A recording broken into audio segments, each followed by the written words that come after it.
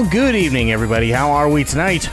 Hopefully everybody has had a great day and great weekend. Happy Monday. We are back, and we're going to be doing some more dinging. I had a lot of fun on Saturday, hanging out with Dimitri, Mr. Moon, Selvik, Trundle, Jum, Panda, and all that.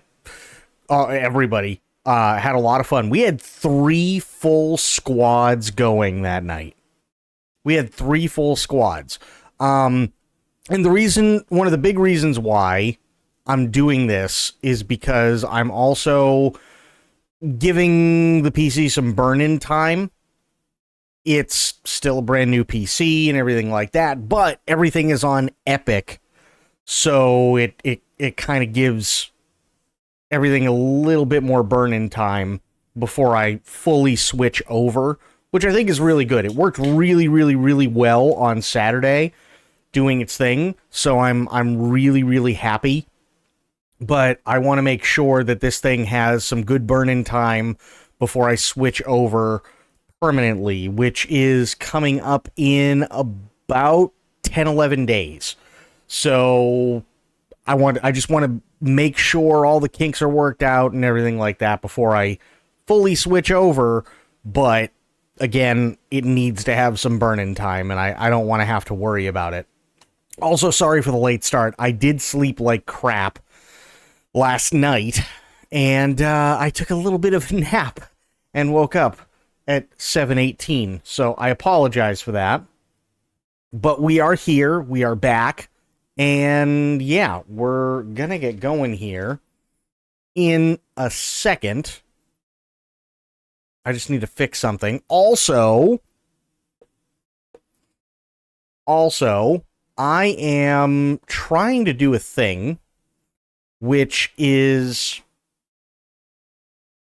odd. Very, very odd, and I'm not sure how to do it. And I spoke with Spoiled, and Spoiled said, oh, we'll just get rid of this thing, and then you can put it back after. Not a bad idea. However, I was mistaken. It's not the thing that I thought. So we kind of have a little bit of a hiccup in trying to do a thing. I do have a Throne account, so if you guys look down, you will see that there is a link in the form of a picture to Throne. The way that I figure of doing it is, because obviously I had to go out and get this PC as fast as possible, is actually pretty simple. There was no way in any, shorter period of time that we were going to get any sort of chocolate oyster smoothie thing going. But I figured this way. If that stuff can be gotten through Throne, then once it is done, I will do said chocolate oyster smoothie. Because then at least it'll be like $500-600. You guys already helped me tremendously by all the money that you put forth, because that helped me get this new PC. It didn't work out perfect, but it worked out. And let's be honest, we were still well a ways away. So, yeah.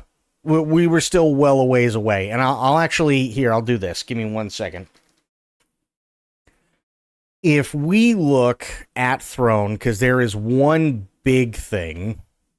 There's one big thing there. I'll tell you what. If we get 2 out of 3, then I'll do the chocolate oyster smoothie. Now, this is where the thing comes in. Right? So, the Throne account, unfortunately, I have no way of tracking it unless I redo my page. Problem is that I have to get rid of something, and it's not Monster TTS, because Monster TTS already has its own customized thing. It's actually Sound Alerts, Teespring, and Tangia. And I know that people use Sound Alerts, and I know that people use Tangia.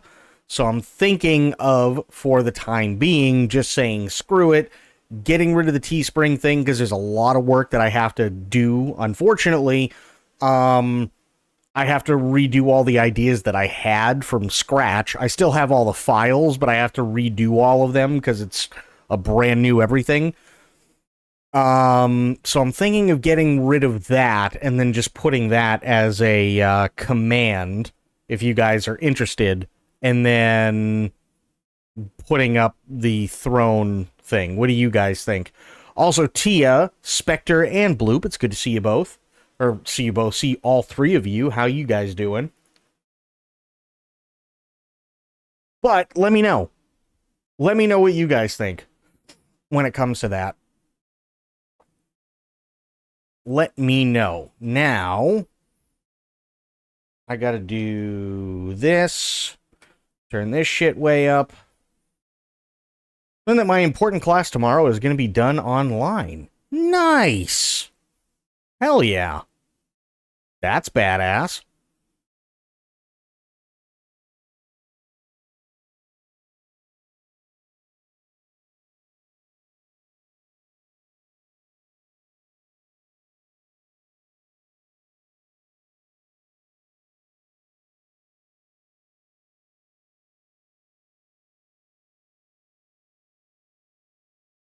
Oops. Hang on. There we go. That should kind of work. Much better. Okay, I do have to do one thing. Audio microphone check. Much better.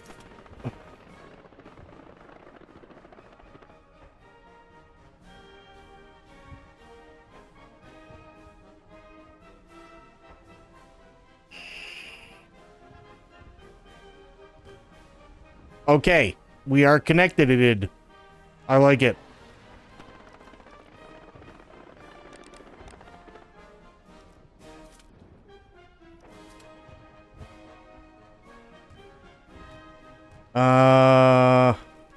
History. Ooh, is it offline? It might be. It is. Okay.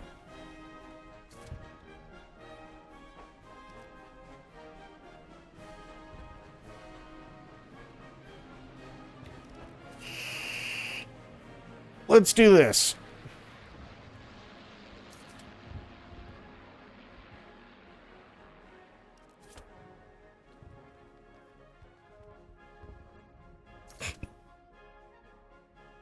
Damn it.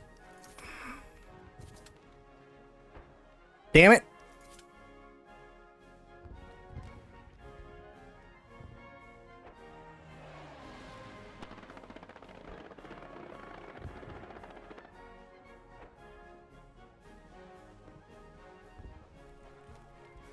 Subnut? What?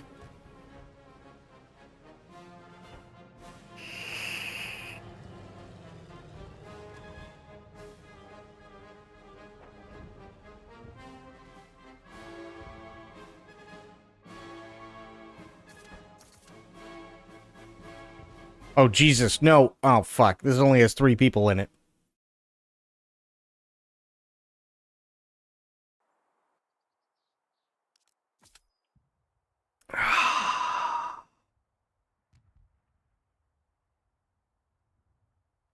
Yeah. Yeah, this is gonna be interesting. No, I'm not. Well, I'll give it a few. See if anybody else joins in. I don't... Oh, God, this poor guy. You know what? I actually feel kind of bad.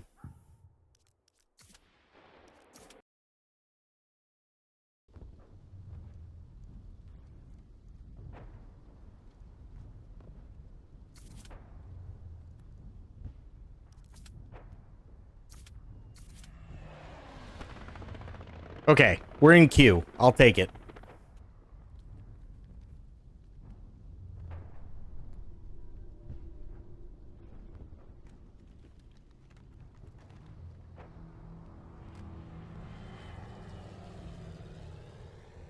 Ooh.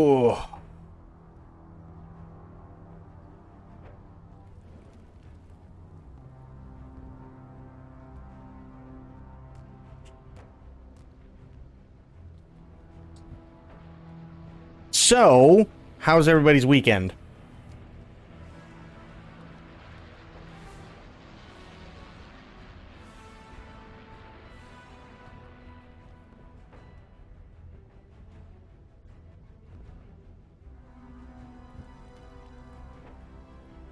I'm doing pretty good. Kind of slept like crap last night, so I took a nap, which is why I'm a little bit late. But yeah, I'm doing okay.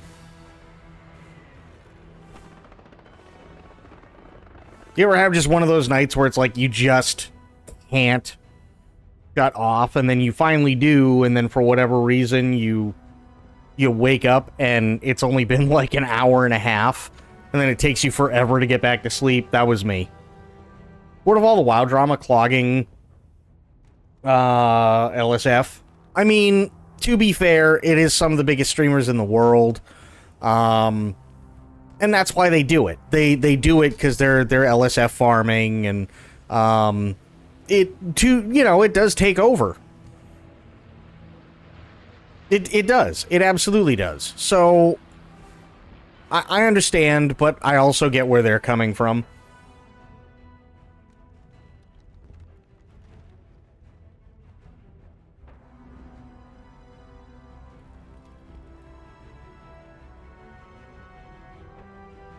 So, Soda Poppin' started a hardcore classic WoW guild 2 years ago, and it's called OnlyFangs. And he's got some of the biggest streamers in the world as part of his guild. It's like the top, probably like the top 100. I would bet are like, in there, right? And the whole point is most of these people have never played WoW, and it's funny because they get to sit there and play hardcore classic is seemingly their first experience with World of Warcraft and all that good stuff. And then they get to a point where they're all max level, and then they do this one huge raid, and that pretty much signifies the end of the season for that guild. Which is fine. There's nothing really wrong with it. But this one has run a lot longer than the last one, because there have been a lot of issues this year. So, yeah. Like, a lot of people have been kicked out of the guild. A lot of people have been caught cheating. A lot of other people have had some decisions that they made, and then they caught shit for it. It's just kind of been a whole big mess this year.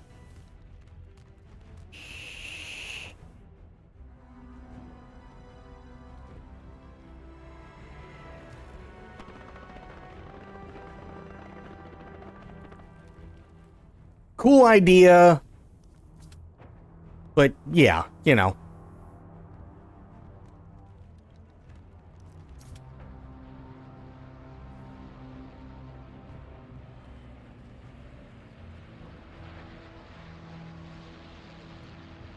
$72. There we go.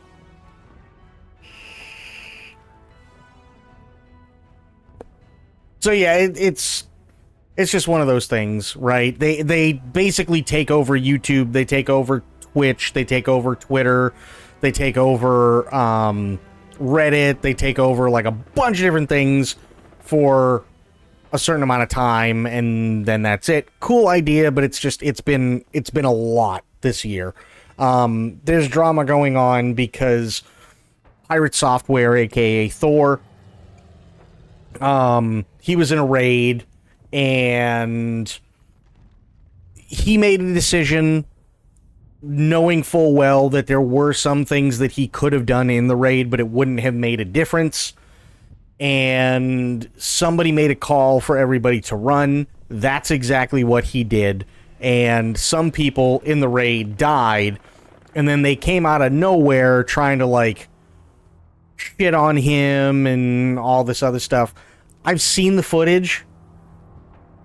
I haven't played WoW in a very, very long time, but what I can tell you is from my experience in the past that I've had in WoW, if a raid leader tells you run, guess what? You run. Just that simple. There were things that he could have done as a mage, yes, that he did not do, yes, but it wouldn't have made a difference whatsoever in the outcome, in my opinion.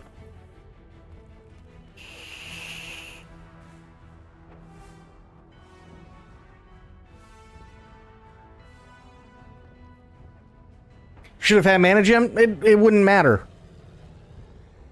It honestly, it wouldn't matter. There's a little wall that verbatim comments there. Of course there are. But again, people are just stupid.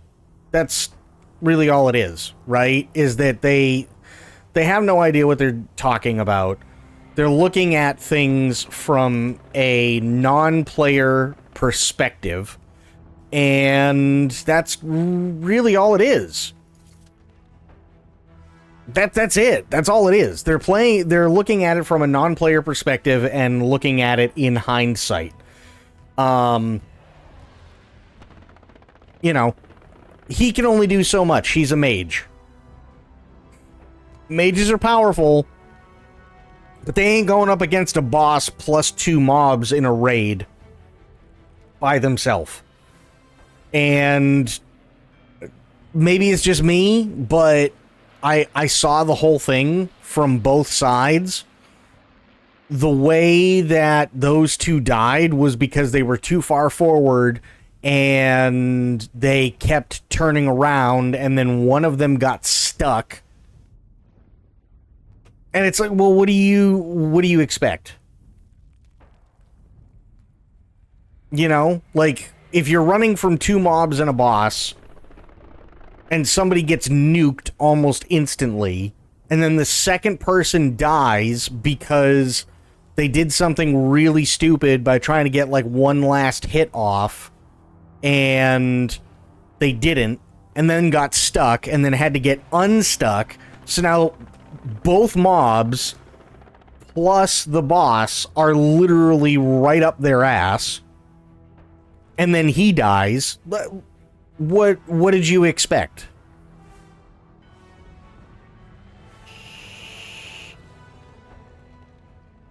Raid boss said run. In most MMOs, if raid boss says run, you run. That's not, oh, well, you know, maybe start making your way towards the exit, or, oh, maybe you might want to think about, you know, buffing up your defense, or, like, helping other... No, run means, get the fuck out of there now! That's what it means. So when the raid boss said run, Thor ran.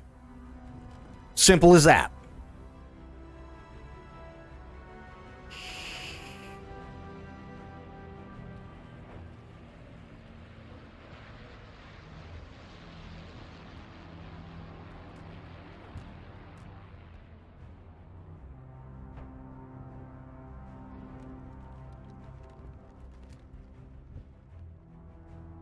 I don't think that's a horrible thing. I really don't.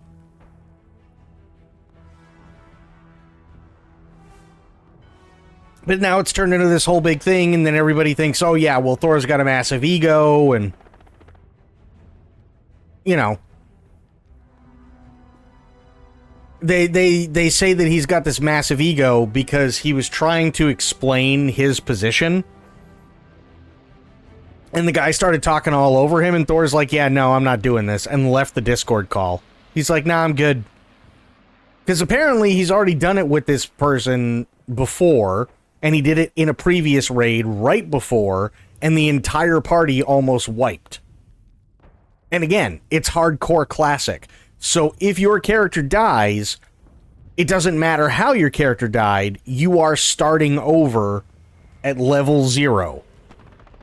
Doesn't matter whether you had BIS, doesn't matter if you're level 60, doesn't matter if you were geared up for a raid, Doesn't matter if it was in a raid, doesn't matter if it was in the open world, doesn't matter if it's during a Makara, doesn't, like, if you die, you die. That's it. Thor wasn't taking the risk. And he was already annoyed because he was trying to give his position and this dude wanted to talk all over him, and he was just like, nah, I'm good, fuck this, and he left the Discord call.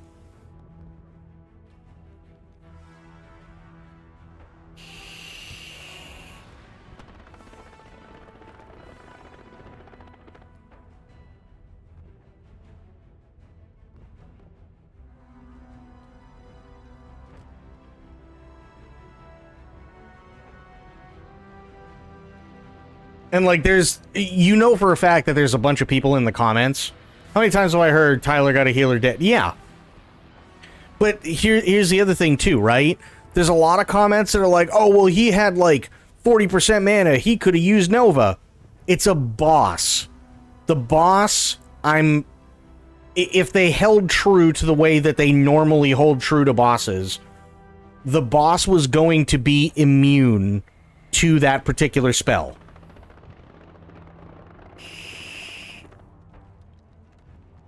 So it wouldn't have mattered anyway, right? What are we mansplaining? Oh, I'm not mansplaining anything. Spectre asked what the WoW drama was.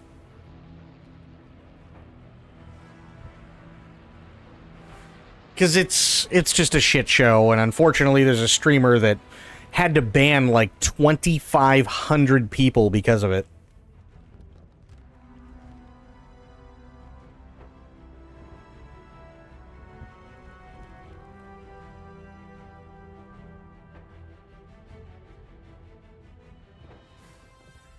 Yeah, Spectre's here.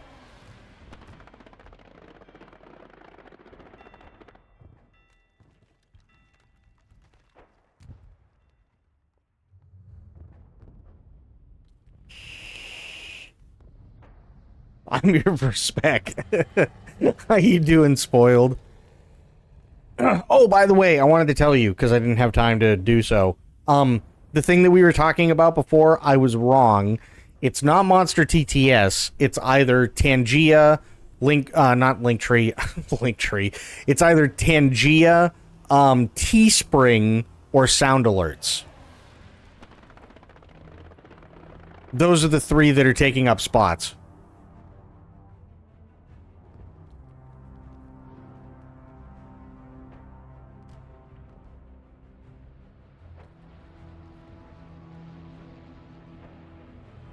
You're always wrong. I'm used to it. Fair. But yeah, those are the three that are taking up spots. So I can get rid of Teespring, and I could turn it into a link for chat, right? And then I could do it that way.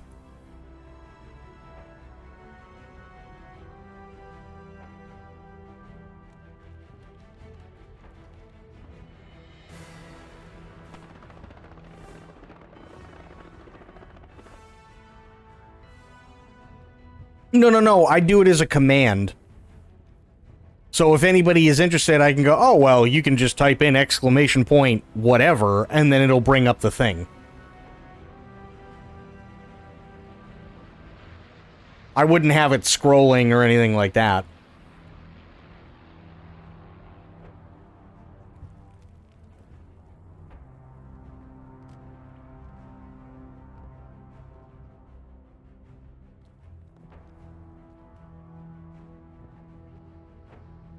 Also already have it in your About page 2. Commands are good. Yeah, I figured a command would be okay.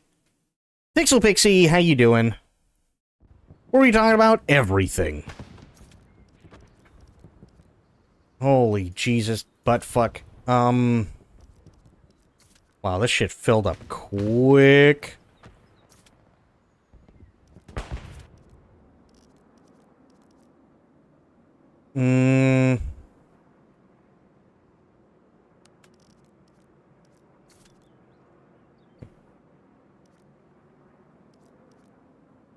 Come on. There we go. Permanently post a picture of his holocranial skin so I don't have to ask anymore. Sure, we'll go with that.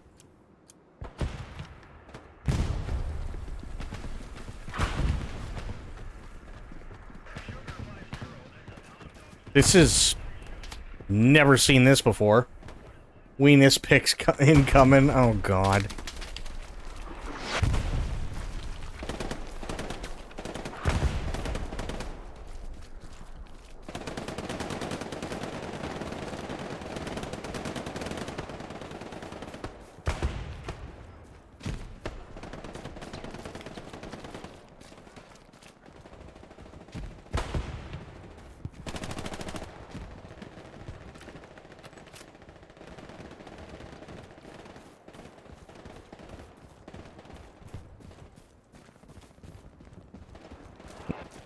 Nothing there.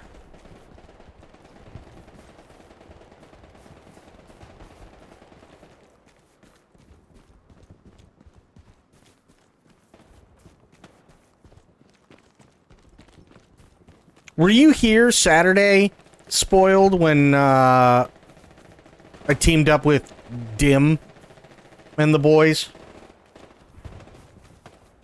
This game needs more landmines. They do have a class where you can drop landmines. Ooh, somebody's picking off our boys.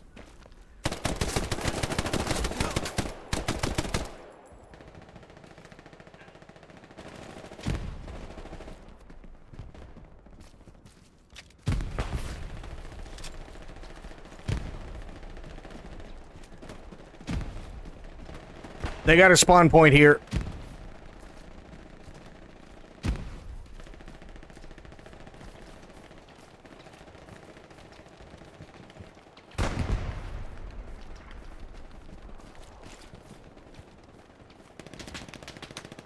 I just killed 2 guys. What do you mean?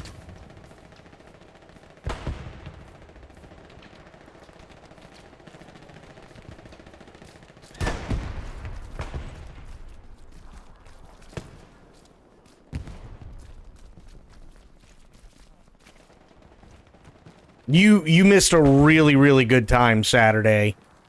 Spoiled. They were clones of all the other guys. No, they weren't. They were wearing German helmets.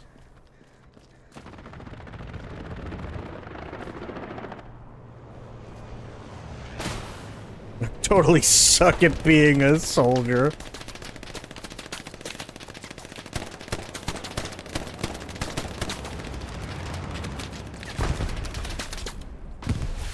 Jesus.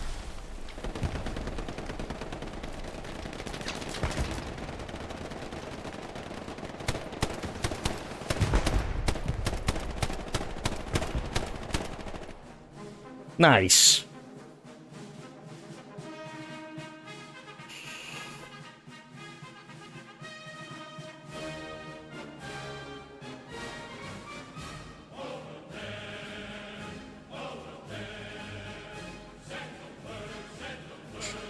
Sure, I'll give that guy one. Why not?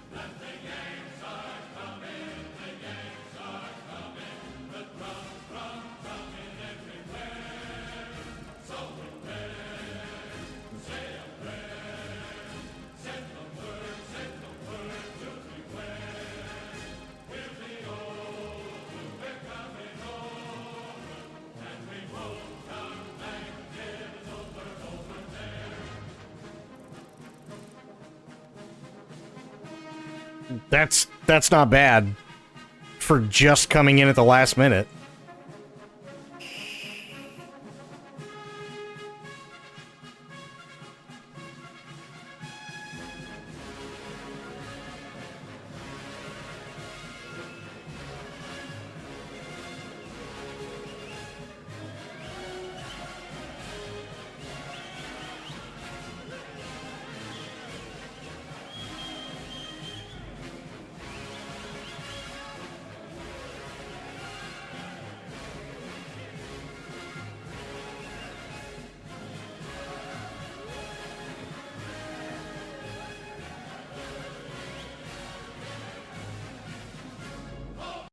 I hate how they cut off the second verse. I totally hate it. They sound just so ready to, like, blast it out, and then they don't.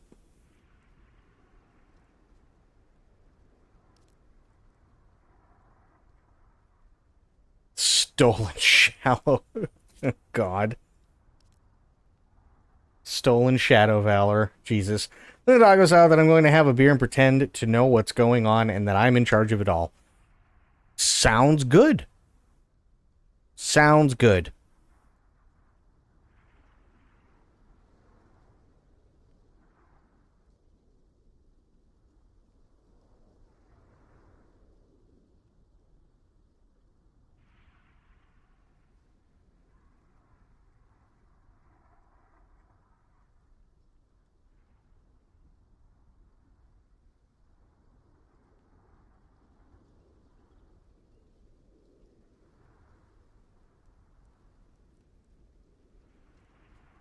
Ooh.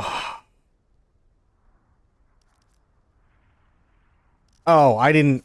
I'm a fucking idiot. I didn't join fast enough. Well, shit nuts.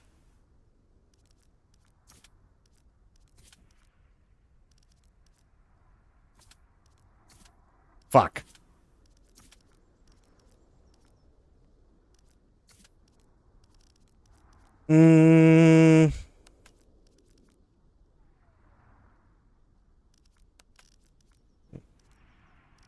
I'm gonna go medic.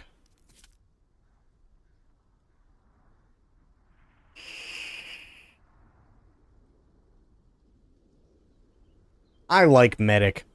Medic is fun.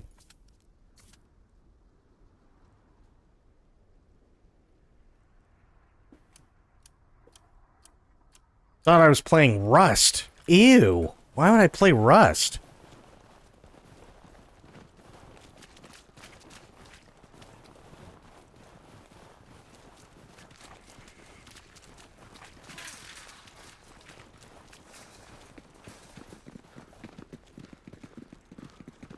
I played Rust like 6-7 years ago at this point.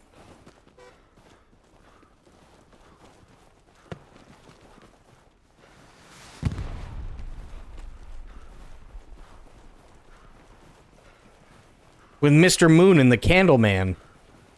Or sorry, the... Yeah, the Candleman.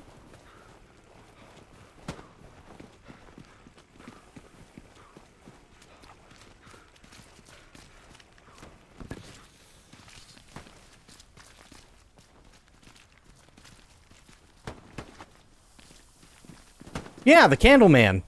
The Candleman can. Mm-hmm.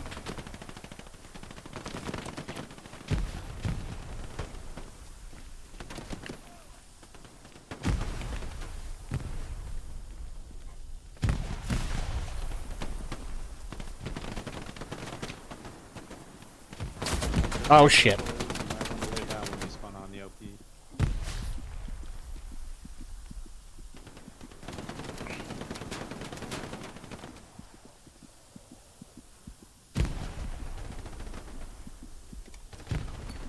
Thanks, Doc.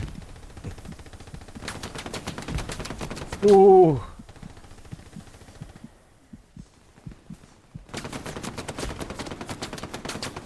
Oh, never mind.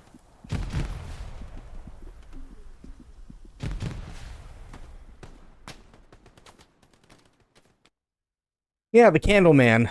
It was fun, but, I think that's the last time we all got together and played Rust. Which, fine by me. I have Rust, I'm not the biggest fan. No, it is for Mr. Moon.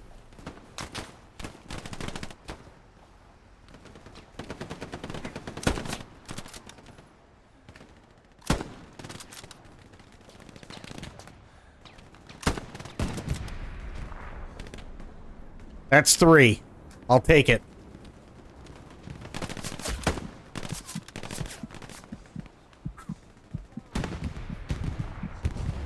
Moon is silly, you know that. It's true, he is.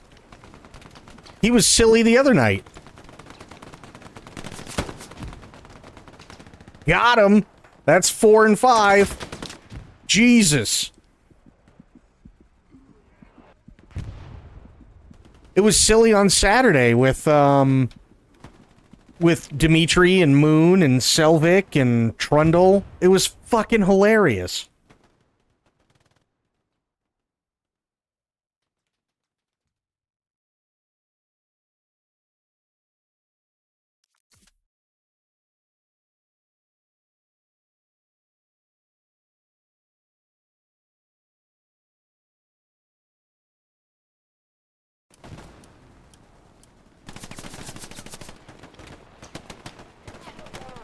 Lay down, goddammit! There we go.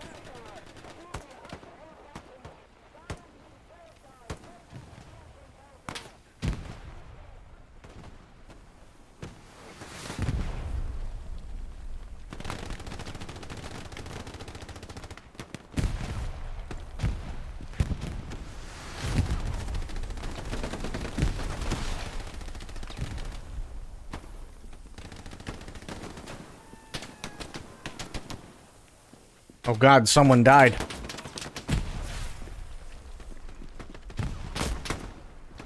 Damn it!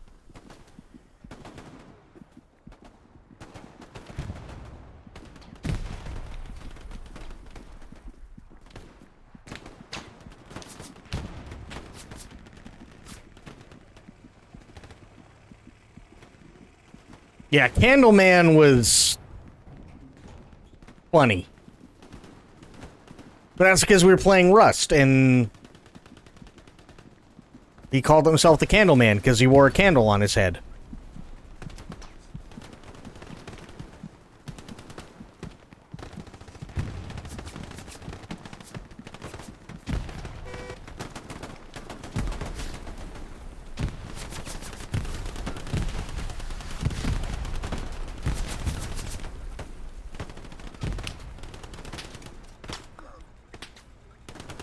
There we go.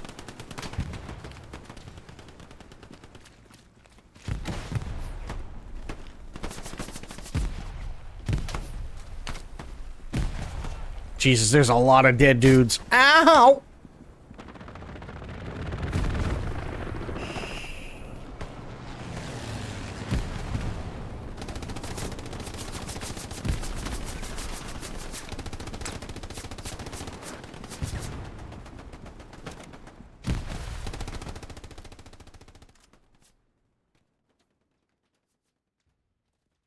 Oh.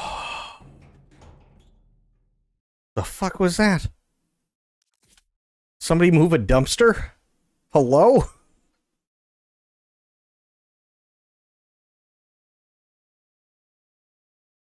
Yeah, I did Rust. I did,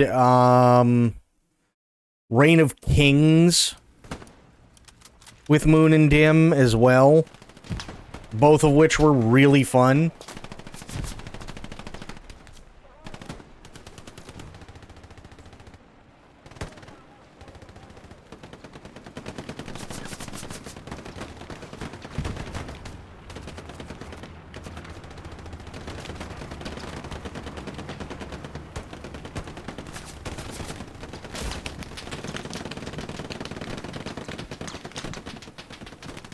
Unfortunately, I missed the GTA craze.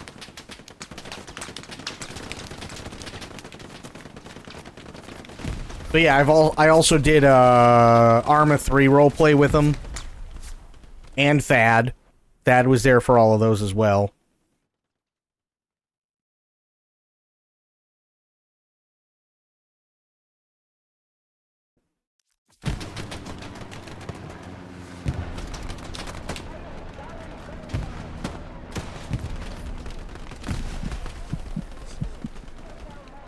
Oh, okay.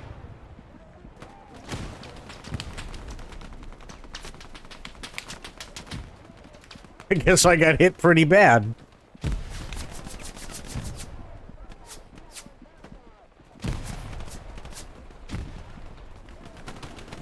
Oh god, already? By the way, I am going to be taking, all the stuff in this game, like the funny stuff that I do solo, but also the funny stuff that ends up happening when I play with Tilted, and like what I did with Dim, the other night. I'm going to be making like a highlight reel of it.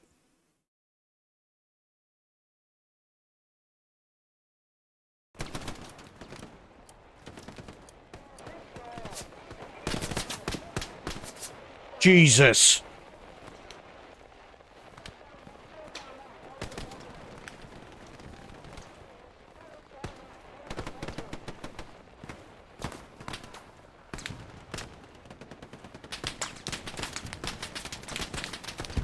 Check something.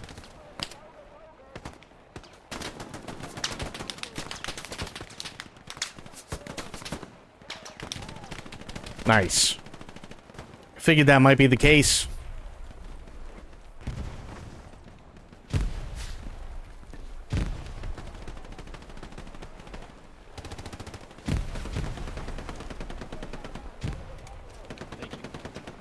No worries.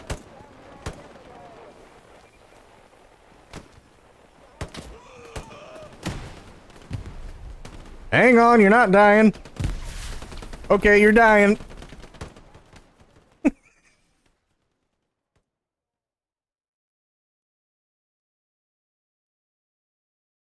That was awful.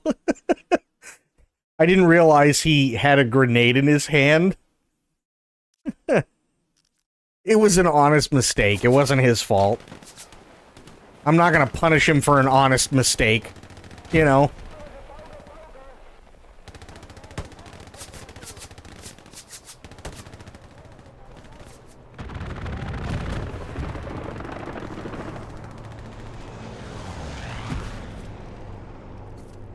Just double check. Yeah, we're good. Connecting, connected. Nice.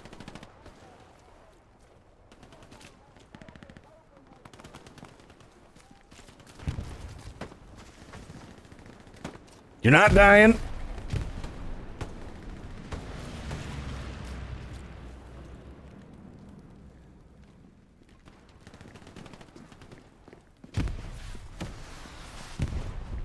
Hang on.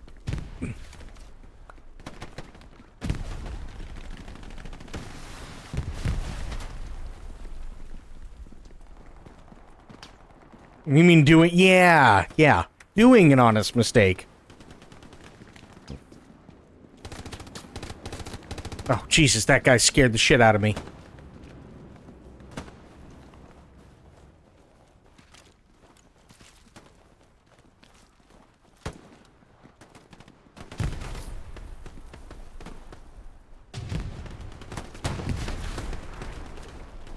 Oh, shit.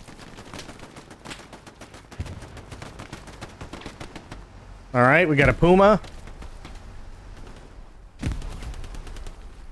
Two. Okay, we don't got a Puma.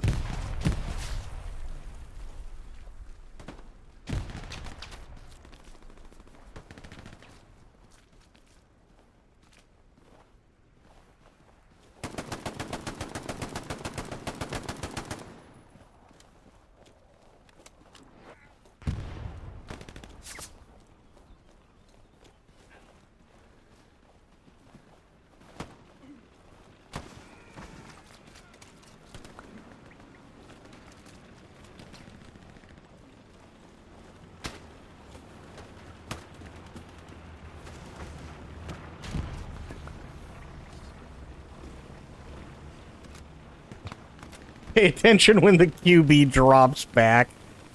That's totally fair.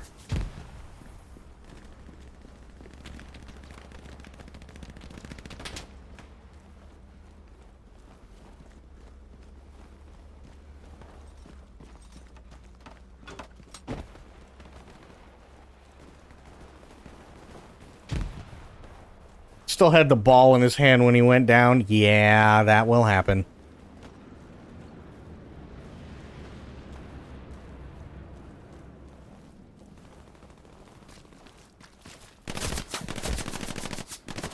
Ow!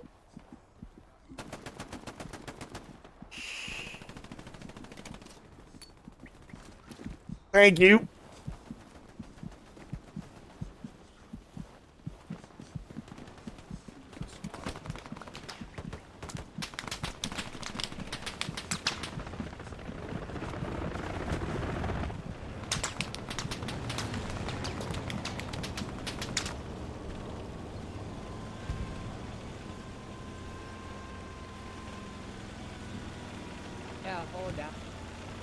Join this war for fun.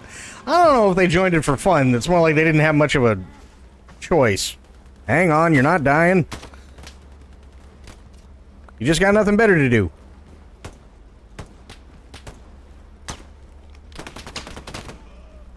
Except for that guy. He might be dead.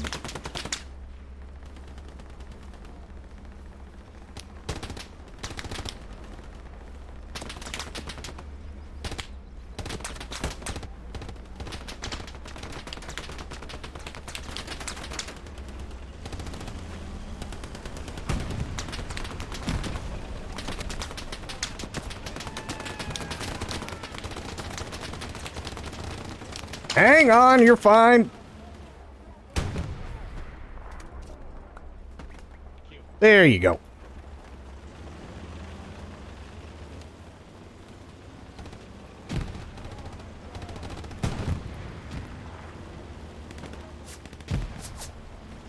That's a...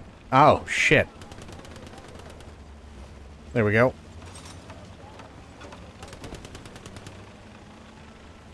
This is... US East 36.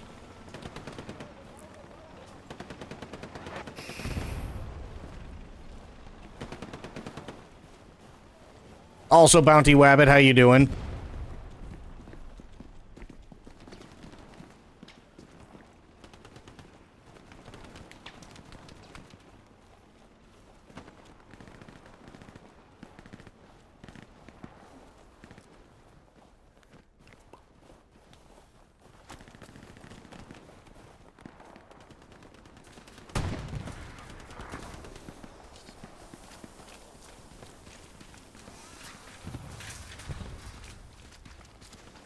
Hang on, you're not dying, you're fine.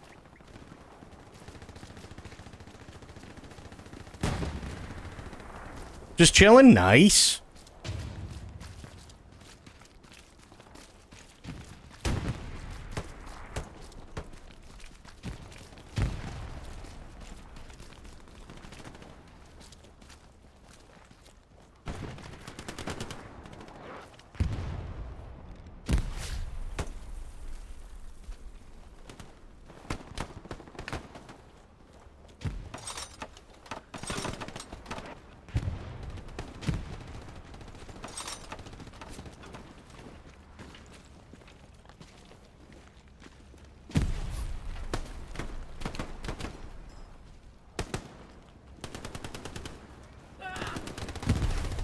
Jesus, man, you're on fire.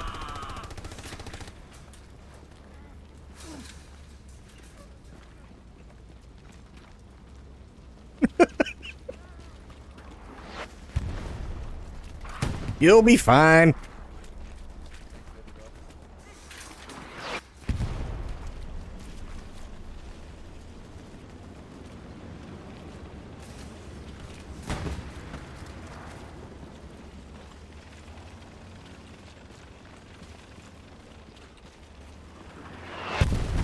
Oh, I'm going this way.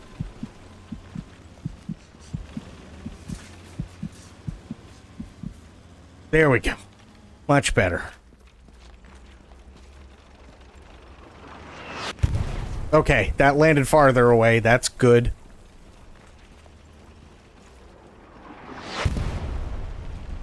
Farfignugan. Nice.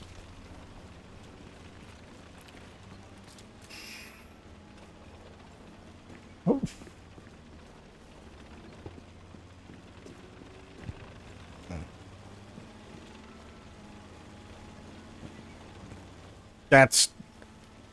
That used to be a man.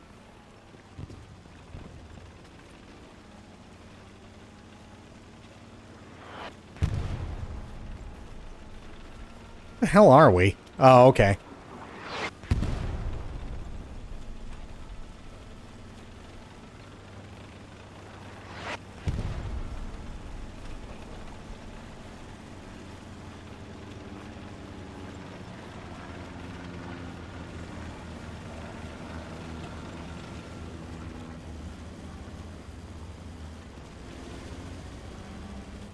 I'm not seeing much resistance, so be ready for them to defend the crap out of Dugout.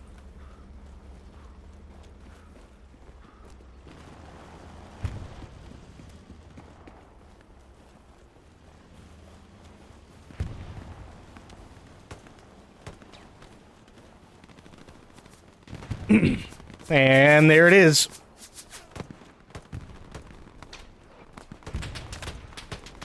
Oh, yeah. They're defending the crap out of it.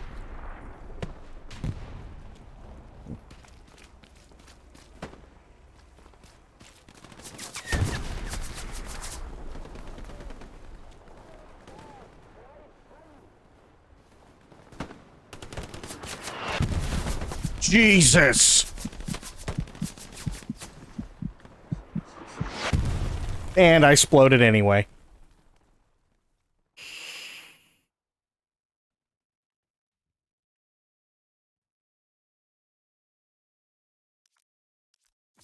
Okay, here. I just want to make sure, because for whatever reason... Okay, we're still good. Connecting, connected. Good. For whatever reason, it keeps, like, dumping me back to default device. And my mixer is my default device, but it doesn't like it as my default device, so I can't use that. It's really weird.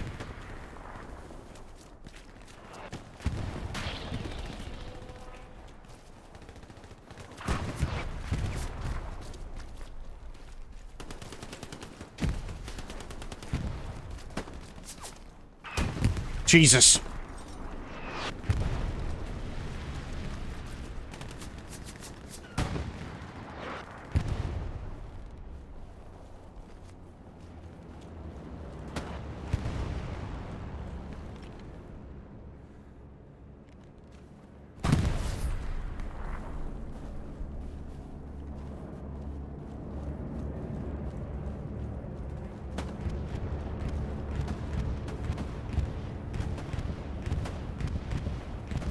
That doesn't sound good.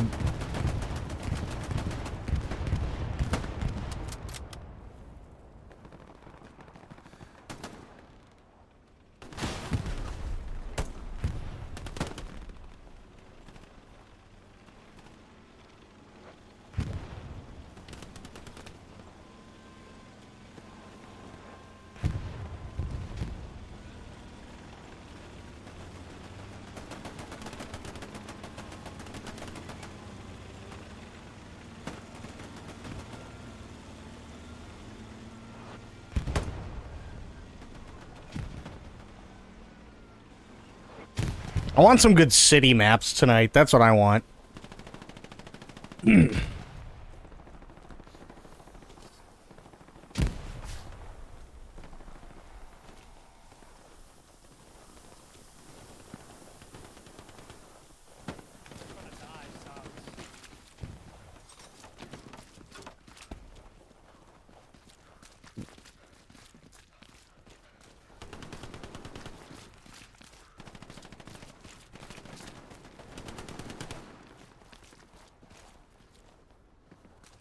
Sure, why not? Fuck them.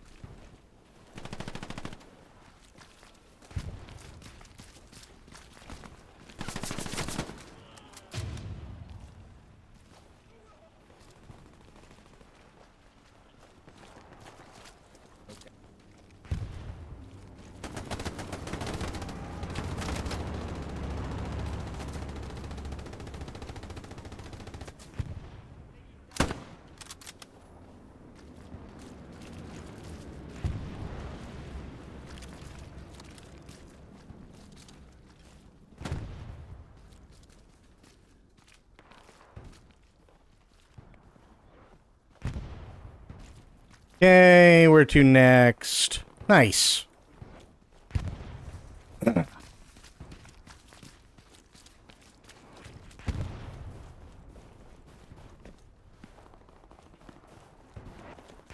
Yeah, this game, like, I know it's a little bit...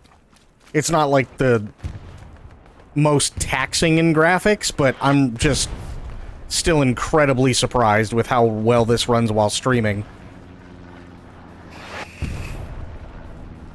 Imagine being able to stream and play a game from the same computer without hiccups. Oh, that's my Stuka.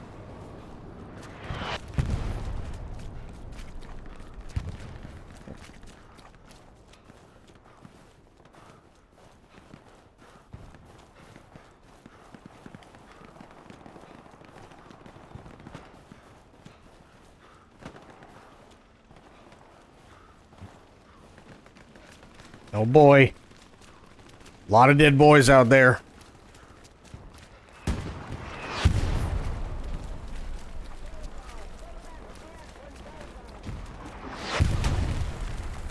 That's my head.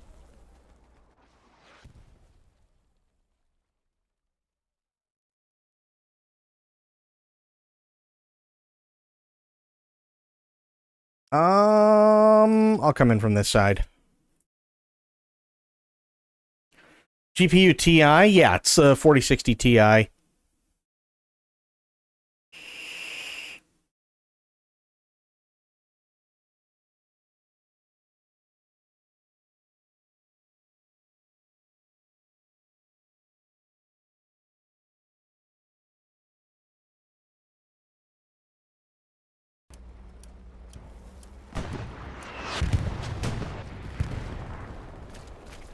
Yeah, plus 64 gigs of regular RAM.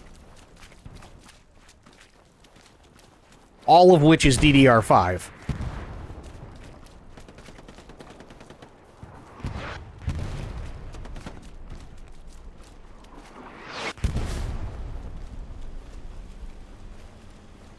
For run 2 Chrome tabs. Exactly. You gotta be able to run at least... I mean, 3 in a pinch, you know?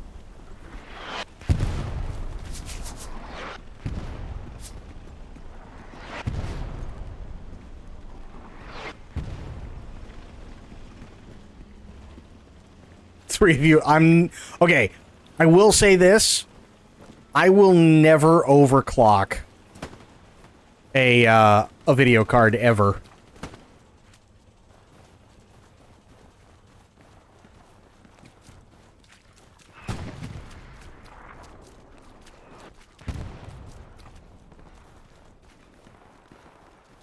Like, if it comes overclocked, that's one thing, right? But that's because it was done at the factory. It, you know... I don't know enough about overclocking, so I'm never, ever, ever gonna do it myself.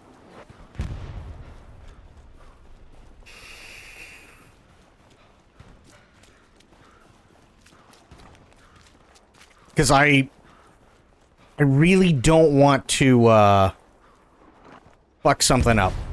I guess would be the best way to put it. I really don't want to fuck something up to the point where it's like, I don't have a CPU or I don't have a graphics card anymore. You need high-end coolers. Yeah, you need high-end coolers, but at the same time, like, you're also reducing the lifespan of, like, the CPU or the GPU. So for me, it's not worth it.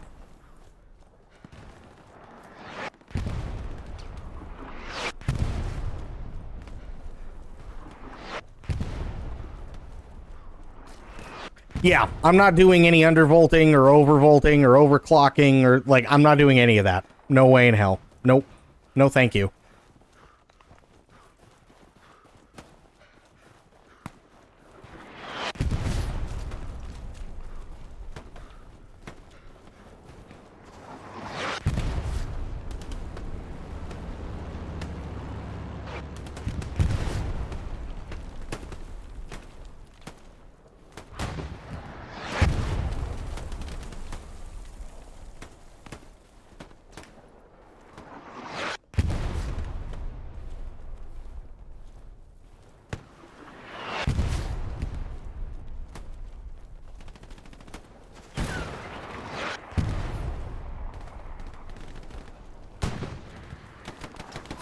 Ah, shit.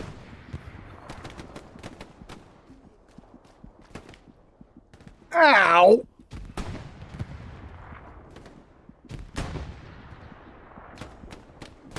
Yeah, I don't touch any of that. I doubt you can get much from undervolting GPU in the 4060 Ti. It's rated at 160 watts max. Here's the thing, is just like, to me, it doesn't make any sense, right? Like, I understand why people do it. I get that. But at the same time, it's just messing with a bunch of things that I don't understand. And with my luck, whether it be CPU or GPU, overclocking, undervolting, like all that crap, I don't know enough about it, and I'd probably just brick the entire system, and that would be bad. You know what I mean? Like, to me, it's not worth doing. If it comes from the factory overclocked, that's one thing because it's been tested. They know exactly what works and how it works and all that good stuff. Other than that, I'm not interested, you know? Hang on, you're not dying.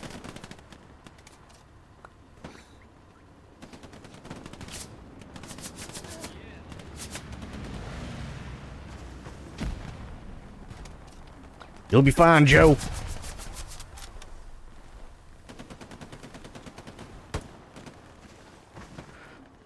Princess, stop eating the snow.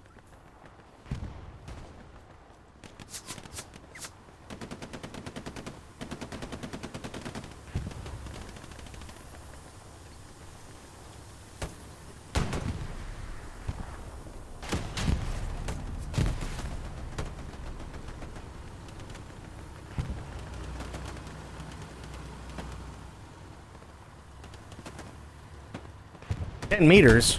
Who's dead? Rubber duck. Oh, god damn it. Hang on.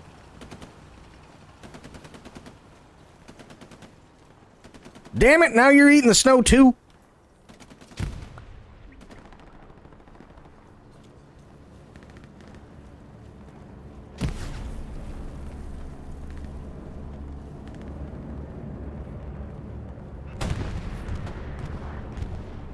Where's it coming?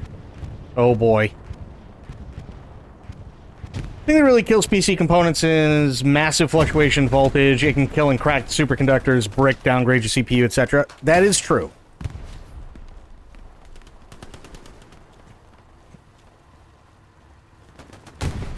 But here's the thing, right? And I get what you're saying, massive fluctuation in voltage. I completely understand what you're saying. But if that's the case, get a surge protector. They don't got no more artillery. Seriously, get a surge protector.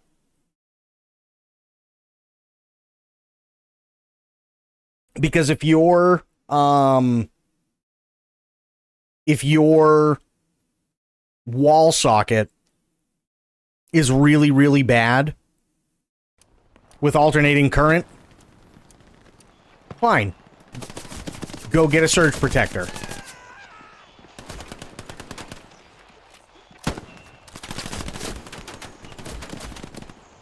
That's what surge protectors are there for. They're there to take a beating.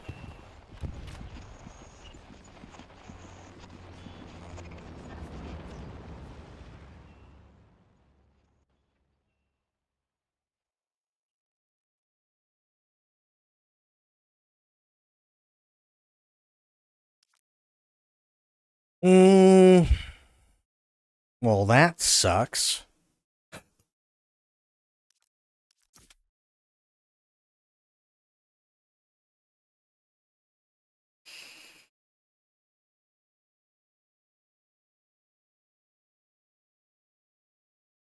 So, yeah.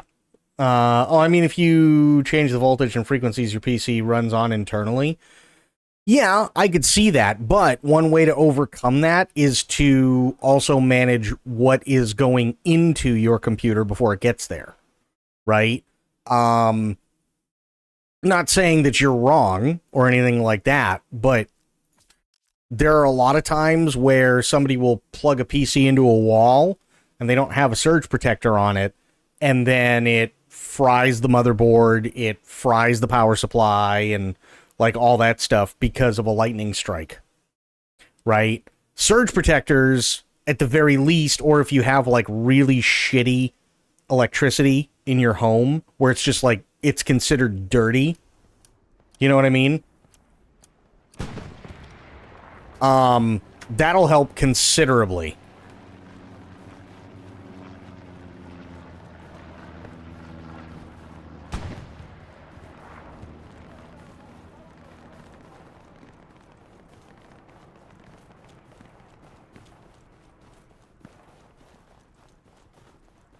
Yeah, see, and that's the thing, like, voltage and frequencies and shit, no, I'm, like,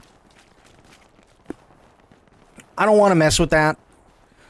I really don't, only because the way that I look at it, especially if the computer's under warranty, which obviously mine is, God forbid you start fucking around with anything like that, and they find out about it, the warranty's voided, right? So it's like, no, I'm good.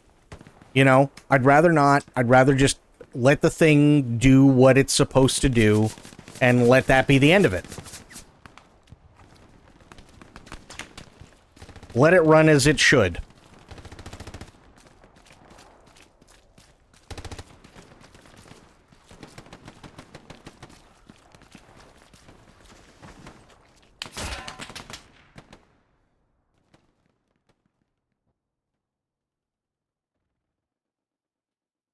Like, I used to know a guy who would take, and this was back before, you know, like RTX was a thing, and back when ATI was still a thing.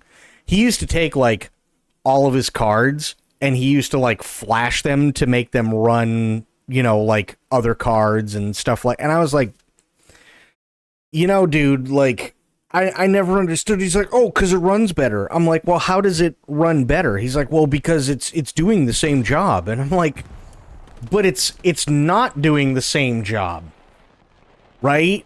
Like, it's doing it as best as it can, but it's not going to last half as long because it's not the same card. You can get it to perform, sure, but it also doesn't have the same hardware specs as what you're trying to make it run like. No, it's fine. I never had one blow on me. And then sure enough, the fucking thing blew on him like 2 days later. And it's like, well, you know, funny thing, I kind of said that's what was going to happen. And then sure enough, your video card is melting right into the board.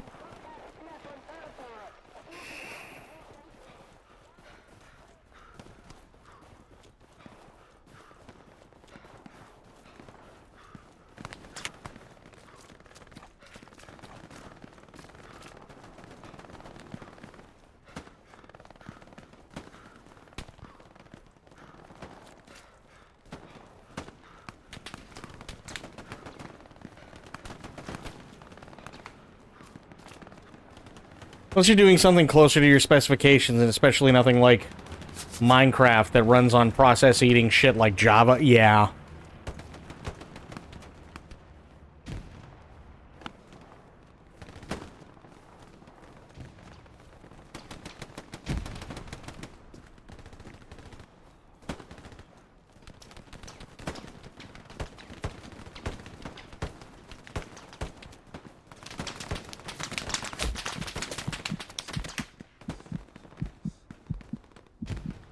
Oh, helps if I hit the right button.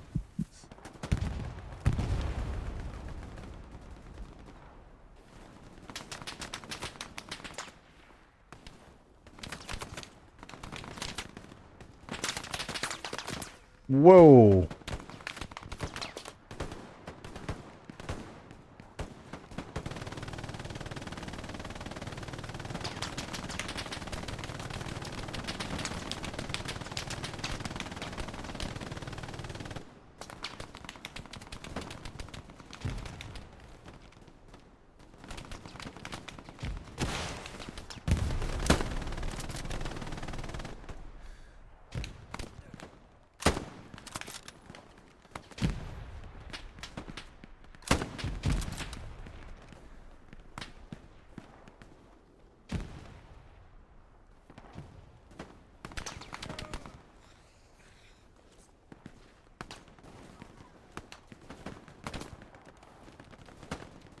Jesus.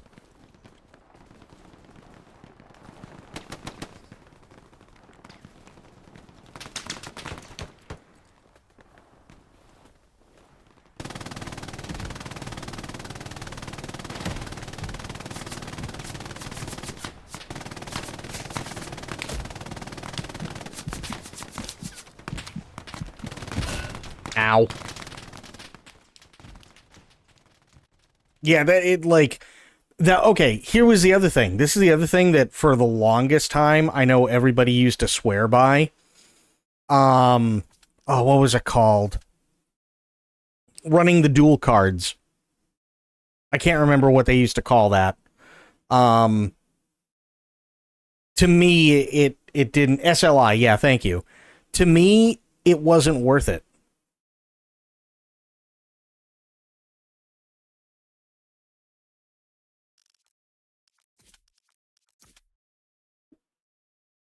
To me, running SLI wasn't worth it at all.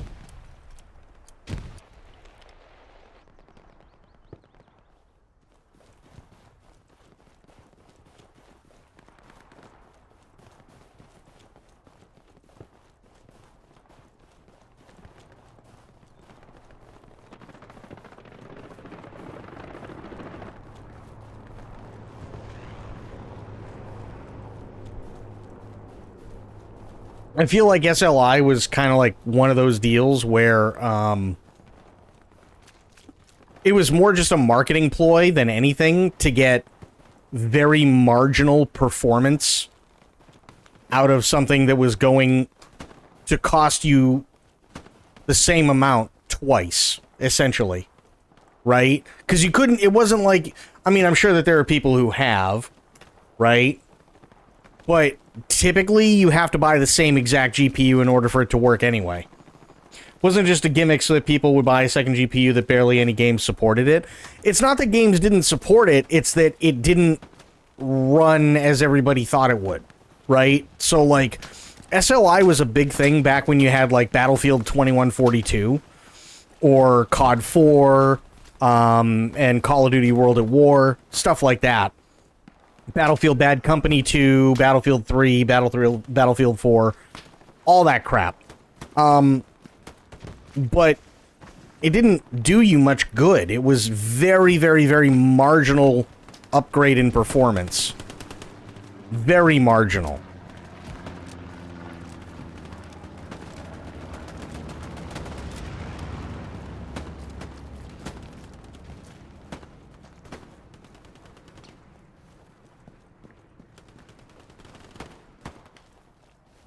And there were, like you said, there were some games that it was just like, this ain't working. You know what I mean? Like, it's not gonna work. And sure enough, it didn't. And it was a pain in the ass to set up. No, this is before Minecraft. This is way before Minecraft.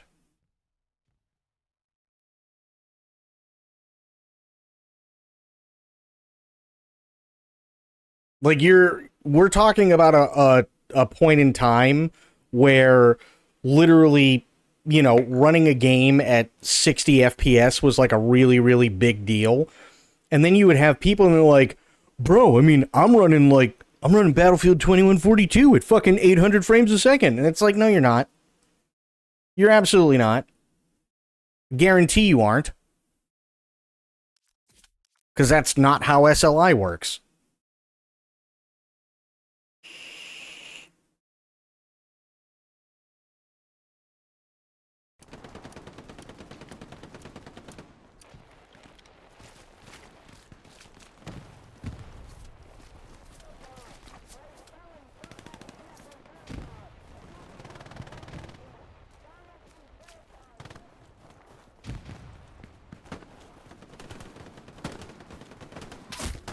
Ow.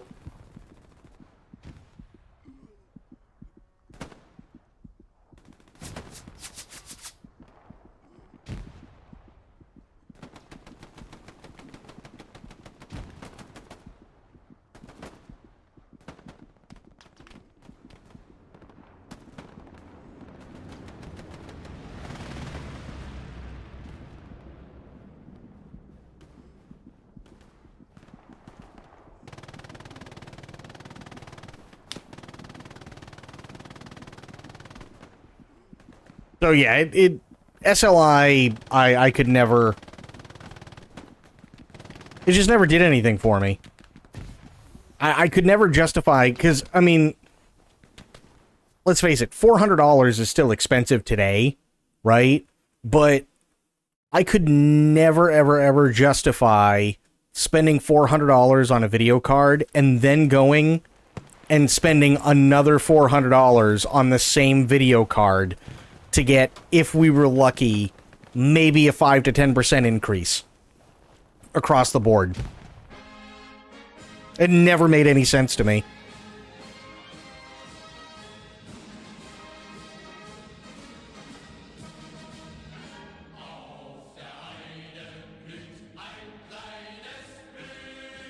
Alright, let me see. What are my stats? 3 kills, 15 revives, and sector captures. Nice.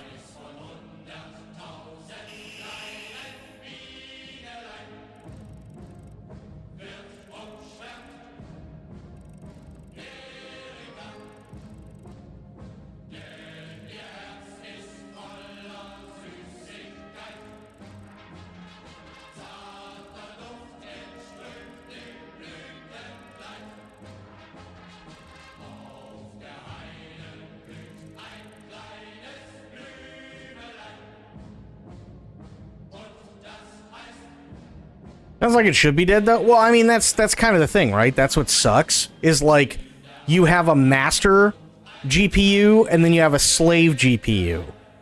And ideally, both of them would equally share the workload that is being given to them, but that's not how it works, right? The master GPU takes basically the stuff that it can't process, or that it's going to take longer to process, and gives it to the slave. So you end up with this, like, it doesn't. No, it doesn't sound realistic at all. So essentially what it is you end up with, say, like a with like a 60-40 mix, right? So you can absolutely still pin out your master GPU, and the slave GPU will be up there, but it'll be okay. You know what I mean? Like, it's not helping anybody's cause either. So it's like, you get, maybe if you're lucky, you get maybe, instead of, say, like, 100% from one graphics card, you may be pushing like 105, 110, depending on the situation, maybe in upwards of 130 between two cards. That should both be able to do 100%, and in an ideal world would be 200. But that's not how it works. So you end up with this, like, really weird balance between the two, and it's just like, it never made any sense to me. It really didn't. And yeah, I was just like, what's the point?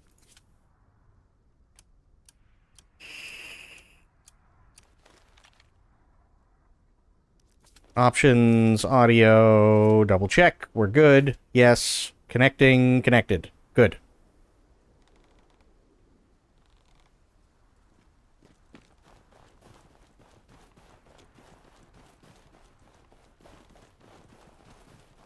And there were a lot of people that used to swear by it, too.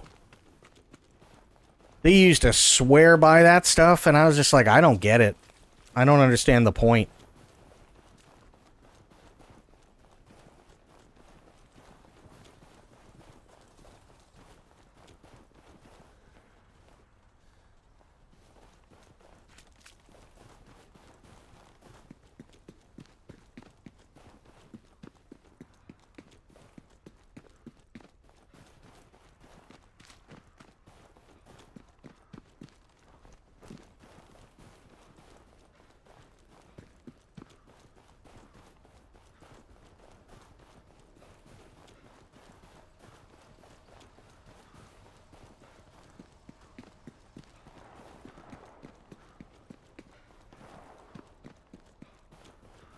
Elitism and astroturfing? I don't even know. I mean, elitism, sure, I could see that. Like, especially back in the day where it was like, well, I've got two 5970s, or I've got two 5990s. And it's like, oh, okay.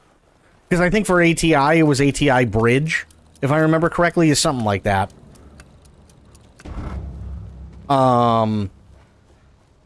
Or like whatever the equivalent was for NVIDIA at the time. Well, I'm running like dual 680s or 690s or whatever. I could definitely see the elitism in that, sure. But it also just didn't make any sense economically, because most of the time back then when people built computers, they would build computers specifically so that everything was basically running on a knife edge in terms of power. So if you went a little bit over, you wouldn't have anything and nothing would run.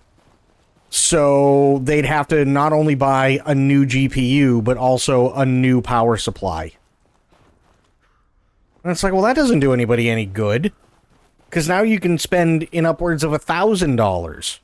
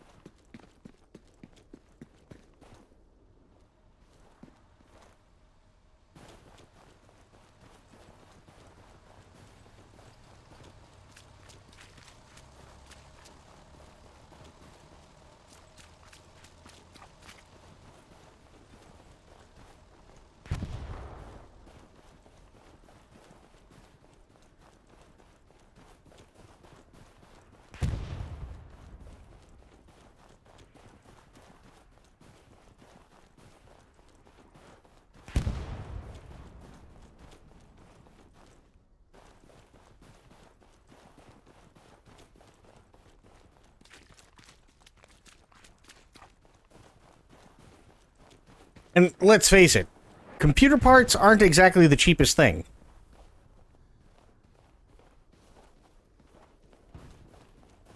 Honestly, it's probably only for enthusiasts who know PCs front and back. Not a lot of people like that, let alone willing to actually pay for 8K gaming.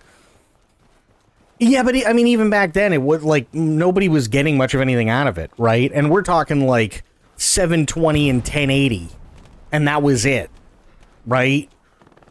It wasn't even doing anything back then.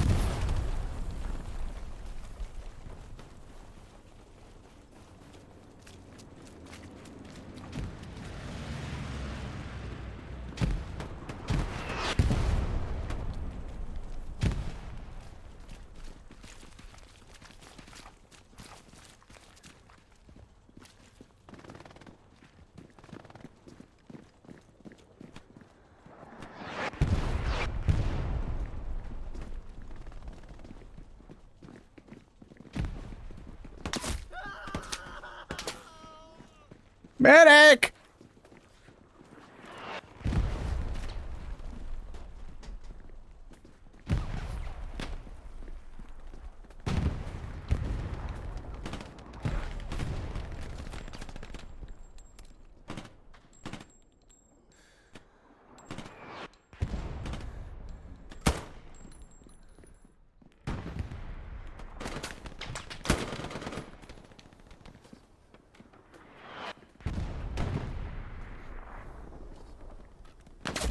Shit, I saw him last minute.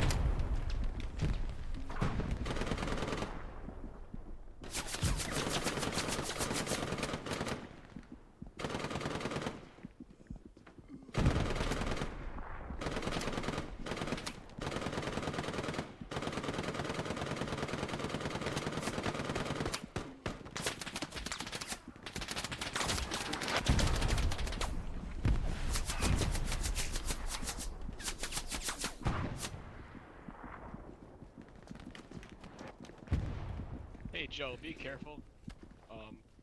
We might be dropping Arnie on that tank.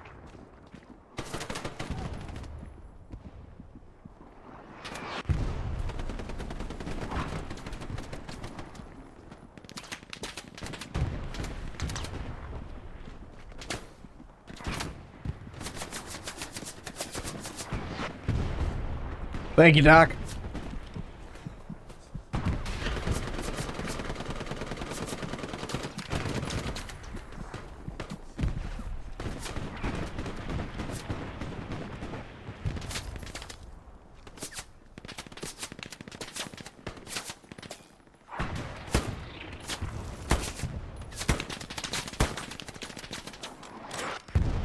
Hey, Sophia, how you doing?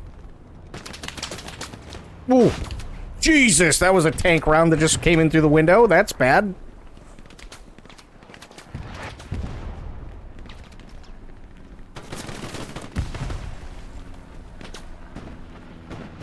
Doing, oh God.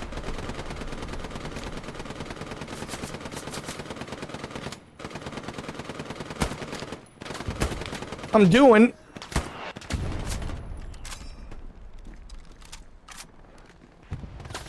Oh.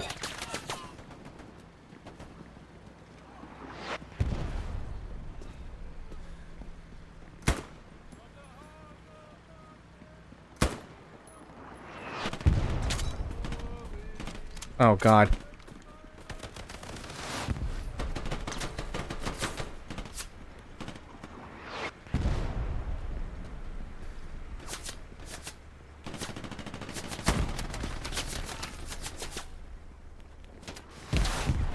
Gee, we're getting torn apart. Around me. We're gonna build a Gary.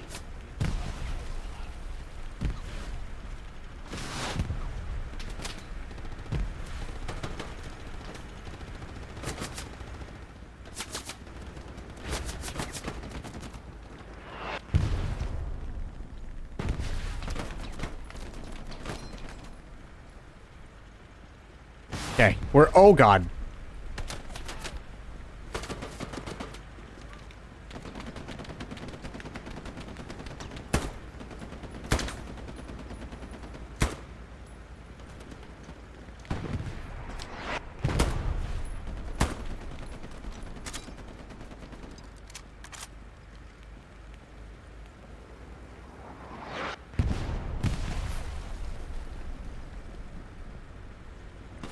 Jesus.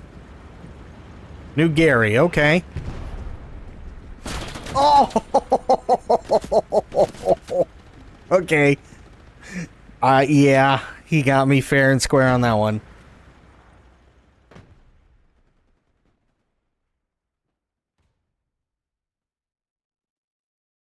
I'm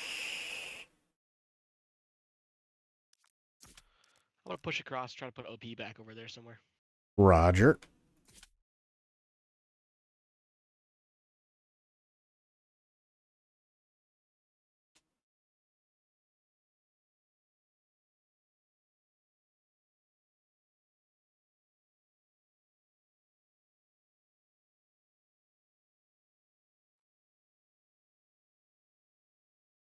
Joe Biden. Oh, God.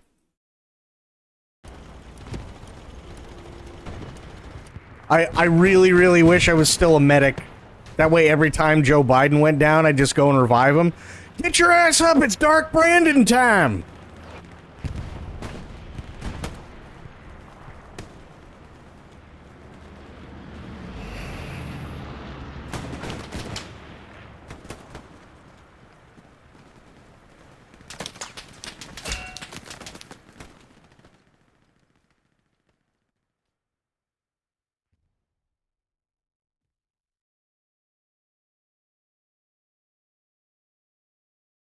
Try that again. Alright, command told us to fall back to farmhouse and or farm hill and defend. Fair enough. Gary, I'm running back.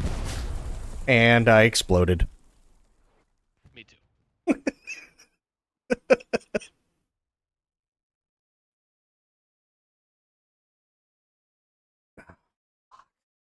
We don't have a Gary up. I don't think you want that can of worms. He might take too many to head and be unable to know where... Listen, we can point him in the right direction and just have him fire the gun.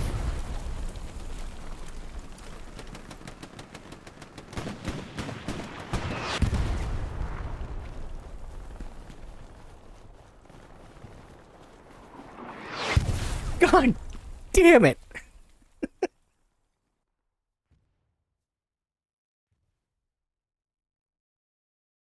Just somebody stays with him the entire... No, Joe. And, you know, they just grab him by the shoulders, spin him a little bit. This way. Oh, okay, Jack. Gotcha.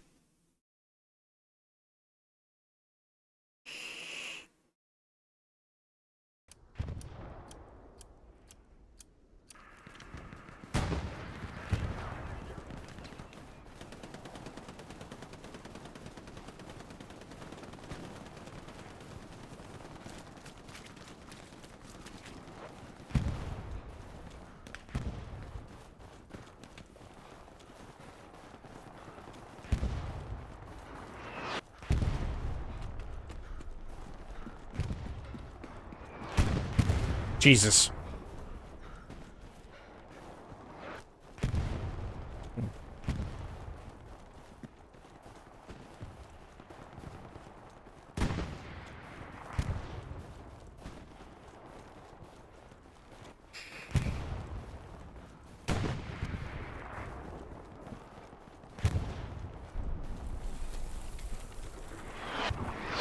No.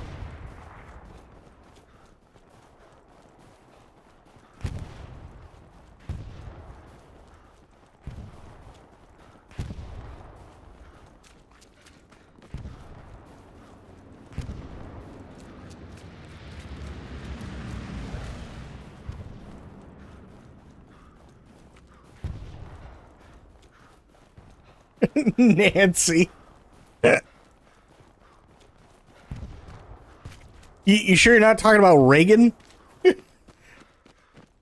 Nancy, your dog, the Kraut's got him. I'm gonna run him down with the Sherman tank. Patton wants it back by Saturday.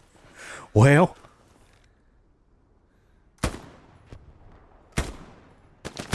Hey guys, when you die, try to spawn that Gary back at infantry on my mark. defense, please.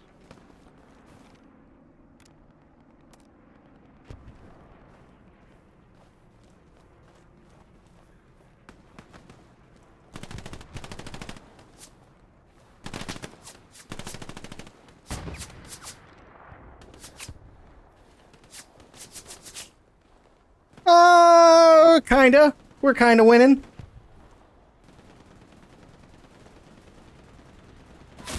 Ow.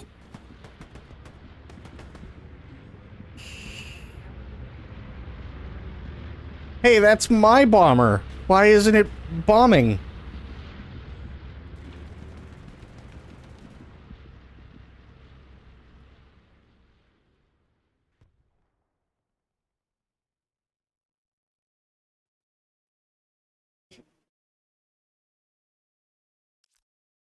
Ooh, nice. Somebody did put up a Gary.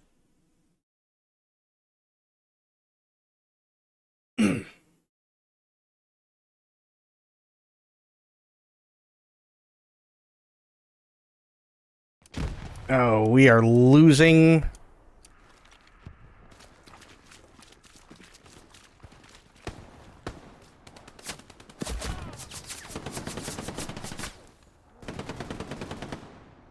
The hell was he?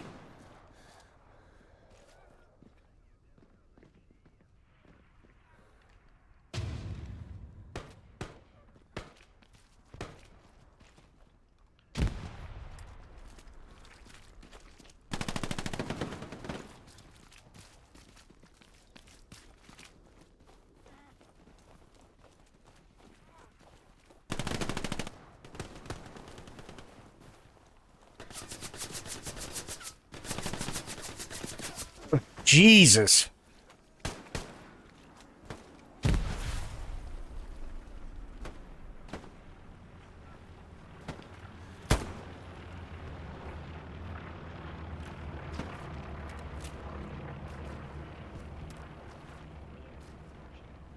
Yep, I saw him. Oop. I saw him. He's still in there. He's going around.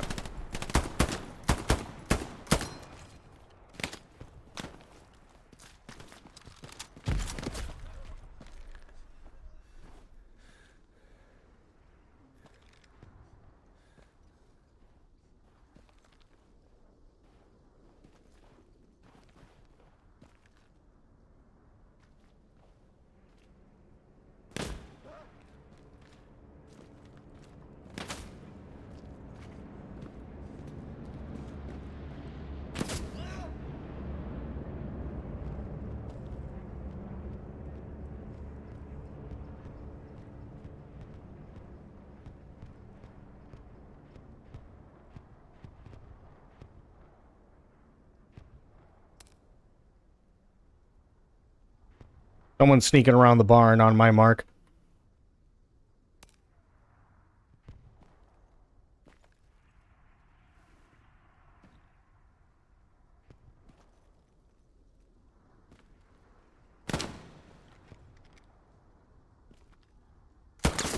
Fuck. He's in the blue house next to the barn, top floor. He's firing from one of the windows.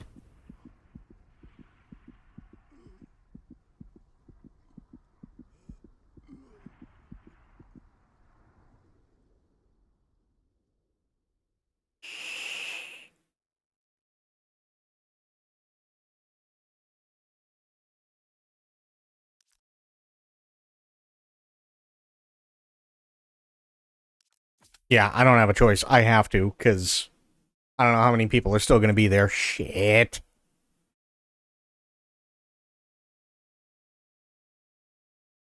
How you doing, Mongo? How are things?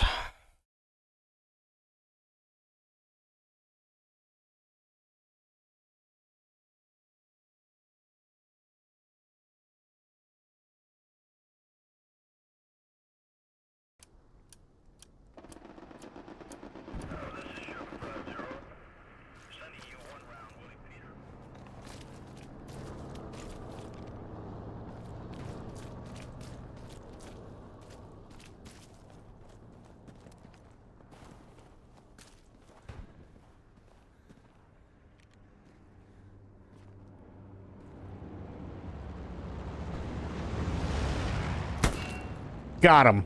Get fucked. That's a ding.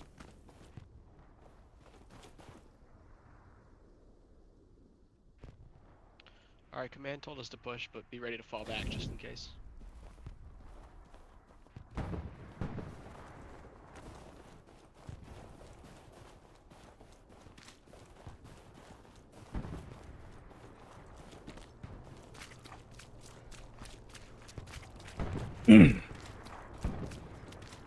I got that sniper out of farm, so we should have a little bit.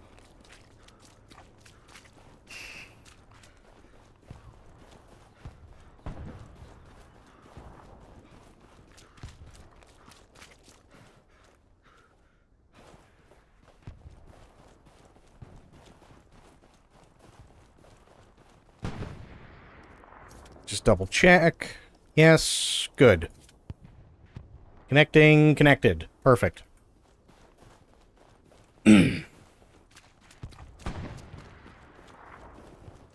Okay, they're only missing 3 players, so...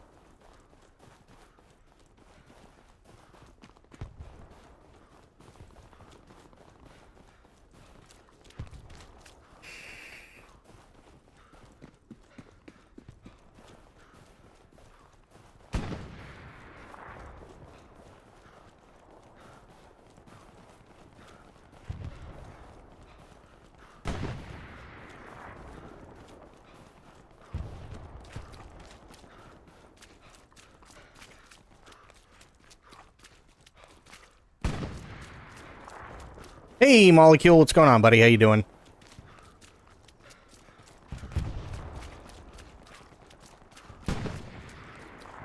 I'm doing okay. My nose is a little runny, and I don't know why, but other than that, I'm doing fine. I slept like kind of crap last night, so I took a nap and started a little bit late, but it happens. Finally got my new laptop after it got delayed for a week and a half in shipping. Ouch! But you got it, and that's a good thing. How's it running?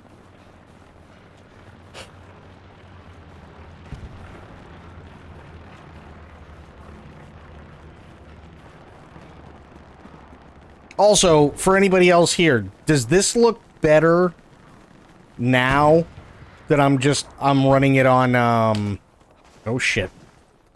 Now that I'm running it on the actual PC? Does it still look better than it did before? It's excellent so far, performance-wise. Leagues ahead of my old i5 Mac. Fair. Totally fair. Think it looks great? No, that's fantastic. That's kind of what I was hoping. I ended up having to get a new PC. Mine died.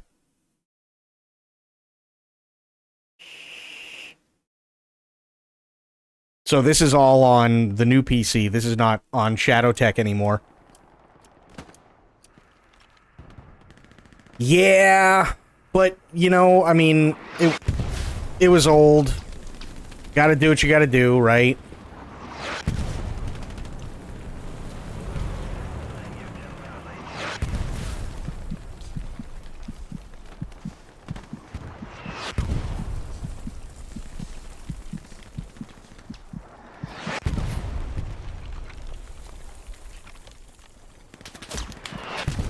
Jesus.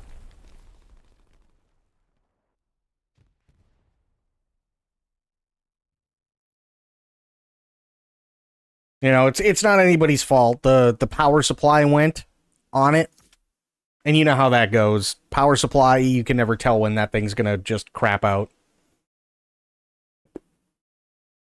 You know, so power supply went, and it also took out the motherboard.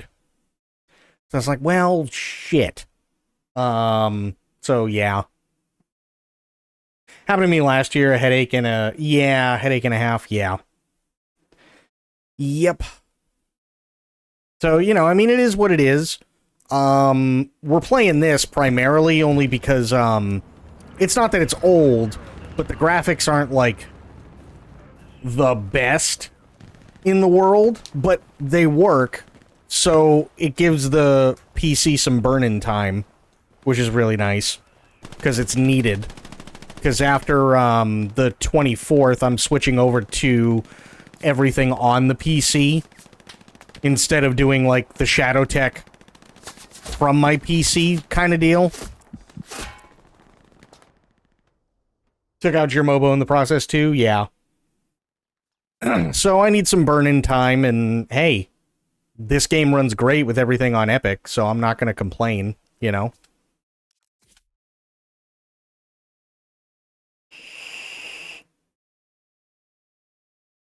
New series, 50 GPUs, I might need to upgrade my Mobo. I mean, honestly, dude, if that's what it's going to take, I'd just say fuck it and get a 40 series. Prices are going to drop. Motherboard. Mobo stands for motherboard.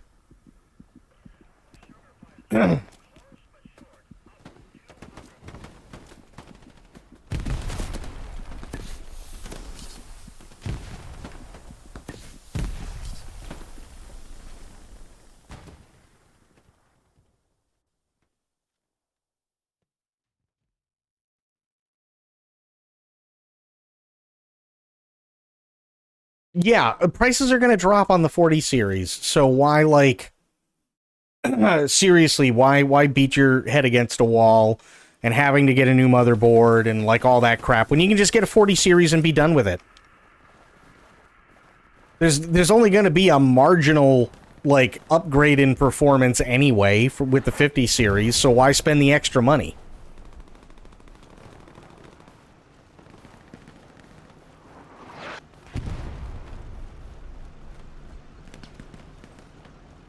Yeah, but even if they only drop by, like, maybe 20%, right? That's still 20% less that you're paying full price for.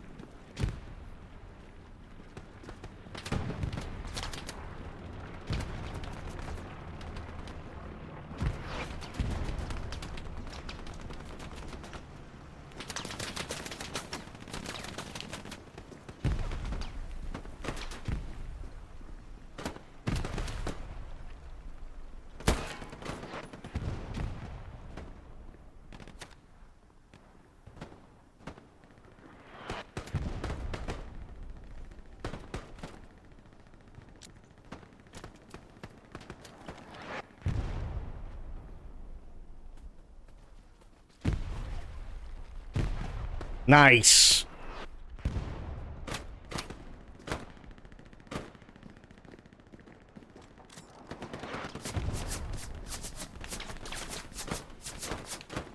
Yeah, no. That's not the issue, though. Right? The issue is that you're paying full price for something that you don't really have to.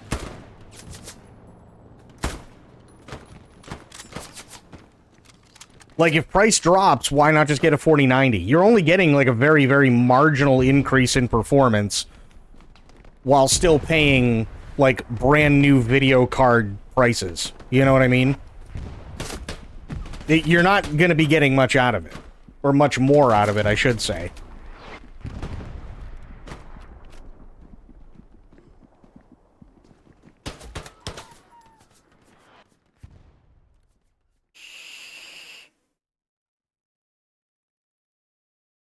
Just $50 off the price of the 5070 Ti I was planning to buy. Yes, but here's the issue. If you have to buy a brand new motherboard, then that's another $200. Right? At least another $200. That's not even taking into account that, let's assume everything goes correctly and you don't fuck up the processor moving it.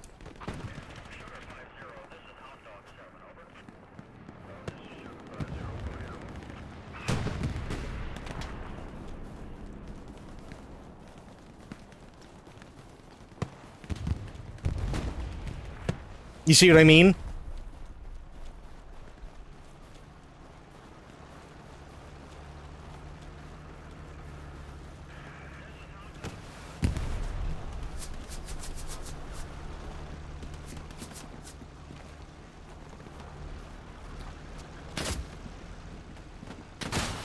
I think I'd much rather buy a 48 when people start selling those off. Yeah, 50. Oh, for 50, you get it the better 40. Yeah. That's fair. That's totally fair.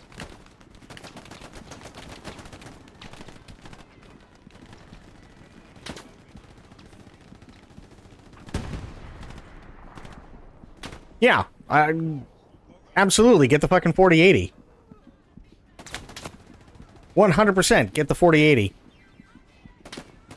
Oh, God. Into vinyls and such. I got my first vinyl yesterday. Nice. I am into vinyls. What'd you get? What did you get?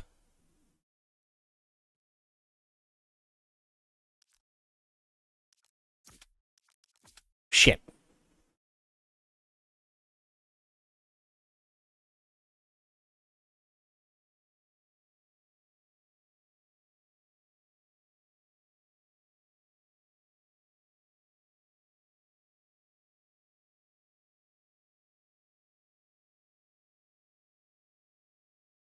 Oh, nice.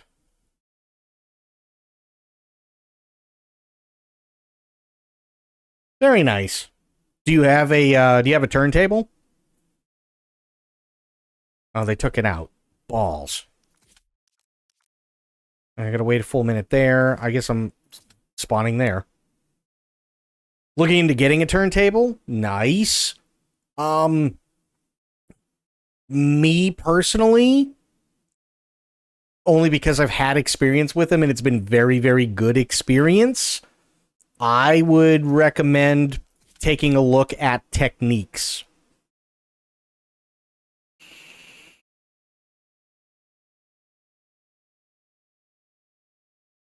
Sony or AT set up for a while now. I'm scrolling through Facebook Marketplace. Okay. Techniques is really, really good too. Or at least they used to be. I don't know how they are now. Can you ask something? Yes. Also, you just did.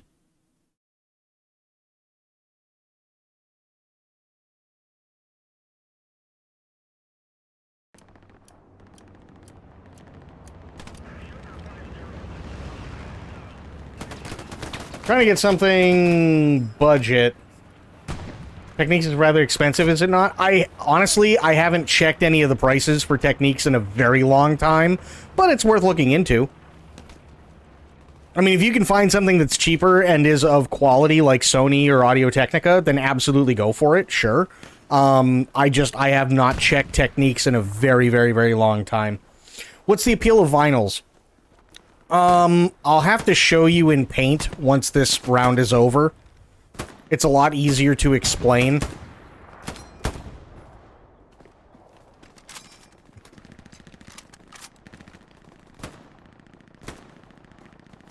Start at 1200, I think. I'll pass for now. No, that's fair.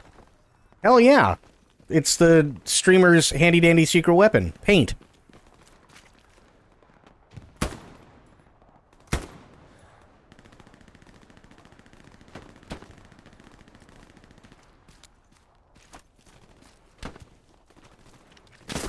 Ow.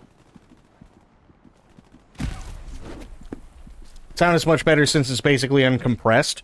To an extent, yes, but it's a little bit more than that. It's a little bit more than that. It's not that it's just uncompressed. Any chance one of you guys would switch to engineer and build some nodes on a Pharma Hildy, whatever. Yeah, I'll give it a shot.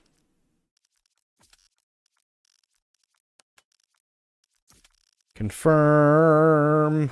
Thank you. There we go. Final is complete physical, and therefore it's completely uncompressed and the highest quality for audio possible, provided your setup is good. Yes. My favorite part is physically owning the media you like. Yes, that's a good thing too. Literally cannot listen to music without headphones, so vinyls might not be for me. You could, but it would definitely, you'd have to get some really high-end headphones for sure to really be able to appreciate that stuff.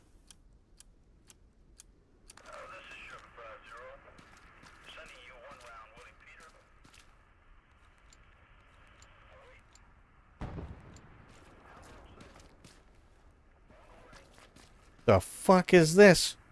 Oh, it's an anti-tank mine. Oh boy.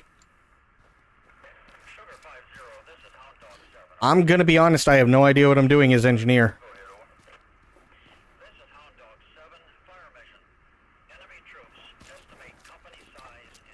Honestly, I don't really know either. I think you just gotta build manpower nodes and resource nodes. Just somewhere in that area because they're safe. I don't know how to do those either.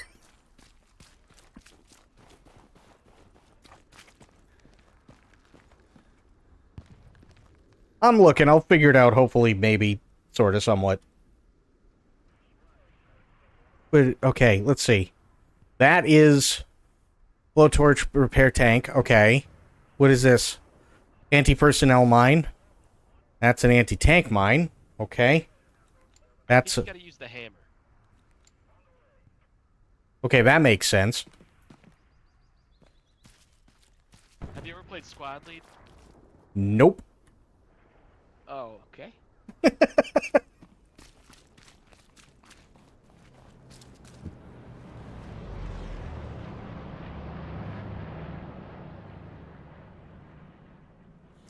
I need... How does one do things? No. There's just... Fucking... okay, this is a wrench. Right mouse to build. Ooh, okay, okay, okay. Okay. Alright. Can't place... Okay, okay, okay. Okay. I had it.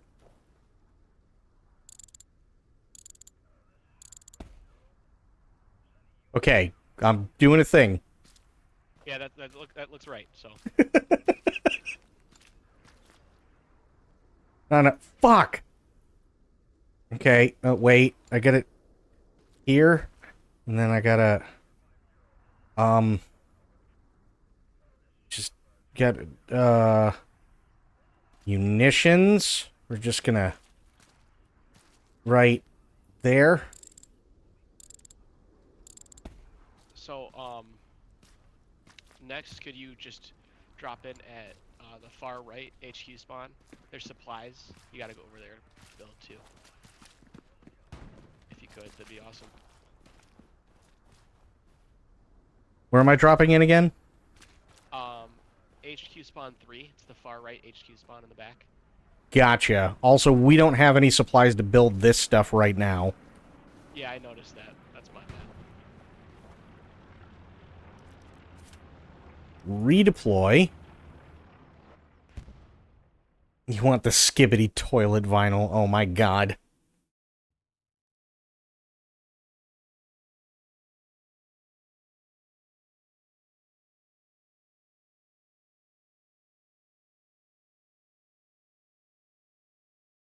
Okay. Here. Yes.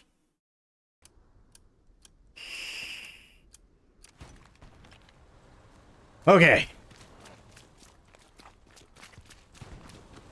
Okay, what am I doing at HQ spawn? Same thing you just did, but there's supplies a little bit to the west. And so build it around there. Gotcha.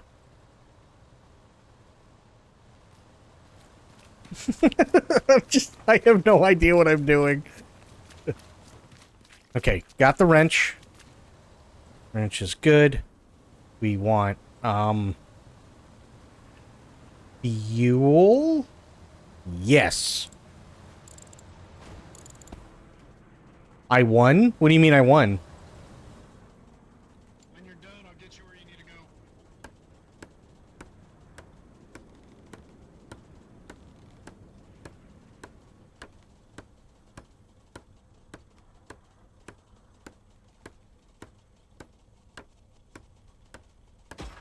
Okay.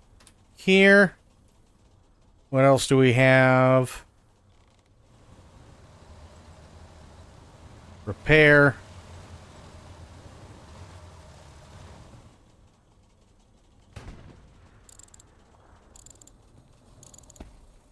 Good.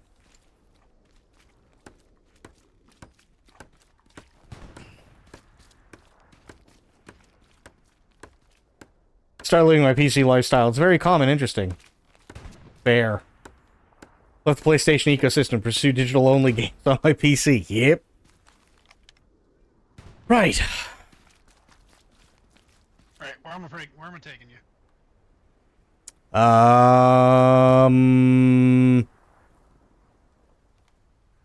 Farm, I think, is all set for now, so yeah, just to the current point.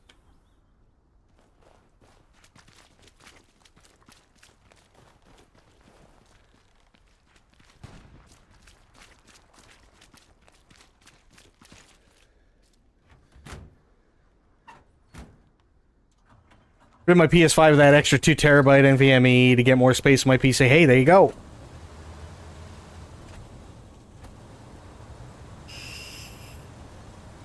Hey, nothing wrong with that. It's amazing how many games are out there for PC, isn't it? How you doing, bud? I'm doing. That's good to hear.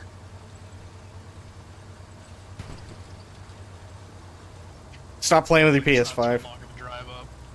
Eh, it shouldn't be. Man, we looks like we're pushing their line back pretty good, but I'm afraid they're gonna come back and beat it. Who knows at this point? Thanks for building that. Back there. All good. If we follow this road, I should have us there soon.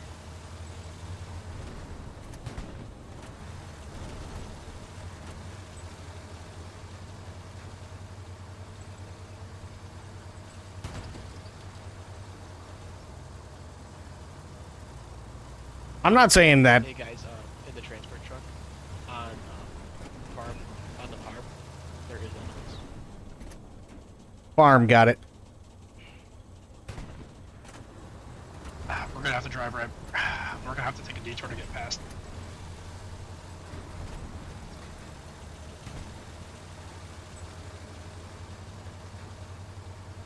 I don't really think there's much you and I can do. I mean, we can blink at them. That's about it. We could. If we throw 2 bodies at it, I don't think anything's gonna get done. I don't know how many are out there. I'm not seeing much out there right now. Let me check the. I could stop us from just a few yards, maybe a meter short, and we can go check it out. Sure.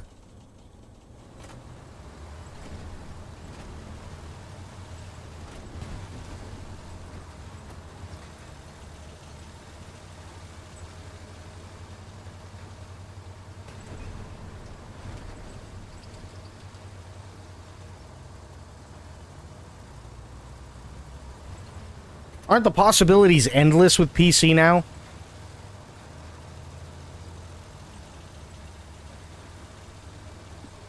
Listen, if you never had beans on toast, you've never lived. Okay? Just saying.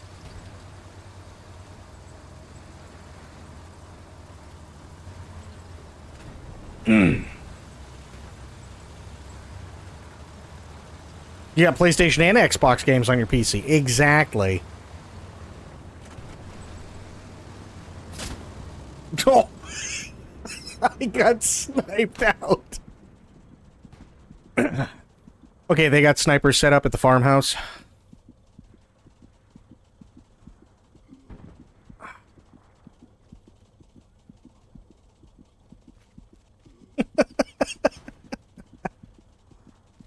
Was that you that said that, Shadow? Sniper? That was me. Alright, thank you.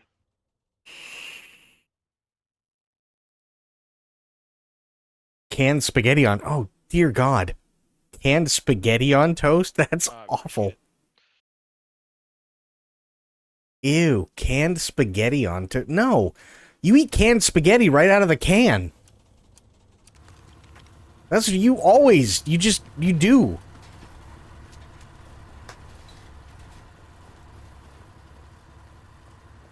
Always, always, always. SpaghettiOs, just, you don't even have to heat them up. Just eat them right out of the can.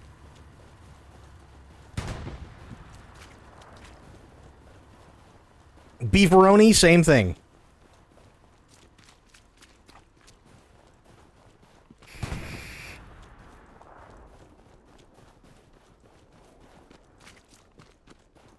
I don't fuck with the British or their food as a whole, but hey, listen, I'm gonna let you in on a little secret, okay? Because I've made it. There ain't nothing better than an English breakfast. They have an English breakfast. English breakfasts are amazing.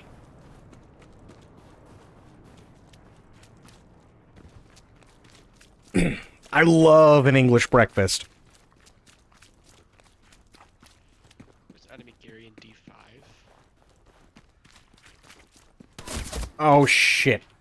I was...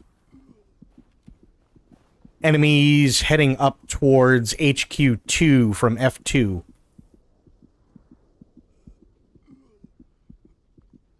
At least 2 of them.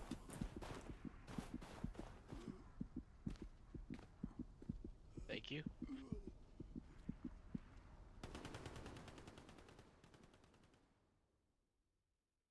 What's in a southern breakfast, Sophia? I don't think I've ever tried it. Change role, machine gunner, confirm. I'm heading back to HQ2 as machine gunner. Sounds good.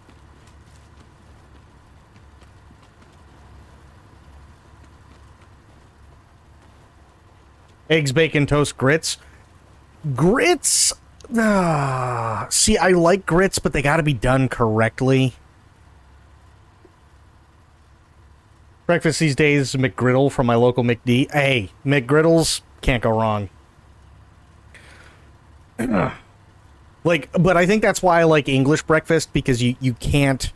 It's very hard to screw up an English breakfast. Like, for instance, if you don't like fried pudding, then you don't have to have fried pudding. You know what you do? You take breakfast sausages and use those instead.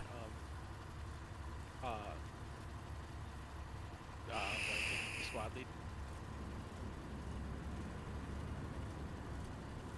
lead.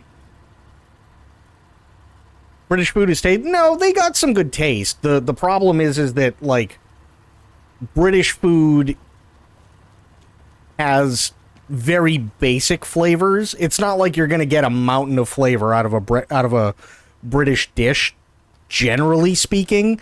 But what you will get is a lot of it.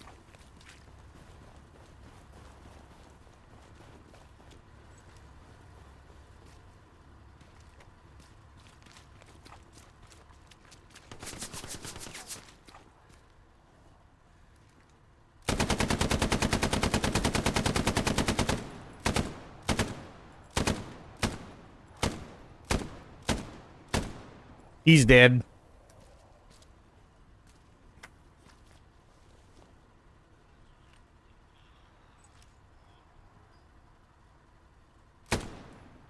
Stop screaming.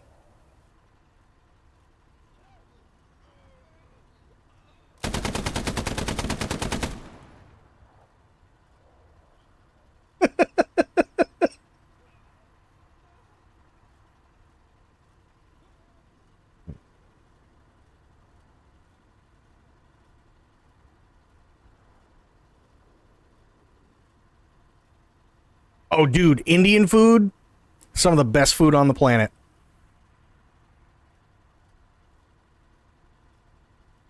I love Indian food.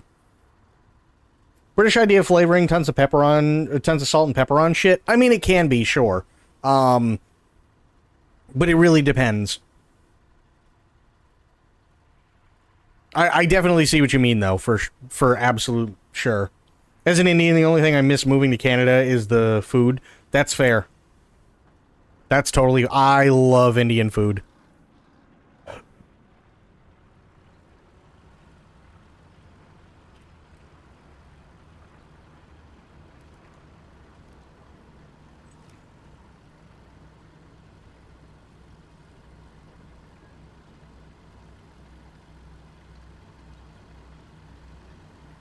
Real Chinese food is very good. Agreed.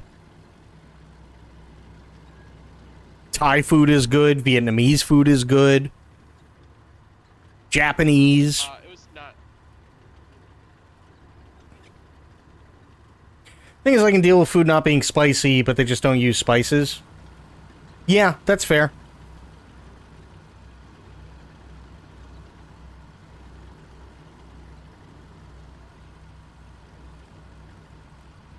Yeah, British... What? So, okay, the best way to describe British food is British food is usually, like, hearty. You know what I mean? Like, it's very hearty, it's very filling, it does have a lot of flavor, but it's typically only one or two flavors, you know? Thai is top tier food. Spent a week there, and pad Thai, tom yum, and chicken were things I still have regularly to this day. Hell yes. When I do Thai, I do pad Thai, fried tofu, and gyoza. Excuse me.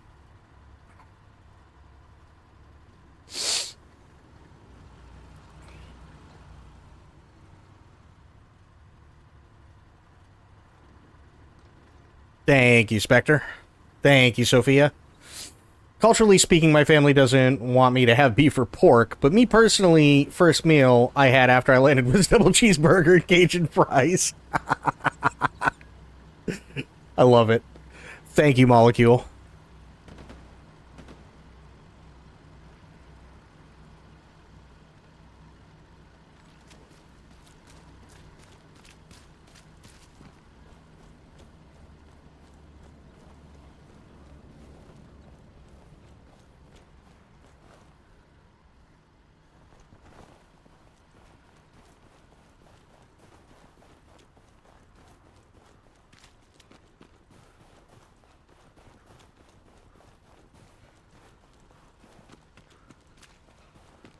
Yeah, I like British food, but I think a lot of people get turned off by British food specifically because of, like, how it's...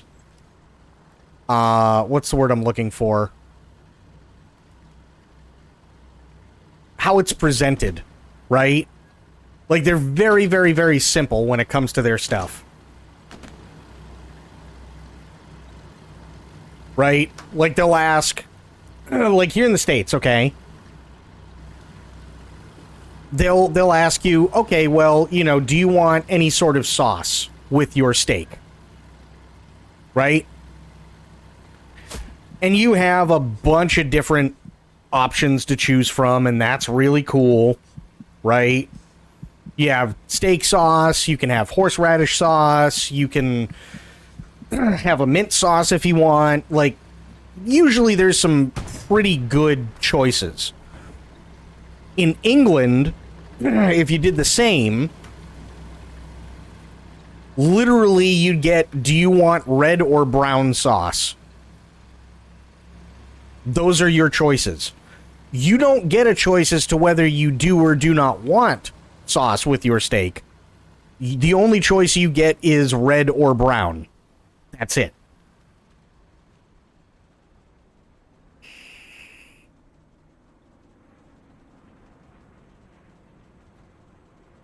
Also, just FYI, Red sauce is mostly just ketchup.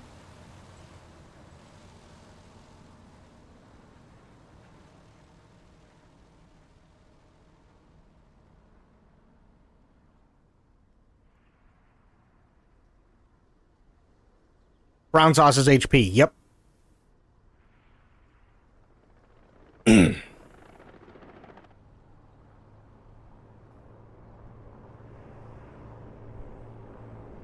that's pretty much it, right? Or let's say you want a salad.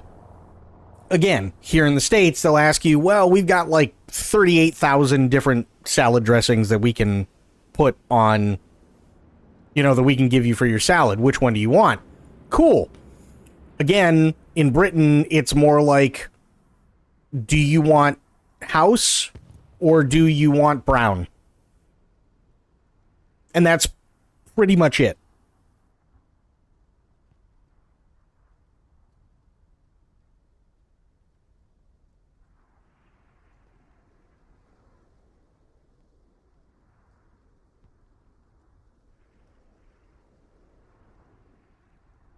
So, I mean, I get it. Their presentation could be better.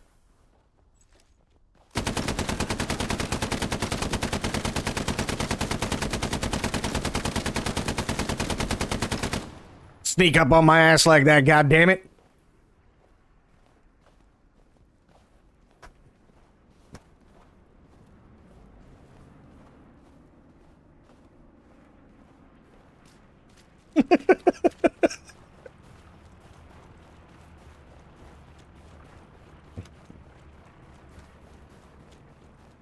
Hard to defend Ridge. Or losing it. Oh, maybe not.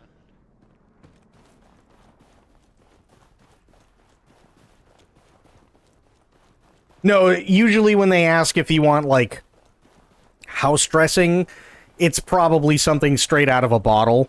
Like, Italian. That's about it. I think you got him. I'm not too sure. You guys have anti-tank? There's a tank in this strong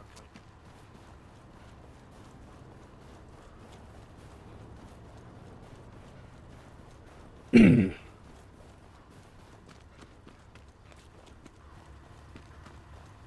I'm not entirely sure I got him. Still need anti-tank?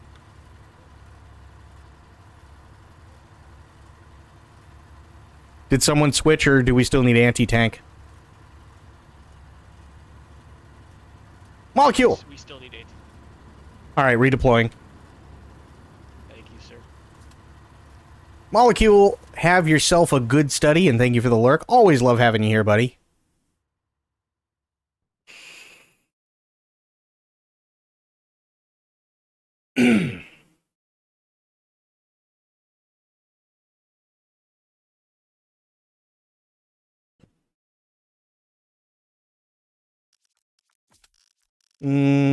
Anti-tank.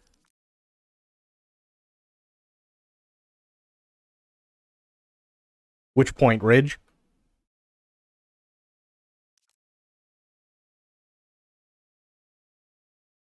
I'm assuming it's on Ridge.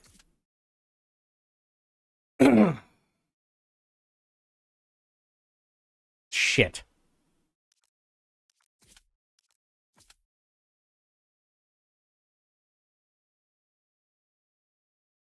We need AT on Ridge, correct? Yes, sir.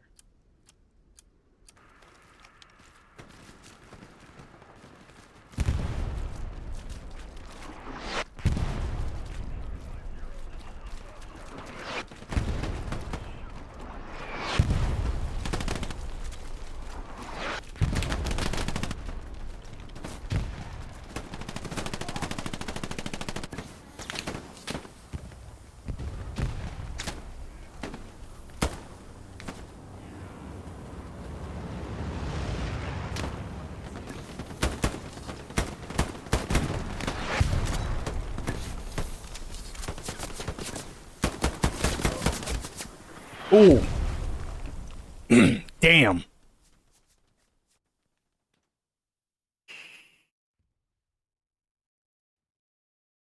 I think I got both of them, though.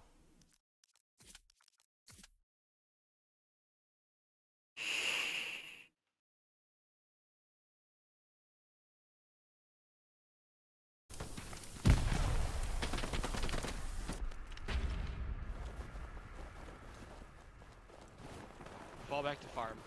They're capping right now. Falling back.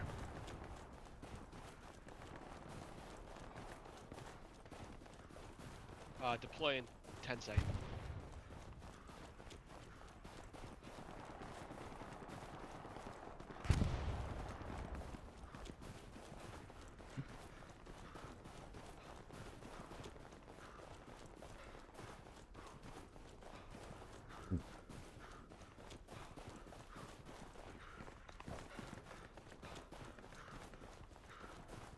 Nice. We got a bunch of them over there. I like it. You guys are probably good to not fall back to farm. It looks like we capping.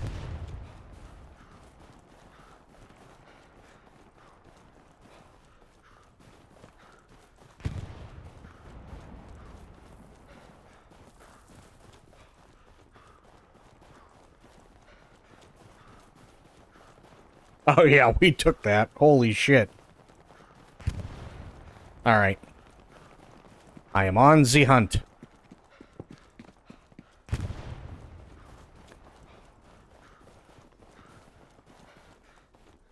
How does this thing work? Sure.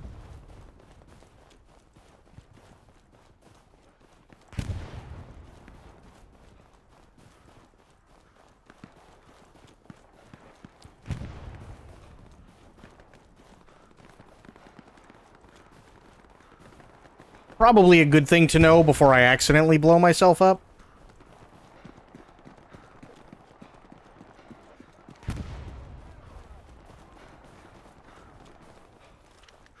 I destroyed an enemy outpost. Nice.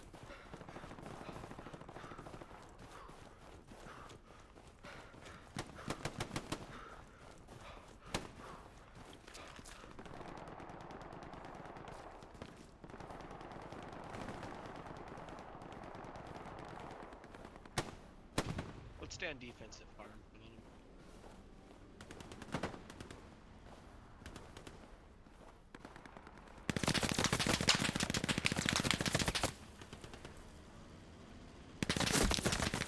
Yeah, they're in that house. They gotta be.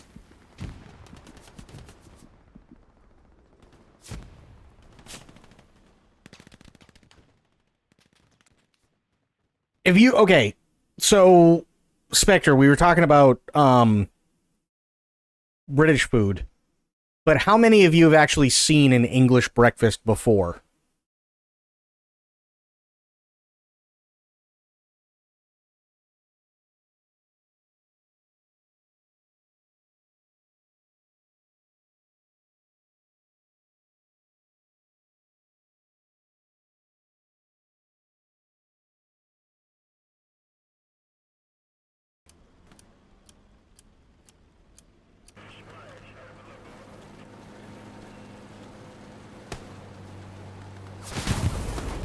Jesus! Holy shit!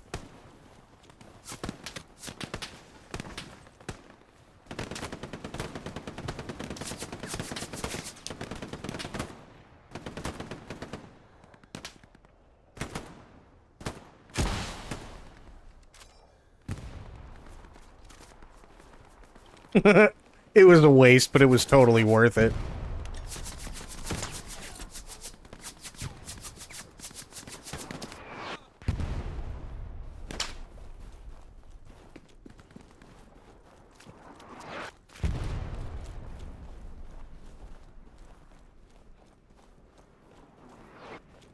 Yeah, who here has actually seen an English breakfast before?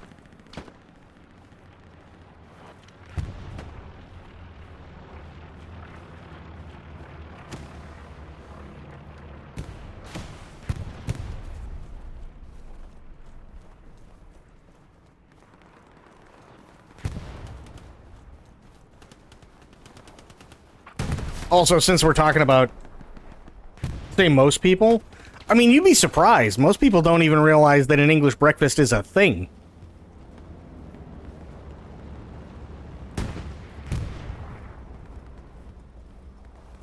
But since we're talking about, like, breakfasts and stuff like that, how are your how are your grits done in a southern breakfast anyway? Sophia, oh shit.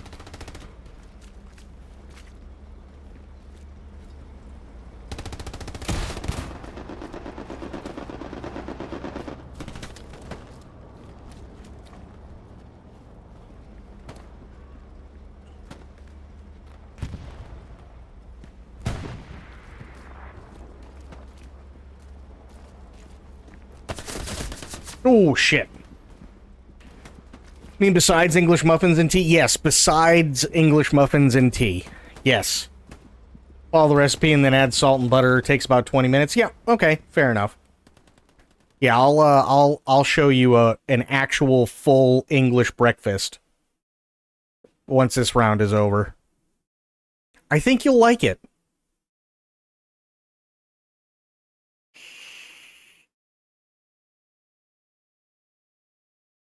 We still got a tank up at Ridge. I hit him once, but the tank is protecting a fully loaded house.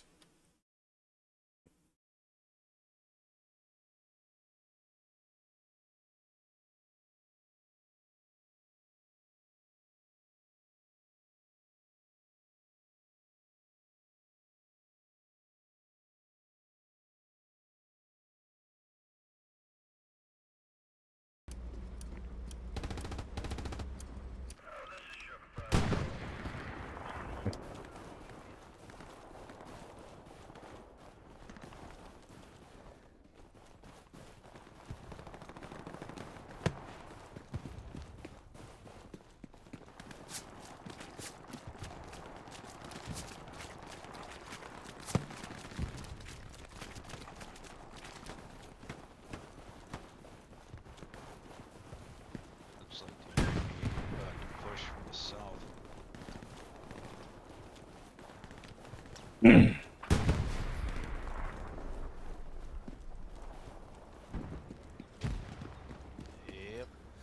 From the south.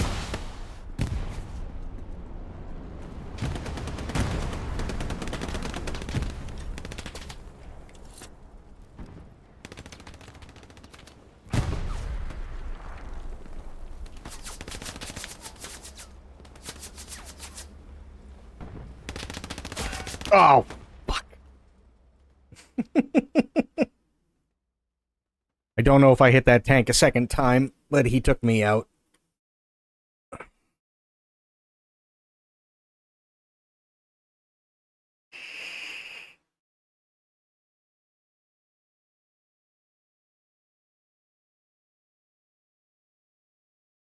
Come on. Get an OP, please. Get an OP. Ooh, nice. Might lose it, but it's worth it. I just have to get in there, hopefully, faster than 40 seconds. Never mind. Oh, another one.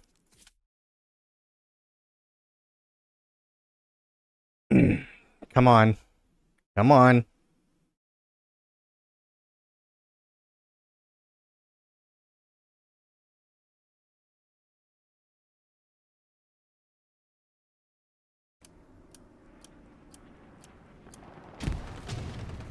Okay.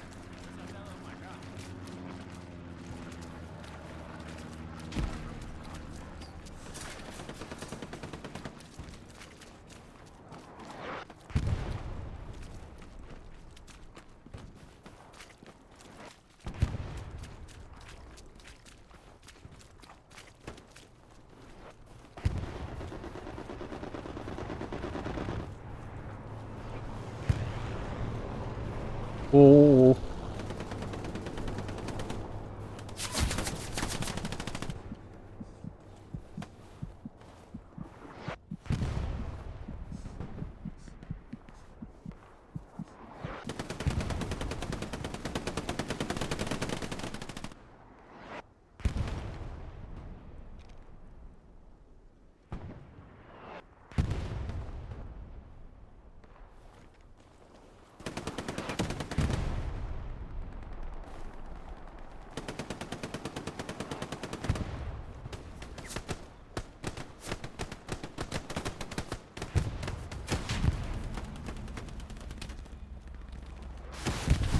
Jesus.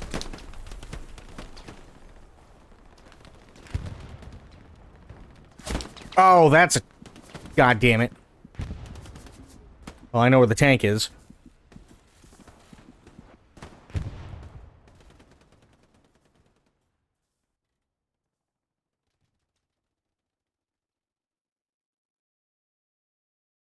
Okay. Alright, well, good news. We're getting shit back.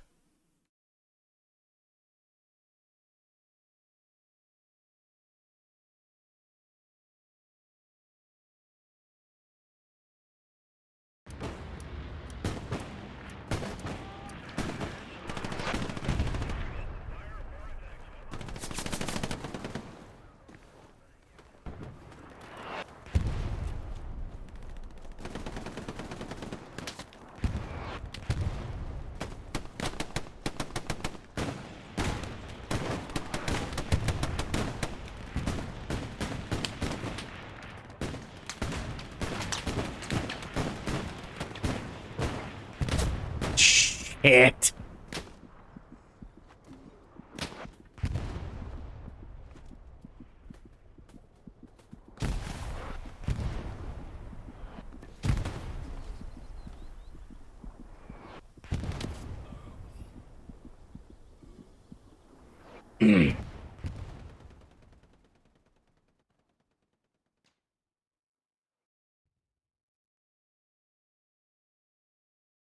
I want city maps. Oh, that's bad.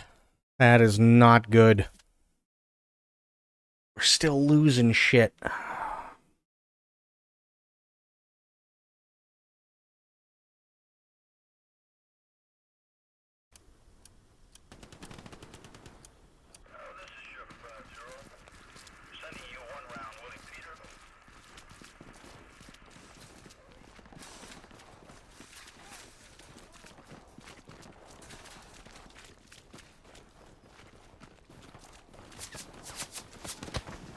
Hang on.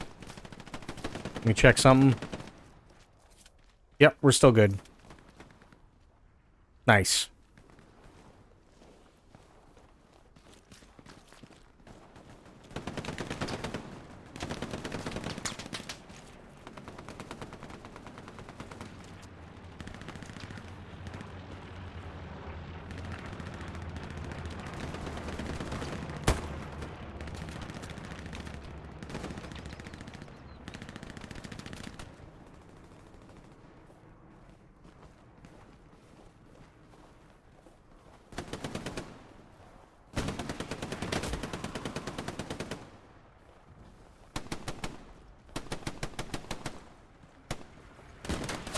Oh, fuck. Damn it. Alright, Scott, I'm gonna try to place a Gary at C7. I think. Yeah, C7. So yeah. See, okay. Gotcha.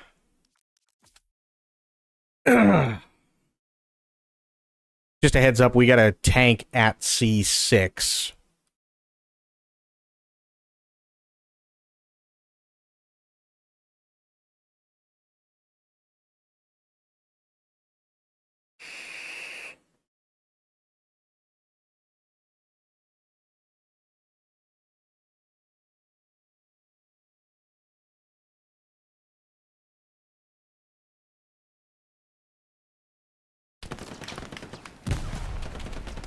We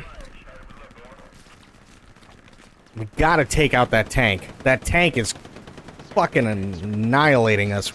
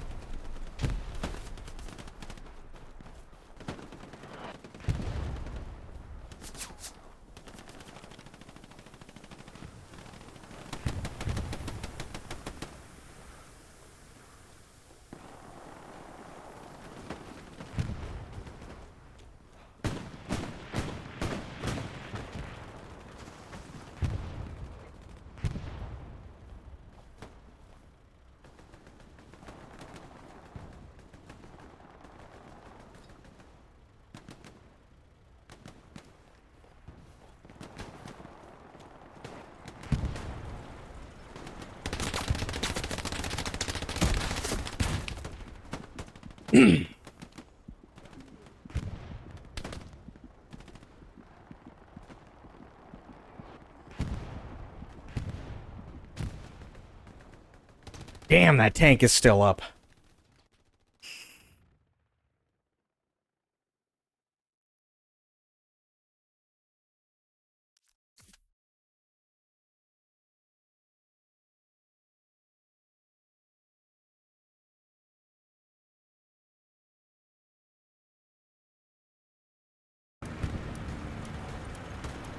That doesn't sound good. I exploded.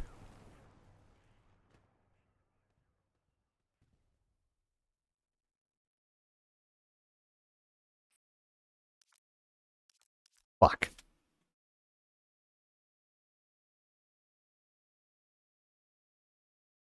Come on. That tank is tearing us Stick up. on ridge, guys. There's a bunch pushing. Do not push up. Yeah, it's getting busy. Yeah, we still got that tank, and he's hauling ass all over the place. Take an accurate Thank you.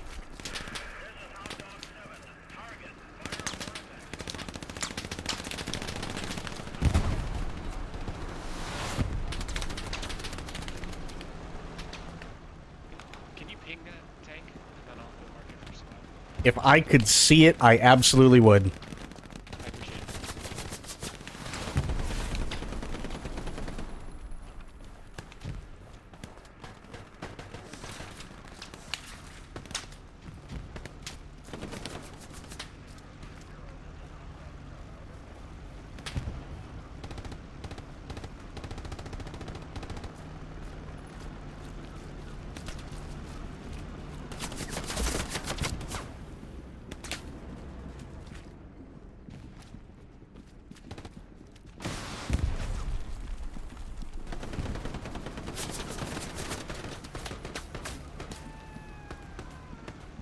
Bottom left corner of C5.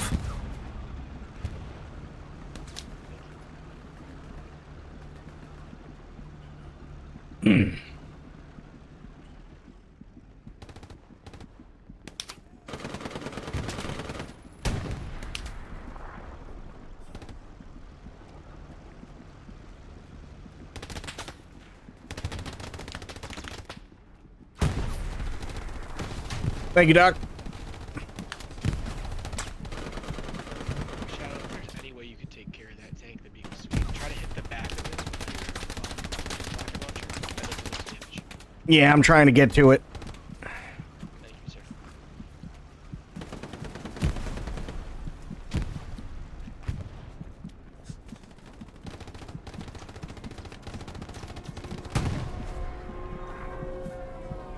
Please don't drop on my face. Frag out, steady foot.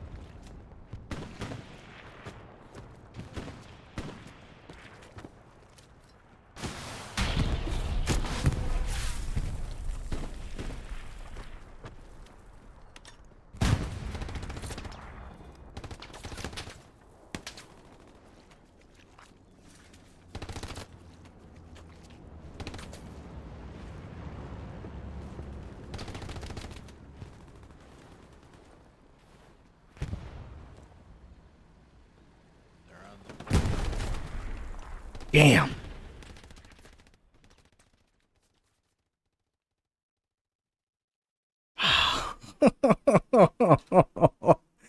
Oh, this friggin' tank.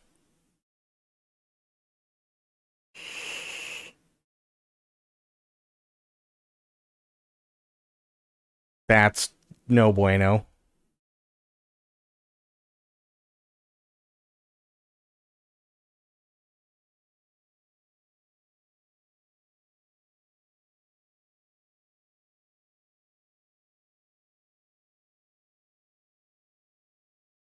Jesus. Outpost spawn, enemy near. yeah, Curly Mo, I know you're probably busy, but when you can, OP, please.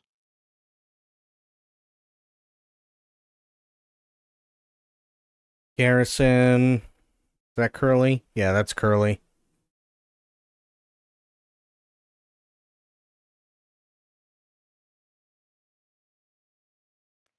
Tank's down, guys. Thank God.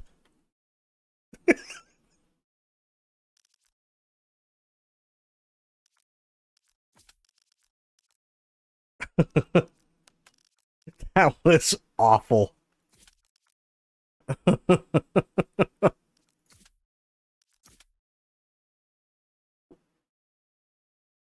Okay, guys, try to stick on defense still. Roger, coming back as machine gunner. Sounds good. Yeah, I'm about 20 out. Same with me. Just making sure you guys know. Copy that.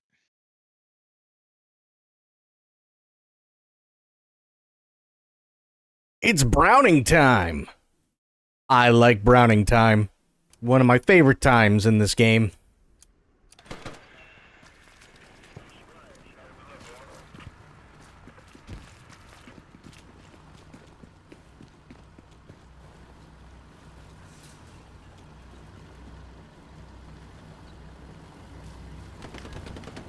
Oh, Christ.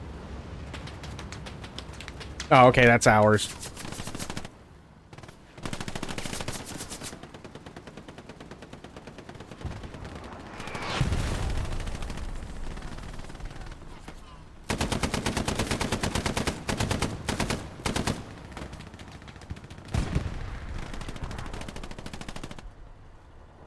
All right, guys. Deploy Gary 3.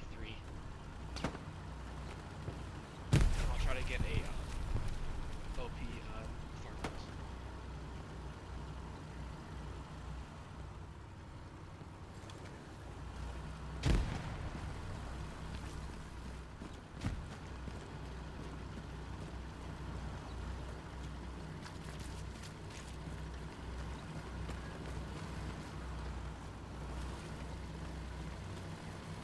Golf 3.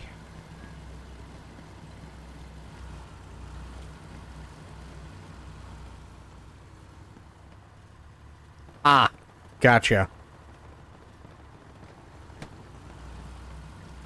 Wait, Gary, what? I think he meant Gary 6. But that's okay.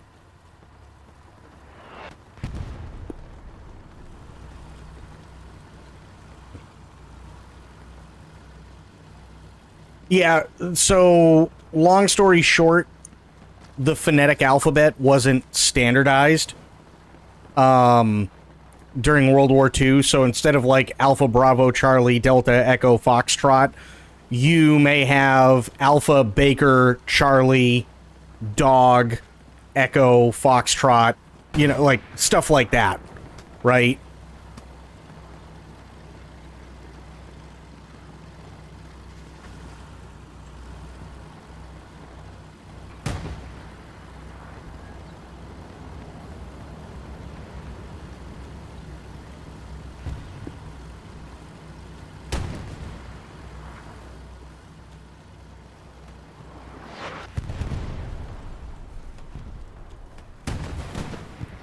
What's your pleasure, boss? We're going to supply cash.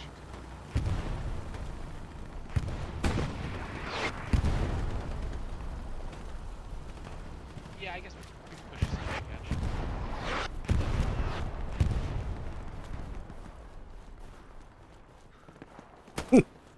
catch. Not like SpongeBob's mascot. No. Not like meow. Not that Gary.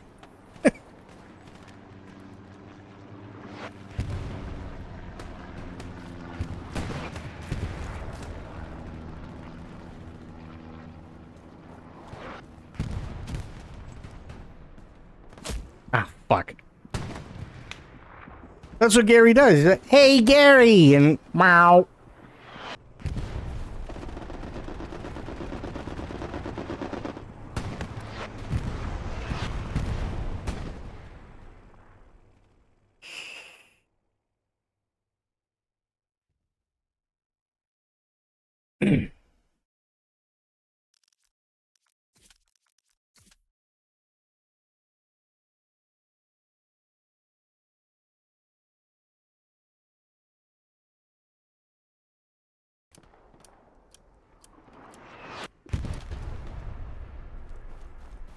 See, I know my SpongeBob. I don't know whether I should feel proud of it or not, but I do know my SpongeBob. Yes,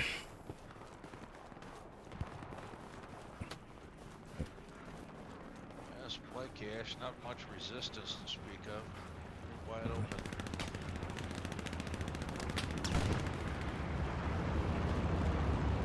Sounds good.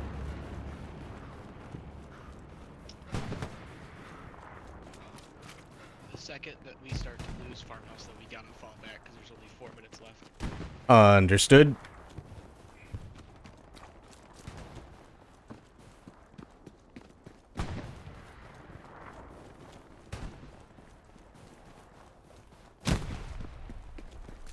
God.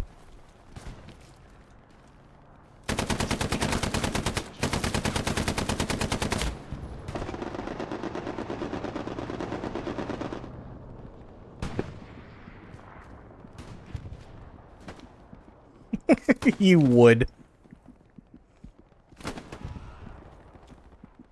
Come on, Elmelin. Or... Oh, and Elmelin died. God damn it.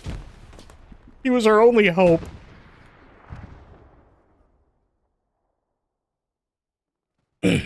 Dead. Yeah. Yeah, when the medic goes down, it's probably best just to redeploy.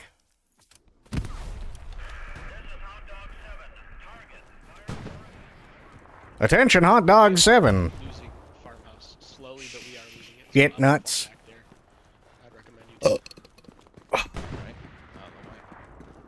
Be careful pushing up. I'll move an OP closer when I get there. There were a lot. Oh, God. Attention, Hot Dog 7. Fire for effect. Willie Phosphorus, over.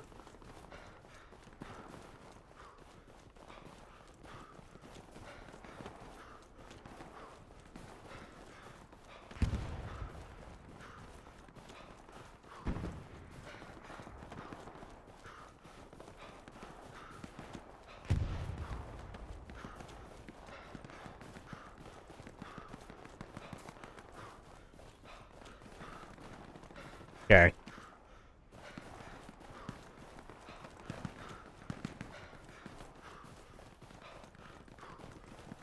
Coming into farmhouse from the northeast. And so are they. Yeah, I just saw him shoot you. Got revenge for you at least.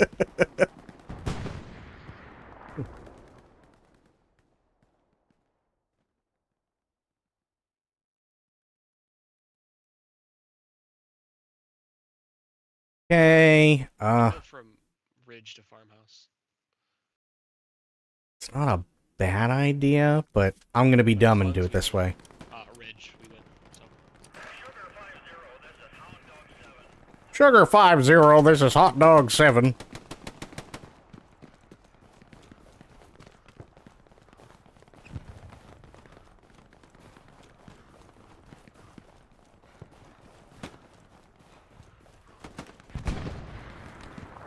We are losing!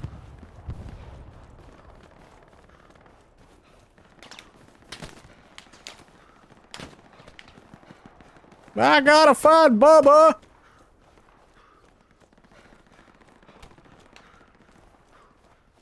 Can you play Marvel Rivals sometime?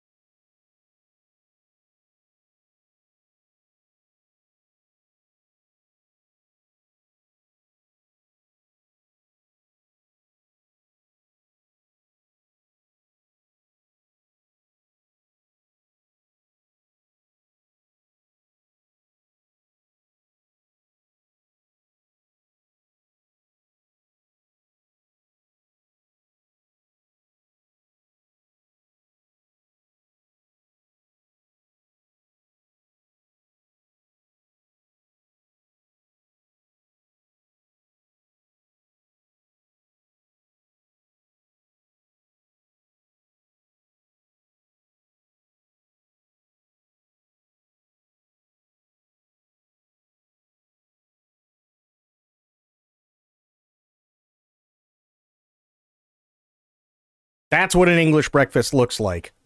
2 eggs, you got a whole fried tomato, you got beans, you got fried mushrooms. You don't have to have the fried mushrooms, but it's a traditional thing.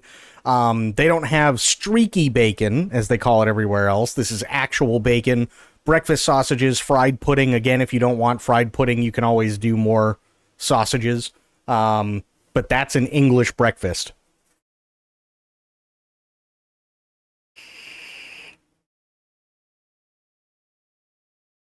And it's really, really, really good.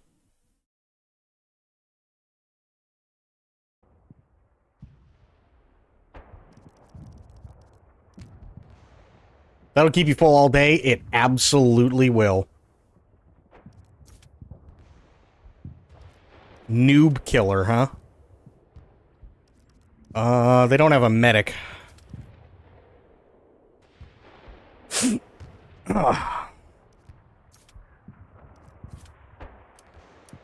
Yeah, it'll absolutely keep you full all day, for sure.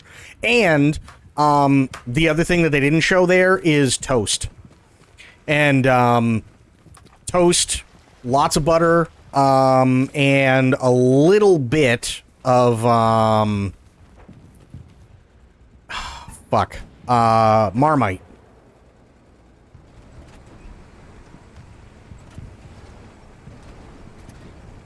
So toast with a lot of butter and Marmite on it. And then you literally just wash it all down with a nice cup of tea.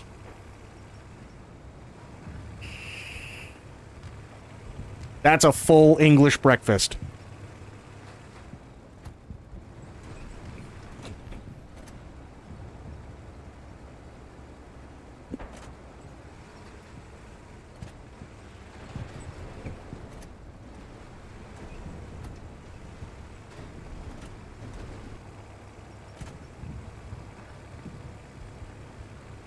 I made that for dinner one night, and I was so incredibly full. All I wanted to do was fall into a coma.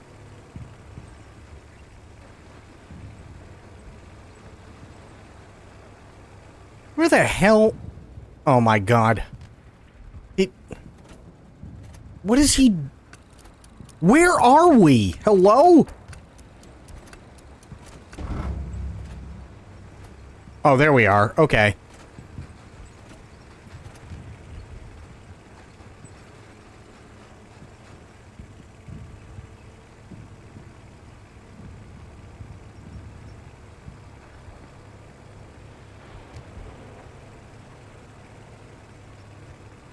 And there's a trick to Marmite, by the way.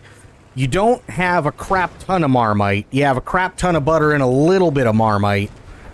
And it adds a little bit of a savoriness to everything. Because you don't want to do too much, otherwise you might as well just be trying to eat motor oil. Which is bad. It's like, it has the consistency of what, like, you would imagine really salty motor oil would taste like. And feel like. Sarah Okinawa, and you can be in the... No, they don't have Japan in here. It's just the European theater right now.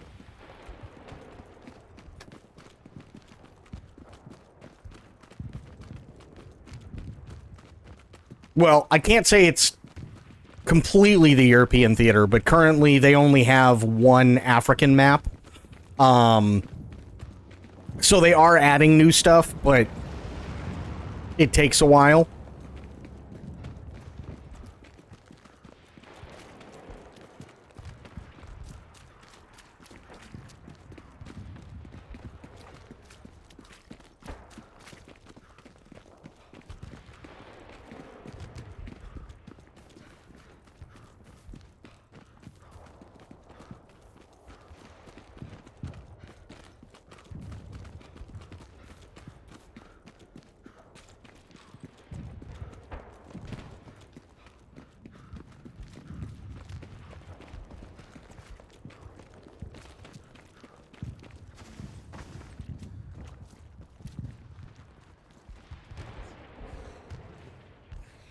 Okay, hang on, I gotta take a look at a thing.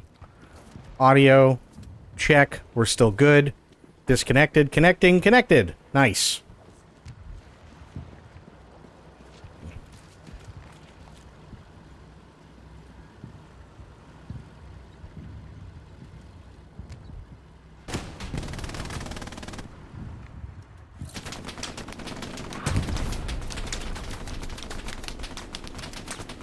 Holy Jesus, shit nuts, hellfire!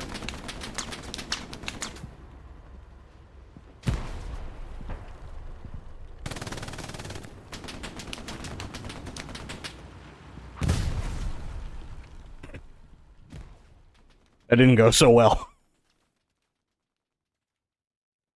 Yeah, they don't have the Japanese in here as of yet. They don't have Italy in here yet either. But I think, like, to be fair, I think most games,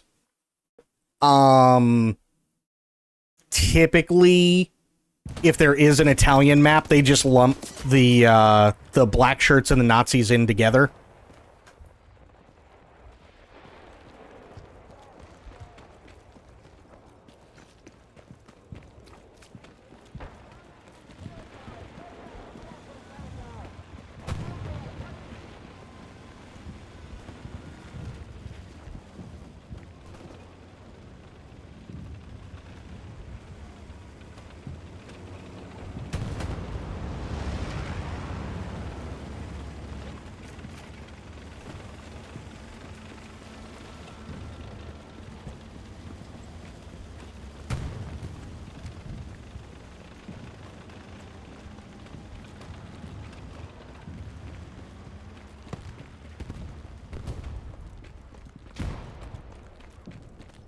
Red Orchestra role players asking you to bonsai rush or shoot you friendly foot. Well, yes, but at the same time, you also have stuff like Red Orchestra Vietnam.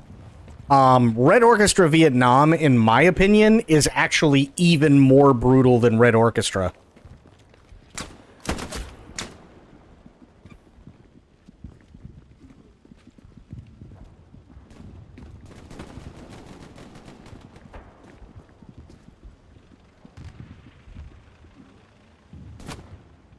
And I really like Red Orchestra. I think that's a really well done game.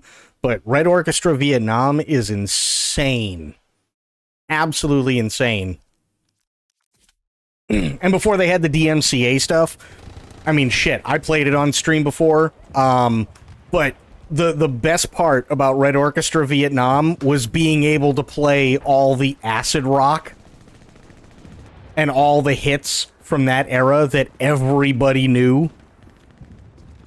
Like CCR, you've never heard so many people play CCR all at the same time.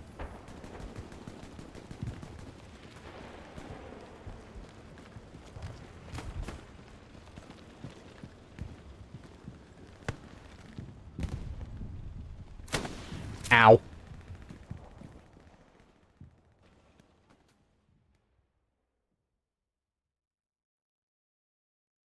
And it fits, especially when you're on the American side, because in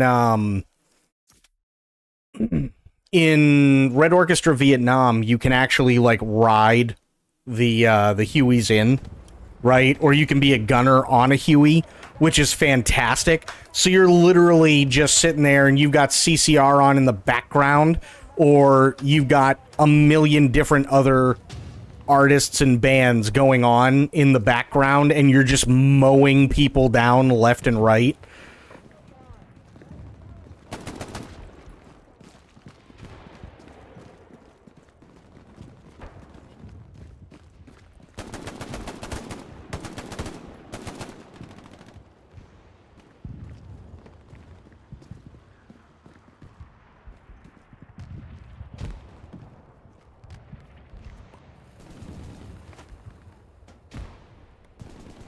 How's it going, boys? It's going. It's going, I feel it.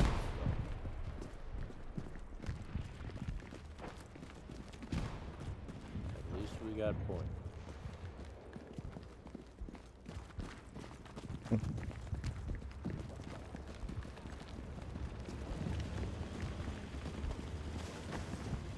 I don't know whether that's our tank or theirs. But yeah, Red Orchestra Vietnam, oh my god, that is a fun game.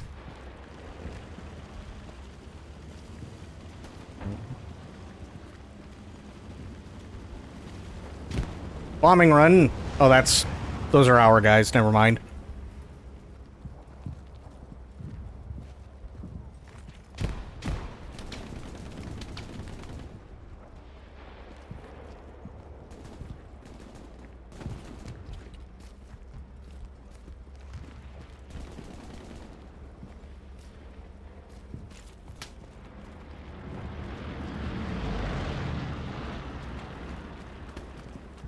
Damn it, now I can't get CCR out of my head.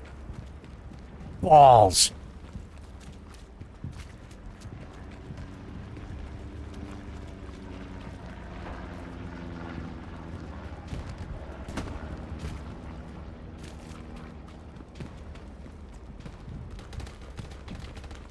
But to be fair, it is better than Teenage Wasteland. I hate that song.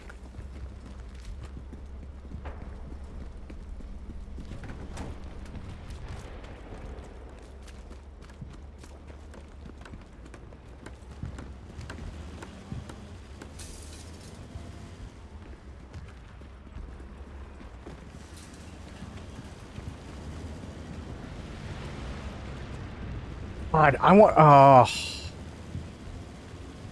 God damn, that'd be... Okay. That'd be fun. Trying to live mix a set of, like, acid rock and rock from that era, just in general. I could see that being a lot of fun.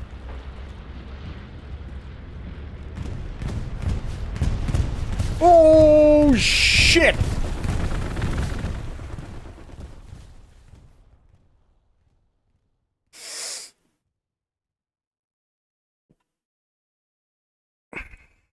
Ooh, actually, I'll tell you what. Hang on. Leave server. Give me a minute. I'm gonna go and pee. Really, really, really quick. Because I desperately need to pee.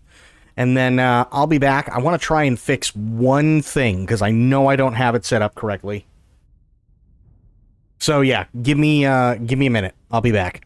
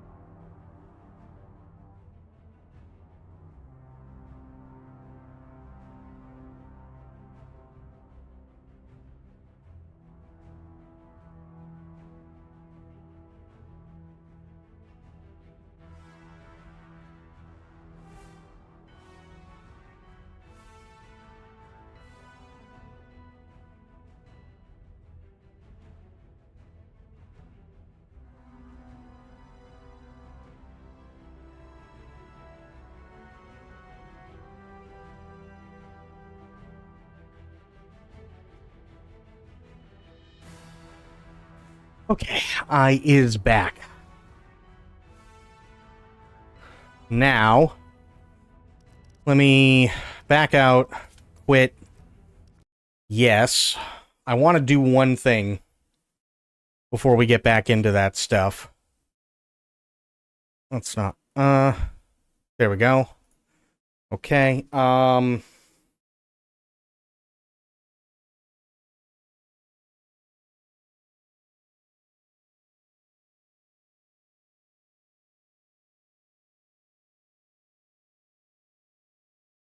this was May 17th of last year? Do you want to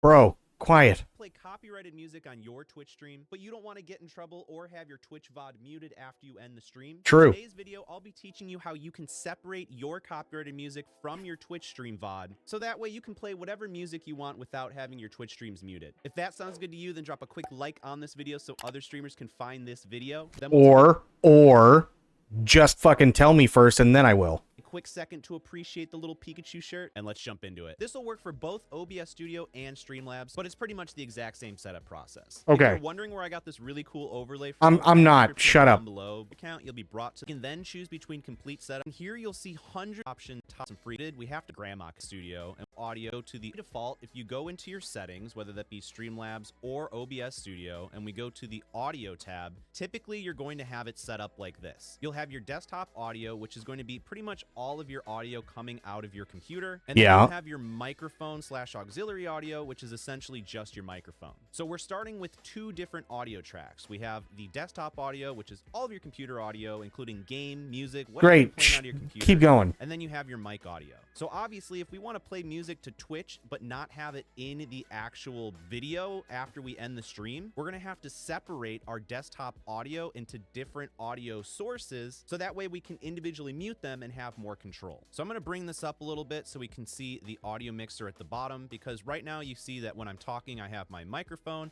and then we have our desktop audio, which is all of our computer audio. So what we need to do to get started is simply go to the stream tab. Okay. We want to make sure that our service is set to Twitch. Well, and no we have shit. our account connected. Because Yeah. if we're not having Twitch as our main platform, we're not going to get the Twitch VOD audio track right here.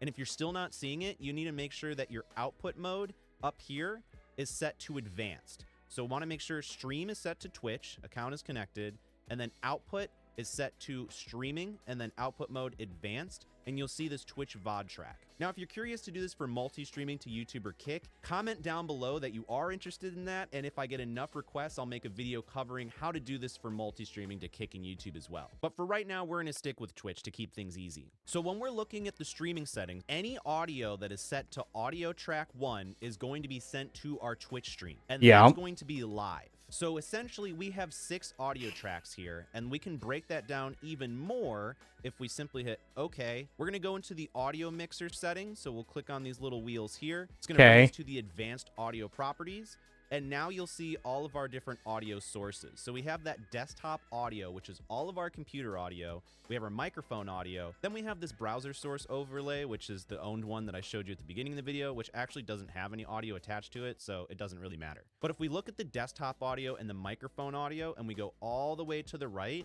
we can see that there's actually 6 audio tracks being sent here. So that means that depending on how you have these set up will depend on what audio is being sent to what track. So under our stream settings, we established that any audio track sent to track 1 is going to be sent to our live stream. So that means if we want our desktop audio, aka our computer audio, and our microphone audio, then both of these will enabled on track 1. But then you see something different get set up here. So on track 2, I only have my desktop audio, but no mic.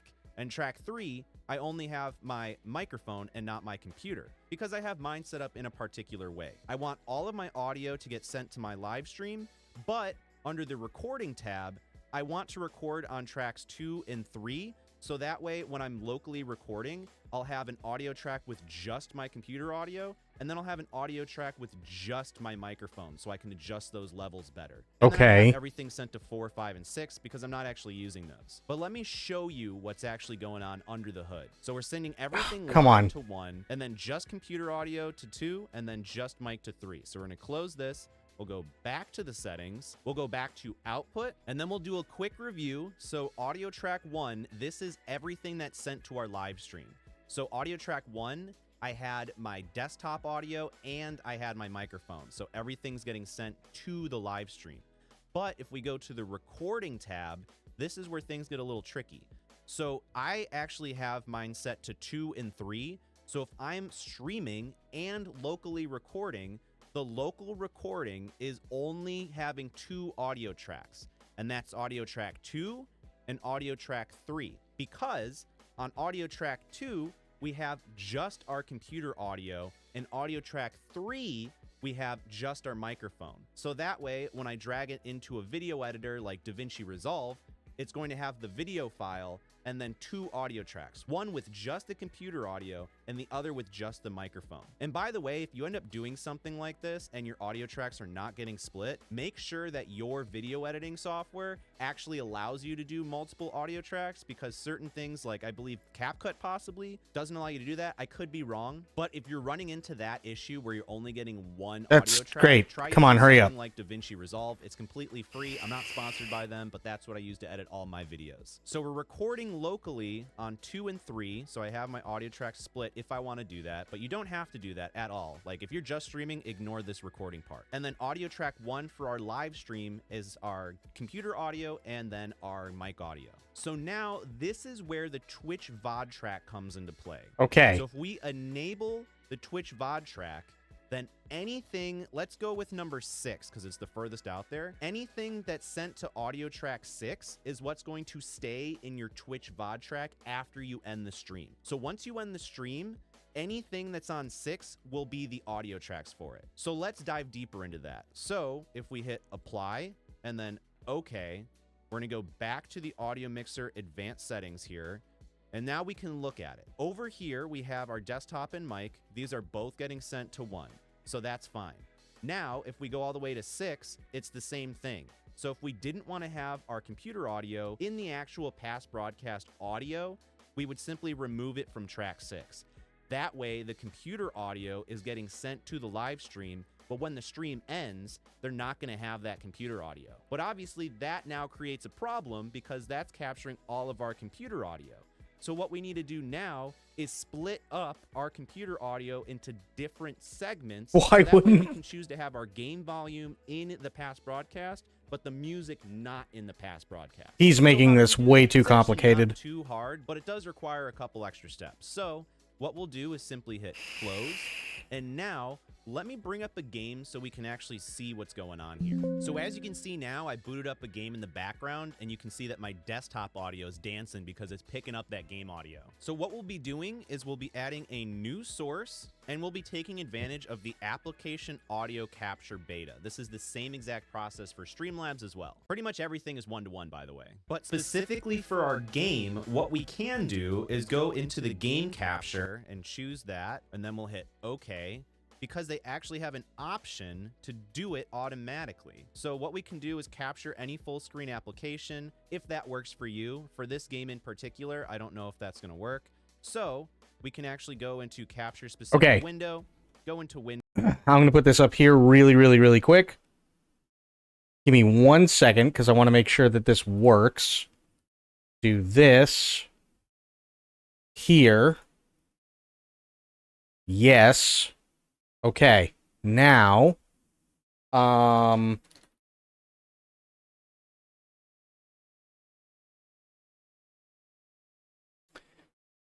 on. Why does it... God damn it.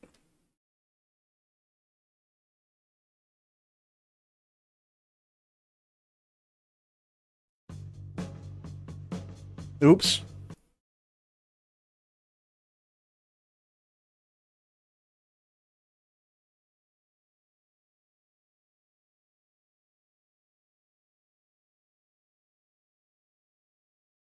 How's that coming through for you guys?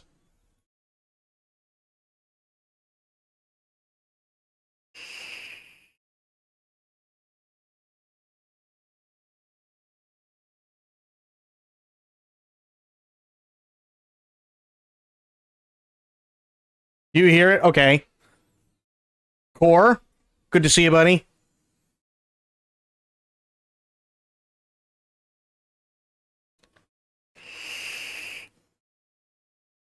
Hang on 1 second. Let me take a look at something here really, really, really quick. Do this one. Ooh, it's coming through double. Why is it coming through double? I don't want that. Advanced.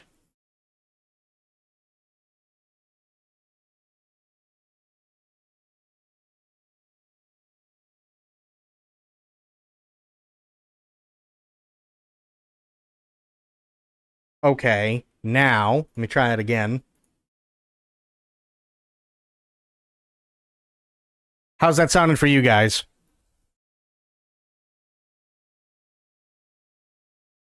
Yeah, I'm setting it back up really quick.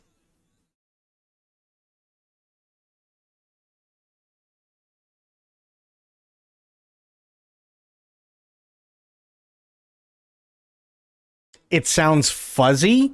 Really? It sounds fuzzy.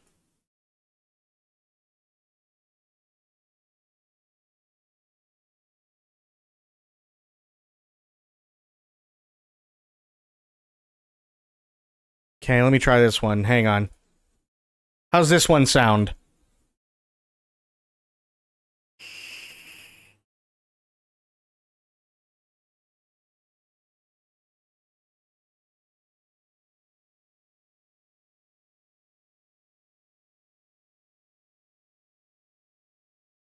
How does it sound now, Sophia?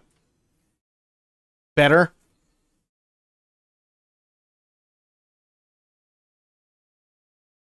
I'm gonna turn it up a little bit. Is it fuzzy at all?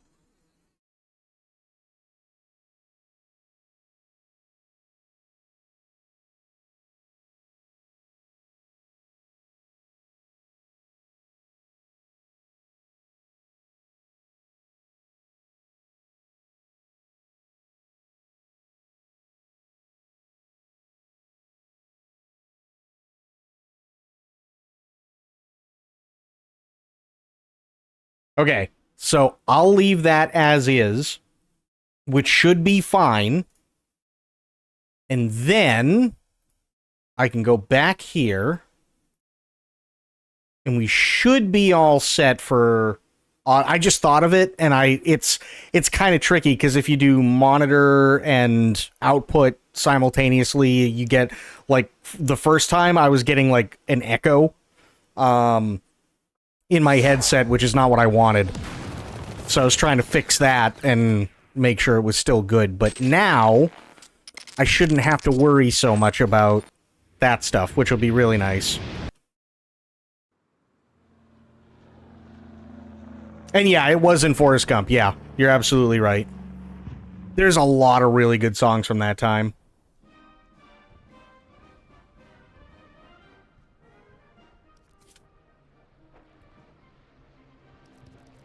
History... Okay, 79 is still down. I think we were on Carrington. I think. Oh yeah, I mean they've done that before in a lot. Yeah. Let's do all servers. See if I can get in on this. No. How about 38? Nope. 6.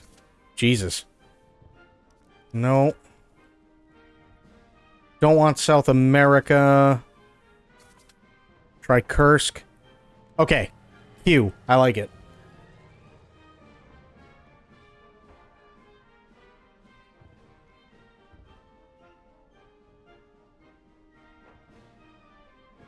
Well, so the only reason why I was setting that up is because I was thinking about Wednesday, because I know Tilted does stuff like Hell Let Loose and Squad and Red Orchestra Vietnam and stuff like that every Wednesday. And I plan on doing that with Tilted, by the way, because Tilted's a panic. She is a fantastic bean. But now we can have stuff like that on in the background, and we don't have to worry about shit, which will be really nice.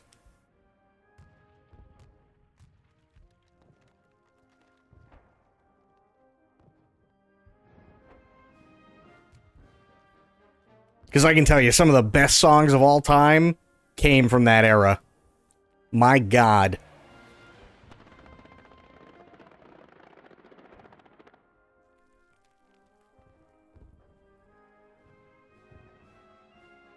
Except for Teenage Wasteland. Fuck that song.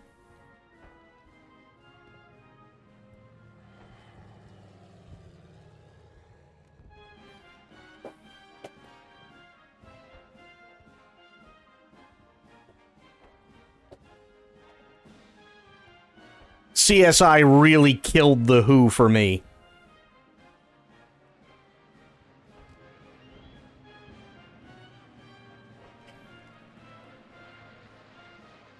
Spoken like a true lover of old people stuff. Fair.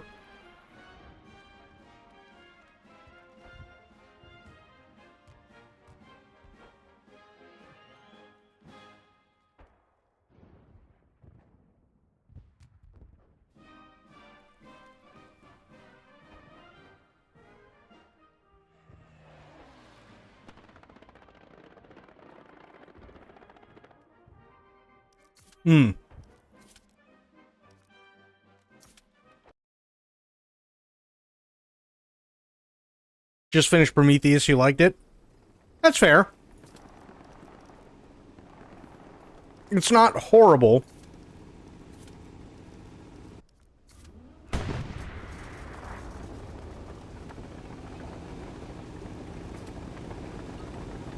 Nice. Okay, what do they have? Ooh, Tommy gun. Yes, please. Well, no, it's not. It's PPSH. But it'll still go. I like it.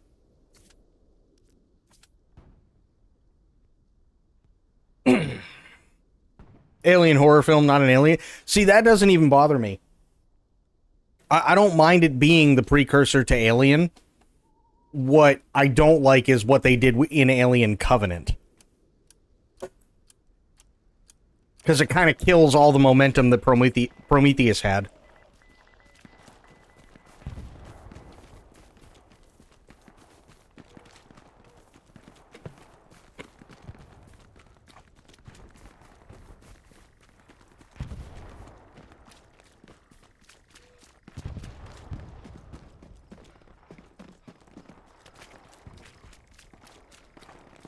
Bird is the word, yep.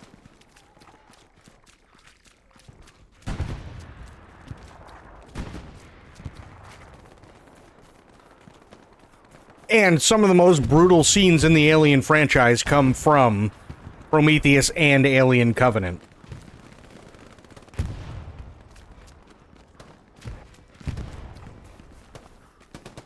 Romulus doesn't really bring it back.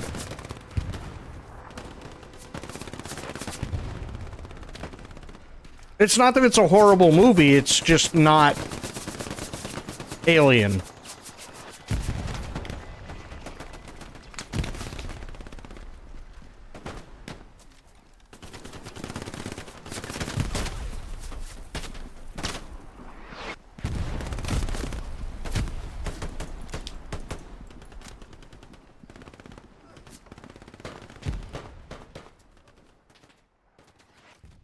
Well, that's kind of... So here's the whole thing with the Aliens movies, right?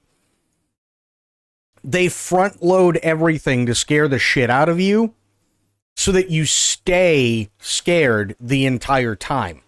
Romulus does it backwards, and when they finally get to the thing that is supposed to scare the ever-living shit out of you, there is so much of nothing that makes any sense as to why it's happening. So when it does happen, after a whole lot of nothing, you're bored.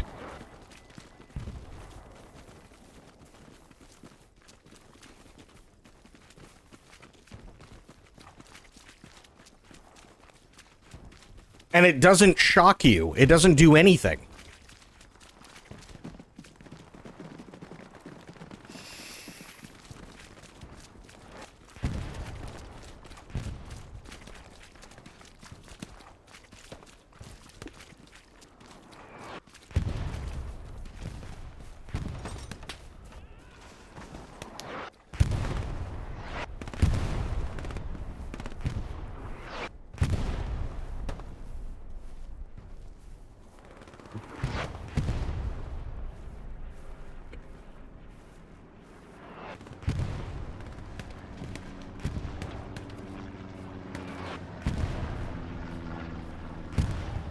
Like, I'll give Alien Romulus a 6, maybe a 6.5.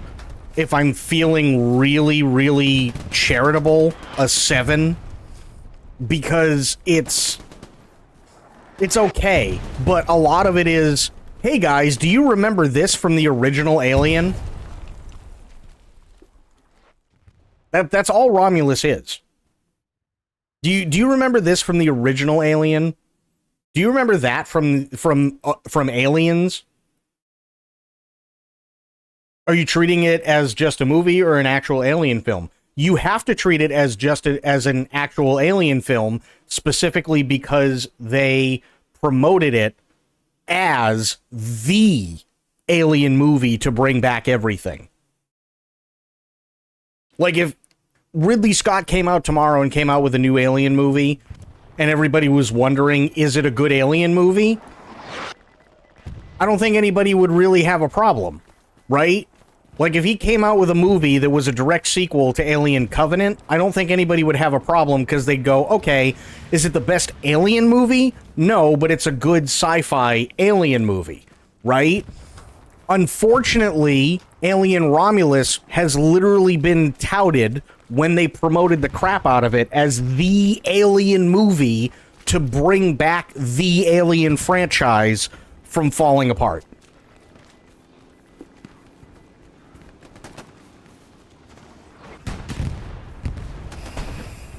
And in all honesty, it was 6, maybe a 7.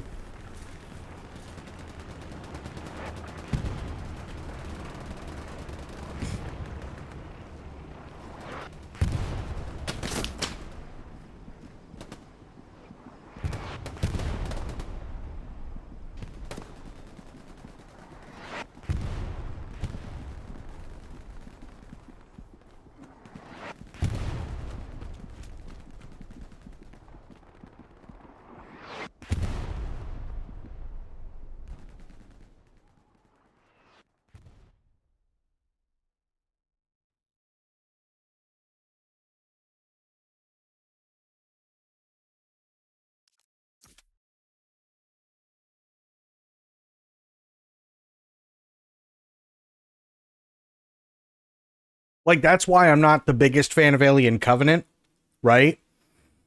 Alien Covenant is not a terrible movie on its own if we're not putting it as part of the Alien franchise. But even if you take Prometheus and Alien Covenant, and Covenant is a direct sequel to Prometheus, right? The problem becomes is that you want to find out what happens to Shaw. Okay, nothing wrong with that. Except she's only in there for a grand total of about 13 seconds because it feels like an afterthought that they forgot about. So all the steam has automatically been taken out of Alien Covenant, gory and thrilling as it is, because they had nothing when it came to connecting both stories together. So even as a sequel, Covenant doesn't really do all that good.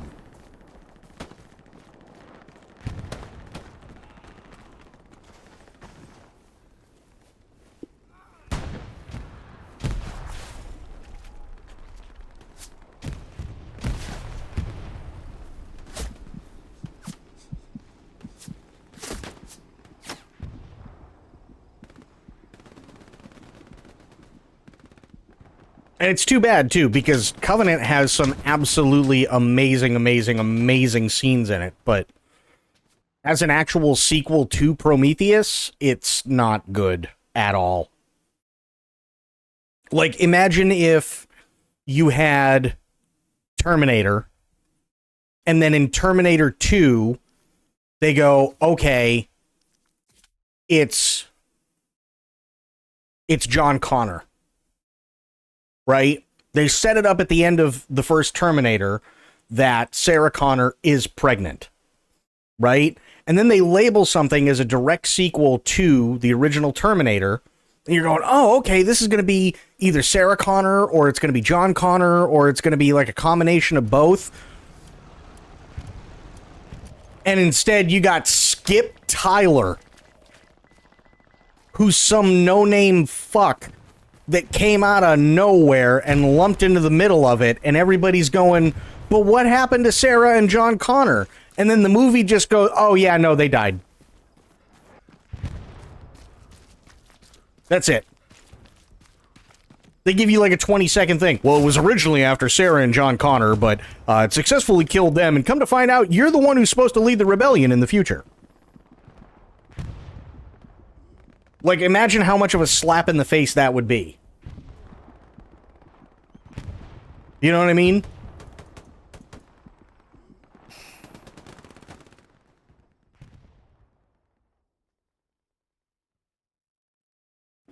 Isn't that Genesis? Basically, yeah. But imagine it being the second Terminator movie. Imagine how awfully that would have bombed. That's what Alien Covenant was to Prometheus.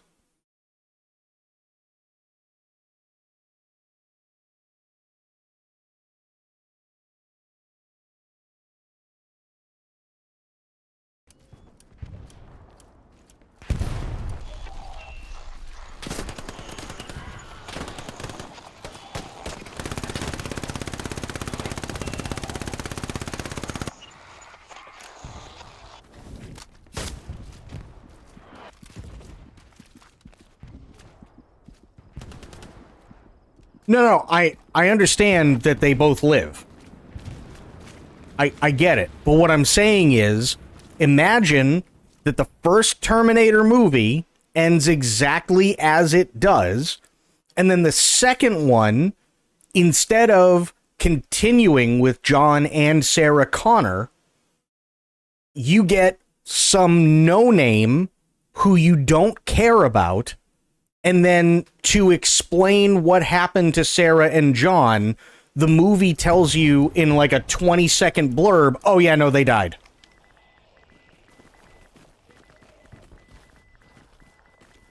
You see what I mean? It's just, it doesn't really work. It kind of takes everything out of it.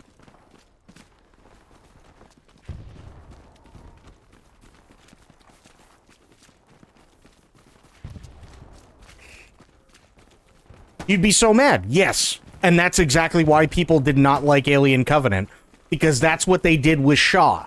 At the end of Prometheus, Shaw takes off in an engineer's ship, and you want to find out what happens and where she's going to go. Okay, cool. You don't find out until maybe halfway through Covenant, and you only see her for 20 seconds, and it's just long enough for them to basically tell you and show you, yeah, no, she's dead. Nothing you say or wanted or hoped for matters, because, yeah, no, she died. That's it. Go fuck yourself. And that's Alien Covenant in a nutshell.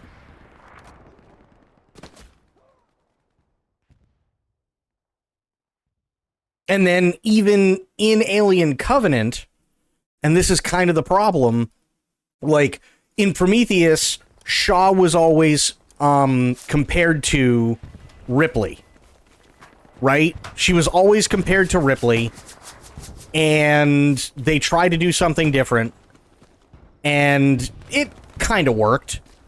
But then you take some no-name character that you don't really care about, and because Noomi Rapace decides she's not coming back, and I think it was because of production hell that Covenant went through. They get in this other actor who doesn't do bad, but now they have to sit there and go, okay, well, we were lying about Shaw. She's not the new Ripley. This new character is the new Ripley.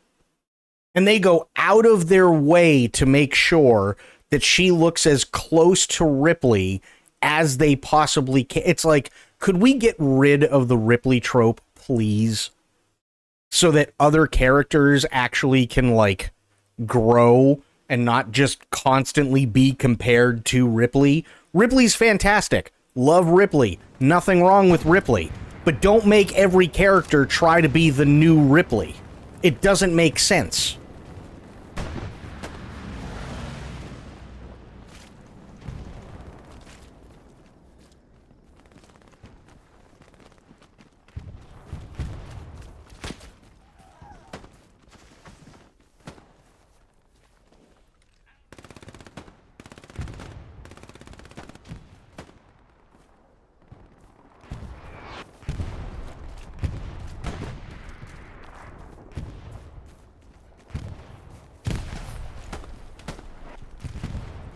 It really, really sucks when they do that. Or to be like Lord of the Rings, right? I saw Covenant once years ago. I do not even remember it. Yeah. You just want the lore to go somewhere. Exactly. You don't care if it's a new character. If the character's written well, all power to them. That's fantastic. But you don't have to make every character Ripley.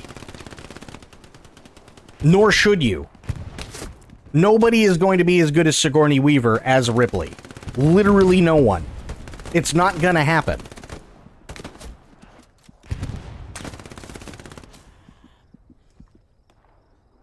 Anyone trying to replicate Sigourney Weaver is bound to fail. Yes, I agree.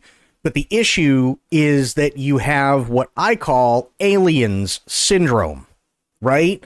If you look past Alien 3, every single Alien movie that has come out, including Prometheus and Alien Covenant and Alien Romulus, goes in the writing room, it's like Alien, or it's like Aliens, but instead of coming up with something original.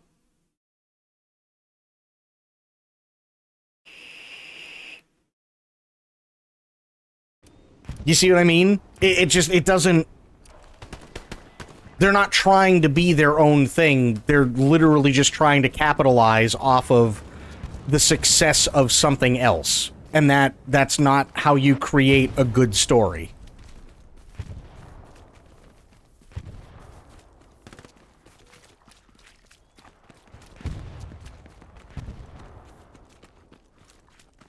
And as much as I love Alien and Aliens, I have to say, Aliens probably did just as much good for the franchise as it did bad for the franchise.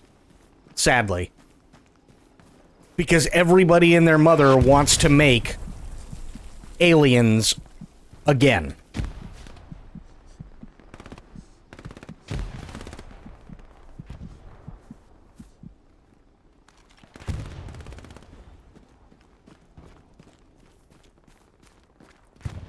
And it really, really, really stinks when they do that.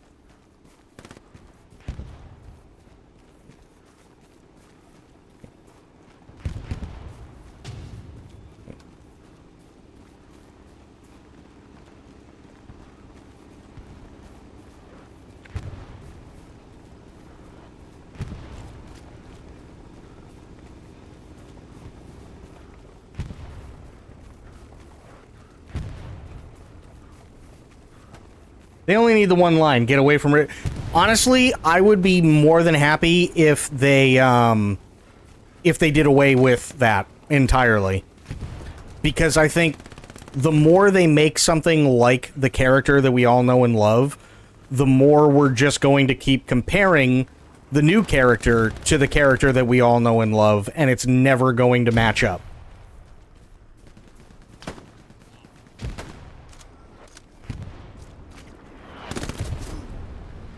Shit. He's okay.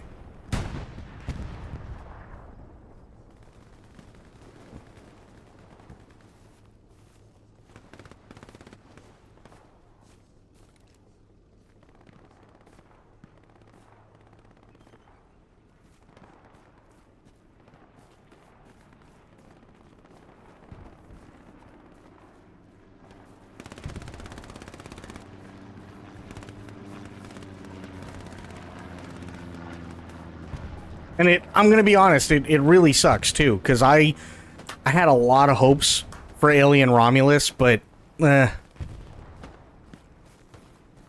call me an elitist if you want. That's okay, I completely understand, but I just feel like horror movies today, nobody understands what makes a good horror movie anymore. I think they're more concentrating on the gore and the level of detail for the gore than anything else.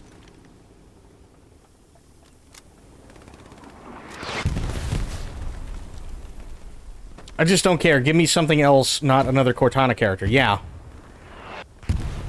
Well, it's not even that it's more niche. You can still tell a fantastic story in a horror movie. The problem isn't that they don't know how to tell it. The problem is they don't care. Because they just want to focus on blood and guts and body horror now, but none of it has a point.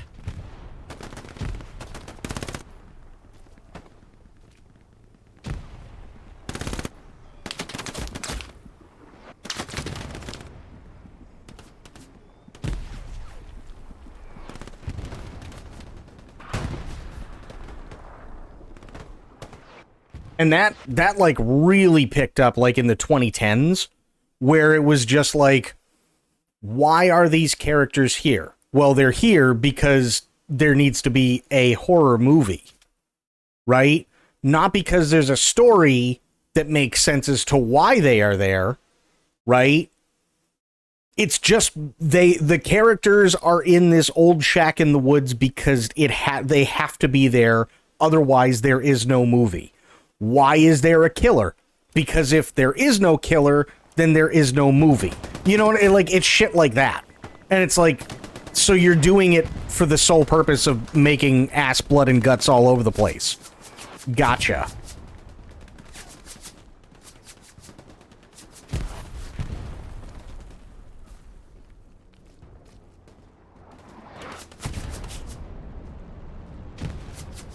Just there to entice people to watch, not relevant to the characters and story. Yes.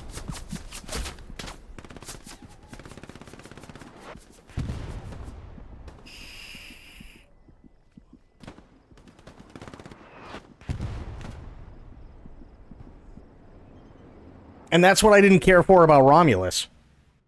Just fill it to stretch the length. Yeah, because they need to make it to at least 90 minutes. Right? But that's why I didn't like Alien Romulus. I didn't like Alien Romulus because the first, say, like 20, 30 minutes was actually really, really, really good. It set the stage, it set up the main characters, and it was great. Everybody wanted to get off planet because in that planet, basically everybody was treated like slave labor. A person's life didn't really matter, and so on, and yada. Great. Awesome. He reconnects with, you know, some longtime friends and everything, and she and her brother are gonna get the hell out of there. Fantastic. Right?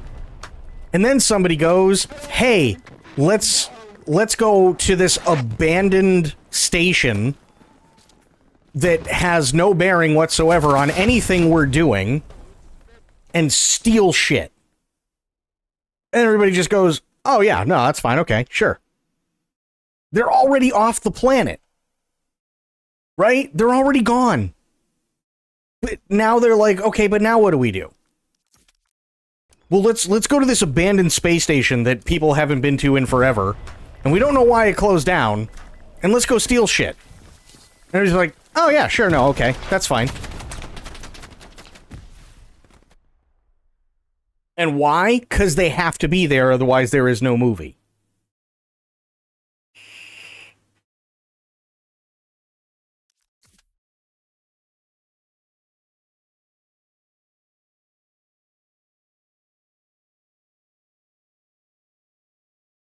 Thought they went there because they were out of fuel, which they could have gotten when they were on the planet, right? That's the whole thing. They're like, we're going to go this way. Well, why are we going this way? Well, because we're there to get fuel. You just left the fucking planet. Why didn't you get fuel there?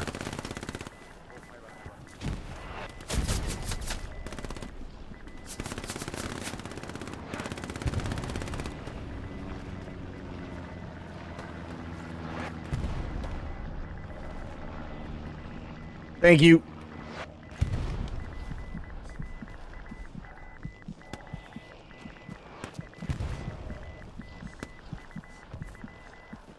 That's like somebody taking off in an airplane and then only realizing when they're up in the air they have no gas, so then they have to go back to the airport to get more gas to take off again. And it's like, why didn't you just check in the first place? What was the point of that? You just wasted everybody's time.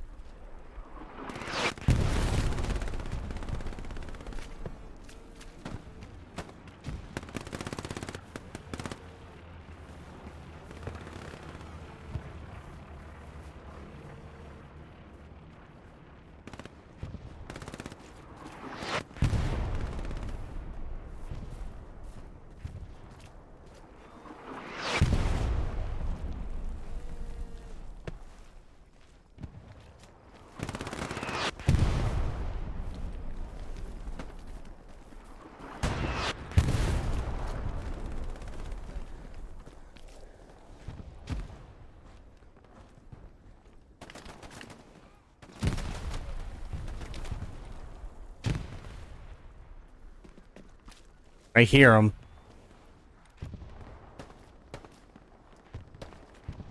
Might be Oscar.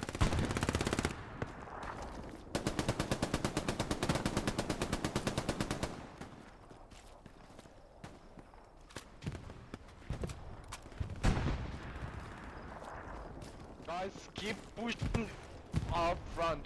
We do not have people behind us. All the Germans are trying to get behind us.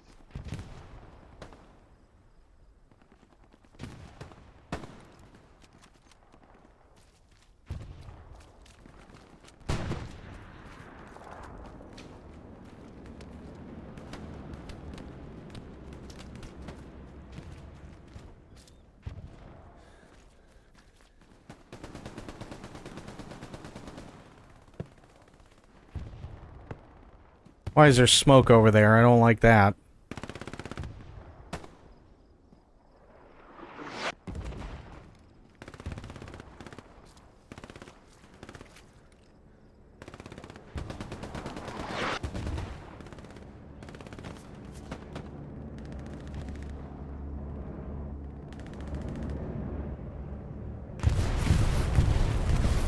Oh.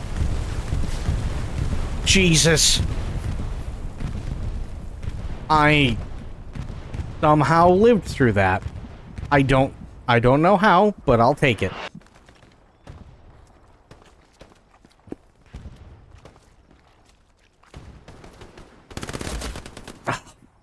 Fuck. That dude better be hurting.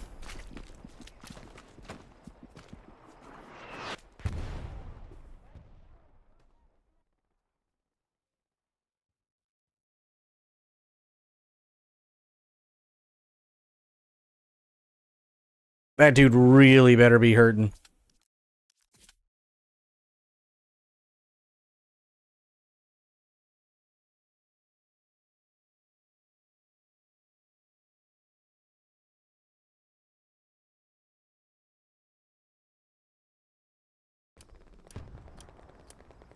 Come on.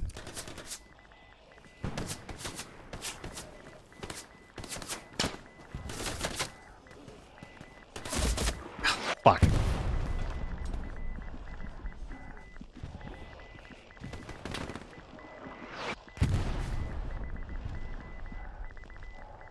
The other thing I don't particularly care for, especially with the new Alien movies, is everybody has to be special.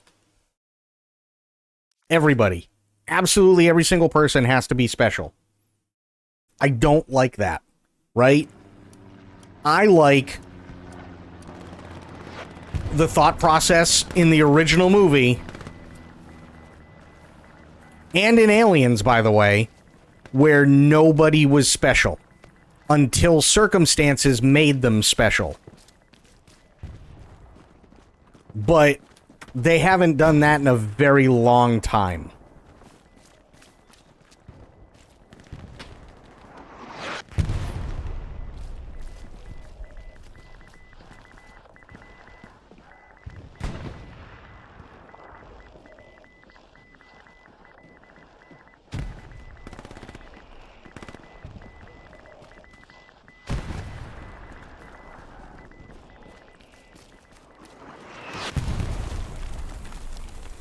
Jesus. Oh, God. They need to do more scale, like, battles now. They've done and tried the same explorer team always goes wrong trope too much.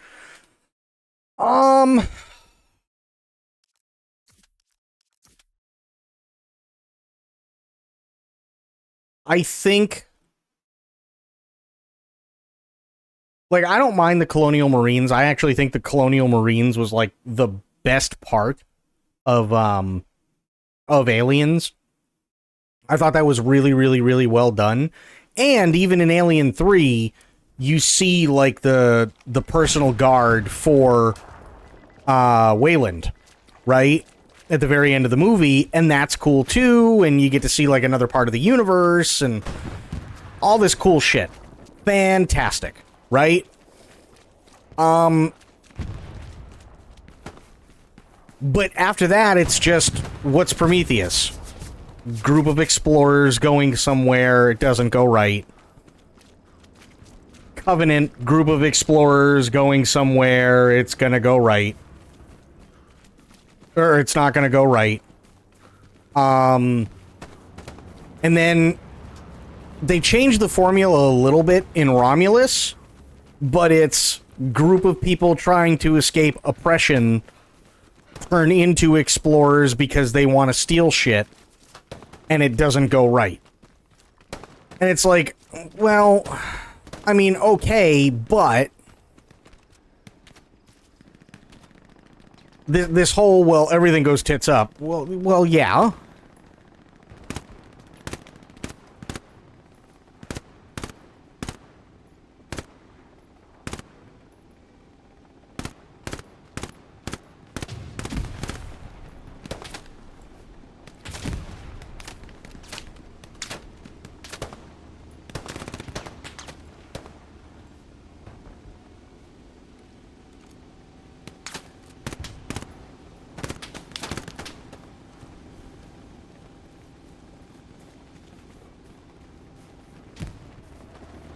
It's just they keep doing the cookie cutter formula. Spice Boy, what's going on, buddy? How you doing? How you be? Oh, absolutely, dude. This game is always popping. We're just on a really rough map right now.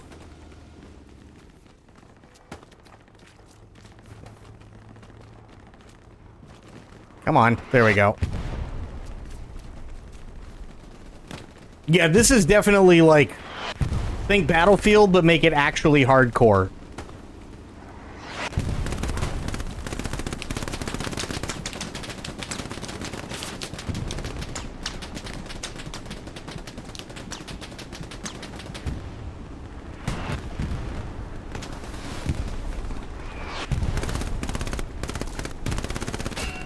Ooh, yeah, I got dinged.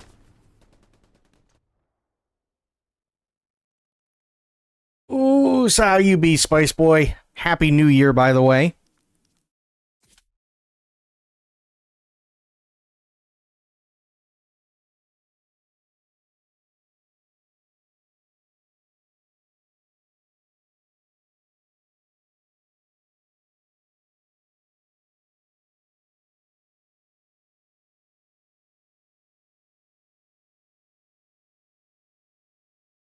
Ooh. Ugh. Got at least 17 minutes. Oh, shit, that's right. Yeah, how are you doing? I completely forgot about that. Hopefully you're not in that area, Spice Boy. Getting ready for the year by doing nothing. Hey, there's nothing wrong with that.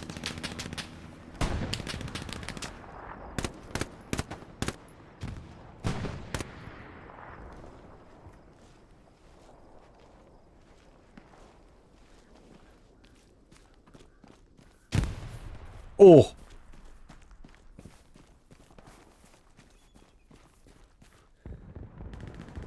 Got into his Battlefield 1, maybe Quake, like 5 years ago. Okay. I'm good. Nope, I'm 3 hours north of it, thankfully. On the other side of... oh. Okay, good.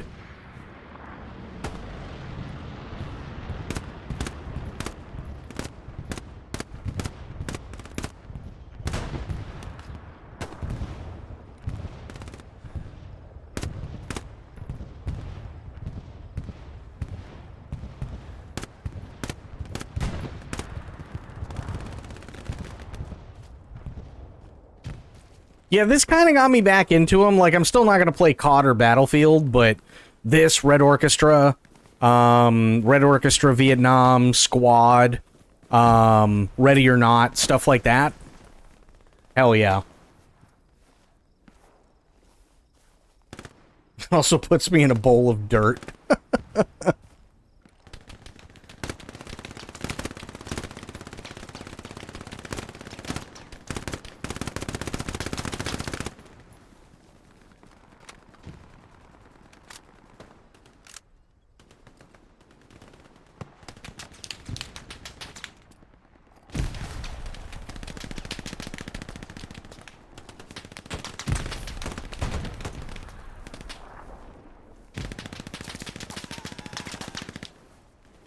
God, I am getting suppressed. Oh, dude, this game is insane. This game is absolutely insane.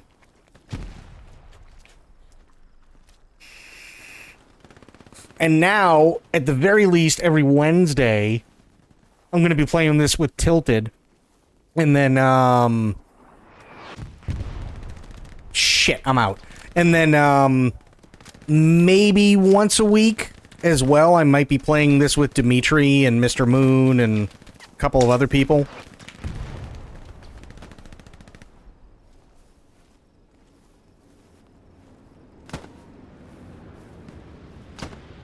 Whole clip into someone, only have them turn around and kill you while you reload? Yeah. Yeah, it drives me nuts too. Oh, I just got dinged hard.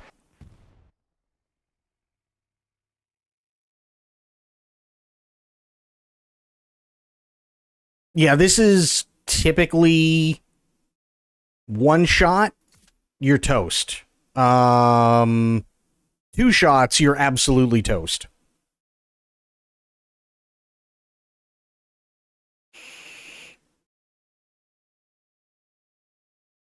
But it is really satisfying when you have like a heavy machine gun. I had one earlier, and there was a guy who tried to sneak up on me, and I didn't even have the bipod out, and I wasn't prone. I literally just, I turned around and held the HMG and just went full auto on the guy and let the entire box of ammo out on him because he tried to sneak up on me. That was really satisfying. He was dead after the first shot, but it was still satisfying.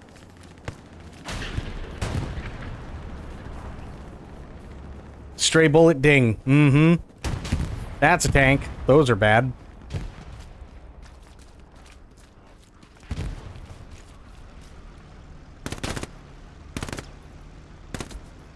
Got him. Didn't got him.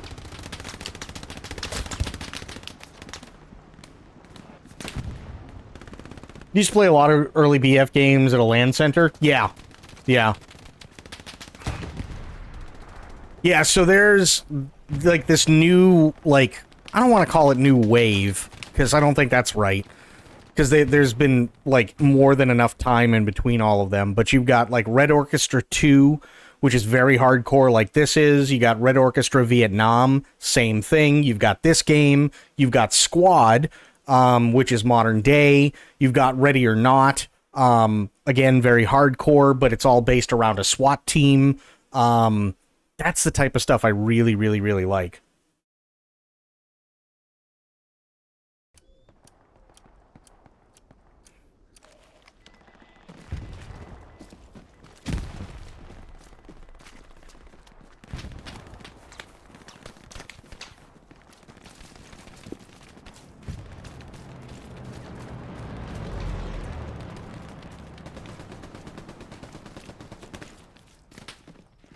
And I think, Spice Boy, you might still be able to pick this up for free. This might be free through the 16th on the Epic Store. Is there like limb damage and stuff where you get a medic or... Oh yeah, absolutely. Yep. And you do get reduced into body chunks when you get hit with when a grenade or artillery or a tank shell blows you up.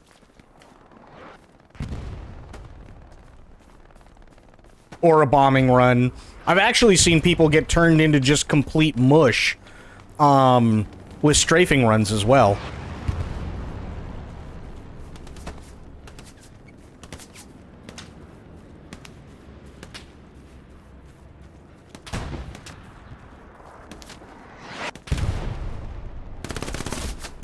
Ooh, I think we got each other.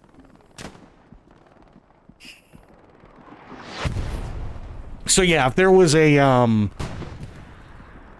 medic around, he'd be able to come around and revive me, but nobody's here.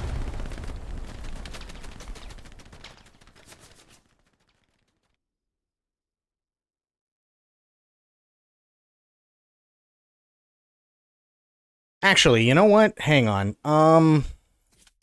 Let me do this.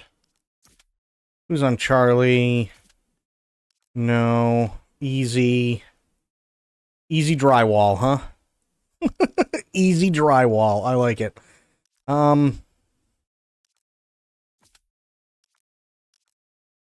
Piggy Shoo Shoo. I don't even know what that means. I'm taking it, though. They don't have a medic.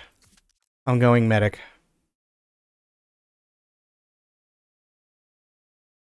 Oh, come on. There we go.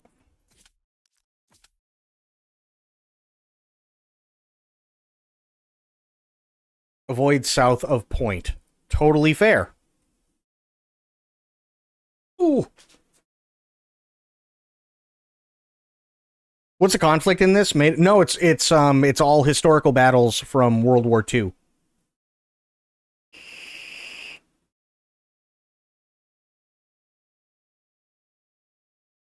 Yeah. Yeah, so they they tried to make everything as historically accurate as possible, and even the types of games. So you got Warfare, where it's just kind of like a free-for-all. But then you also have ones where one team is supposed to lose.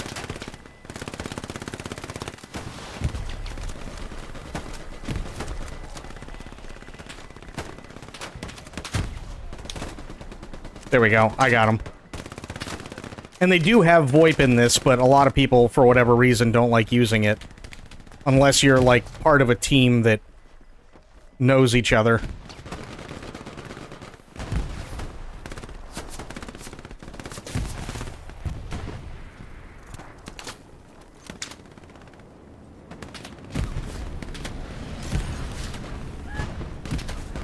Jesus. Oh, shit.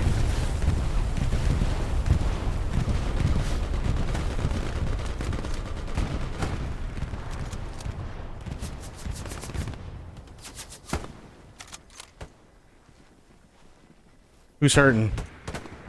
Maximus is 50 meters? No, thank you.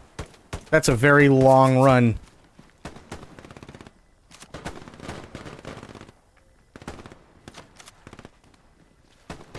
The Zeppelins always freak you out? Totally fair. Oh, oh, oh. You got anybody down? 67, 23. Jesus!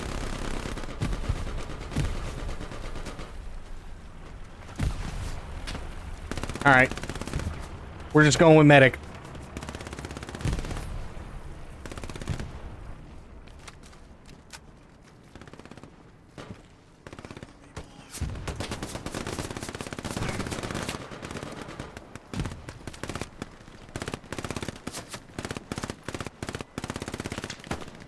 That's just gonna be my job. I am medic now.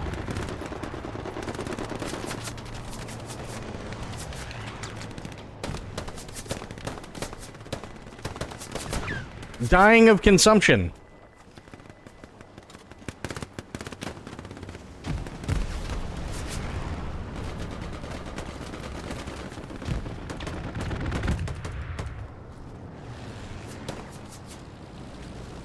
There we go. He's up. Ooh.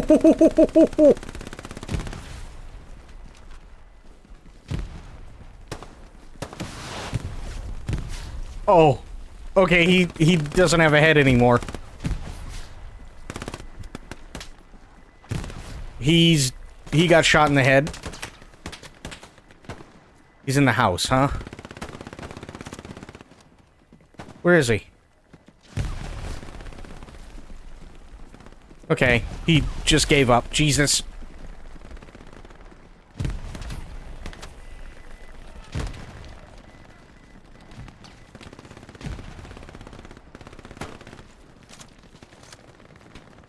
Use trains to play the demo. Oh, God.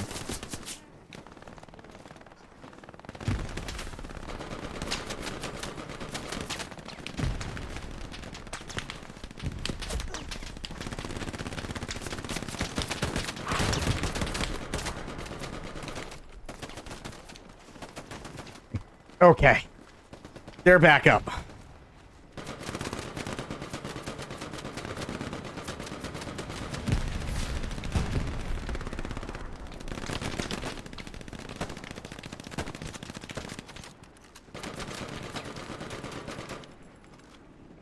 He's 90 meters out. There's no way I'm going there. Call the Italian campaign. Dude wore armor and walked around with a heavy machine gun. World War I was hardcore. Oh, absolutely it was.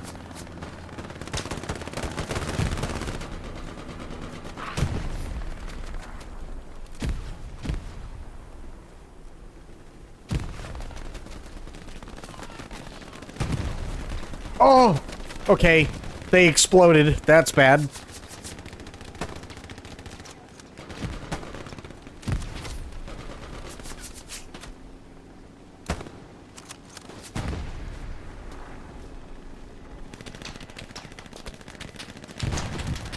Jesus, Jesus, Jesus, Jesus, take the wheel!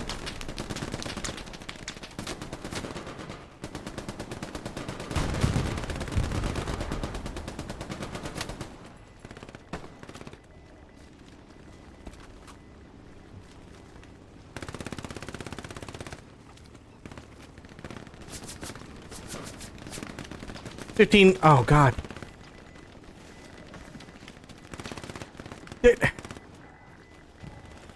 Idiot. Just stay alive. That's all you need to do.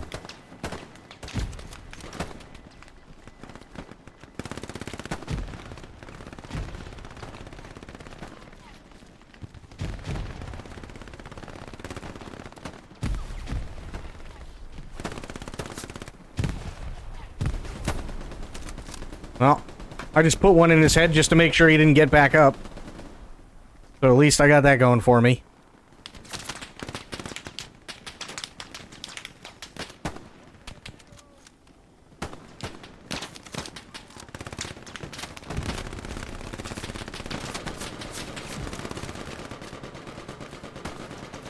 Oh, he let go. You son of a... Oh my God, dude! What are you doing?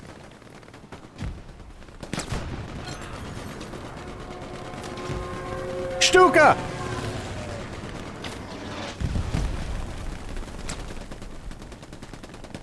Jesus.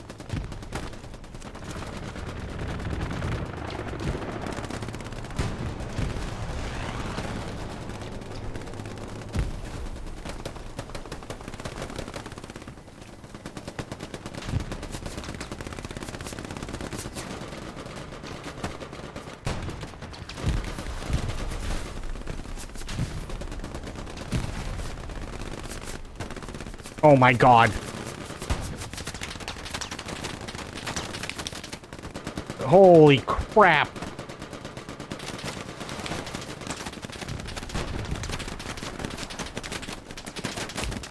Ooh.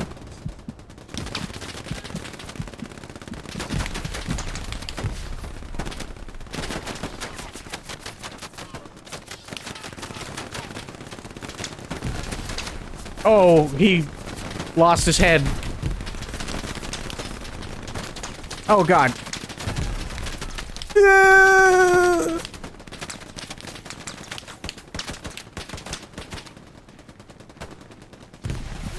Ah! Holy Christ.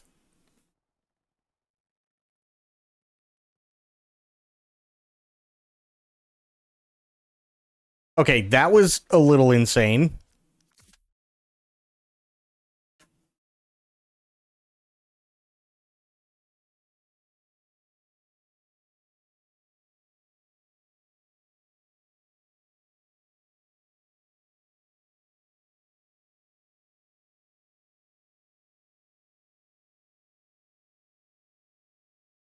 Come on, get me back in. We have to keep Oleg's house. 30 seconds.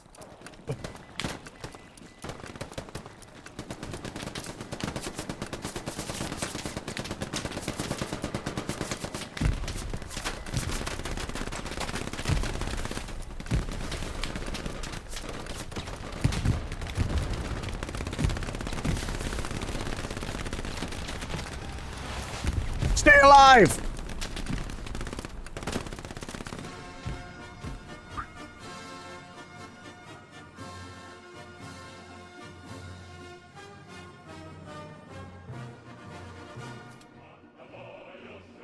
Two kills, 5 revives. Not horrible.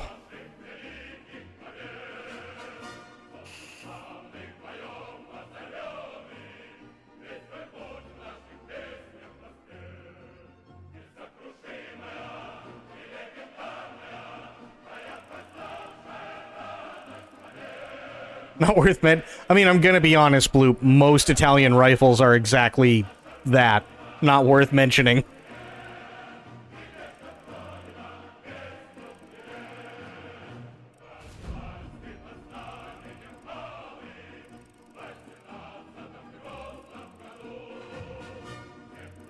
$13,000, I'll take that.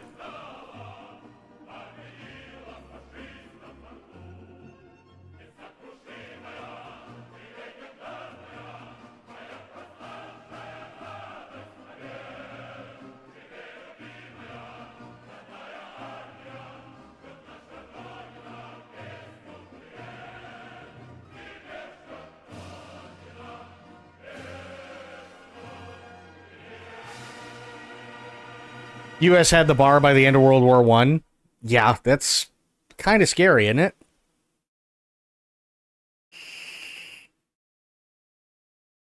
I'm pretty sure there was a version. I can't remember the name of it, but there was a version of something like the Lewis gun for the British too. By the end of World War One.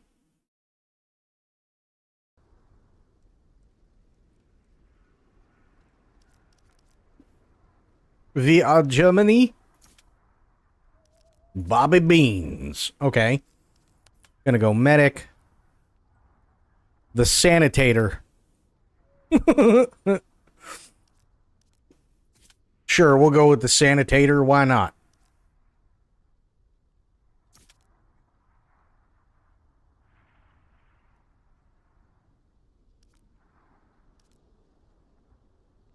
Okay, so I want to do here, because they're going to be pushing on command center. So the enemy team's going to be coming from the north and trying to drive us back down south. And if they do that and take everything in between and then take our HQ spawns, we're toast.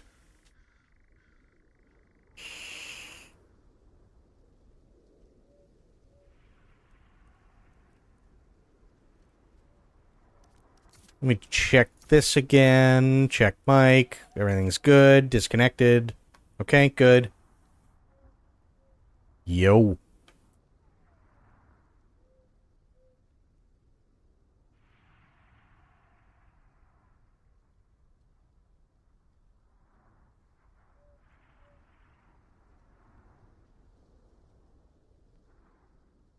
Server's dead, 45 players.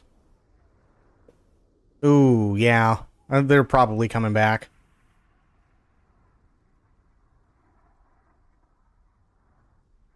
Hopefully, maybe. If not, it's not a big deal. I can always join another server. Yeah, let's do that. Hang on. Leave server, yes.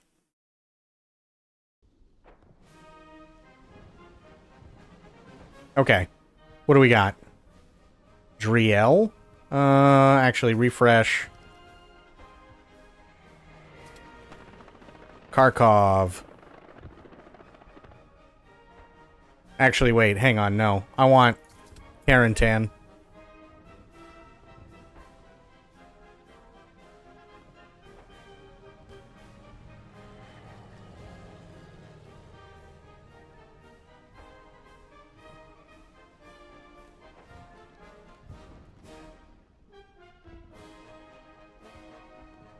Ooh. Stretching, sorry. You know what I can't wait for? I cannot wait for February to get here. Because I really, really want to play that Yakuza Pirate game.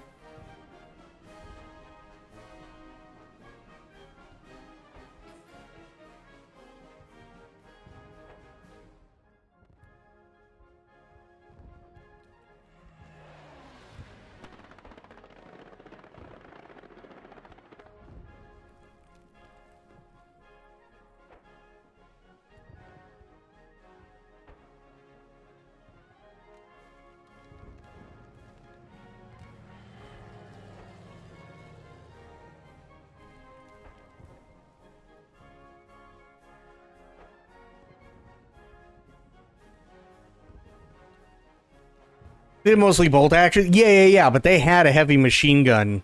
That is, I don't know if Leica or a. It is the precursor to the Lewis gun. I just can't remember what it's called. But they did have something by the end of World War One.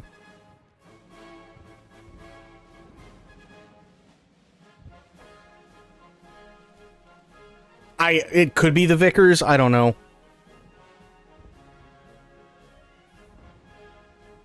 I'm trying to picture it. It basically looks like a,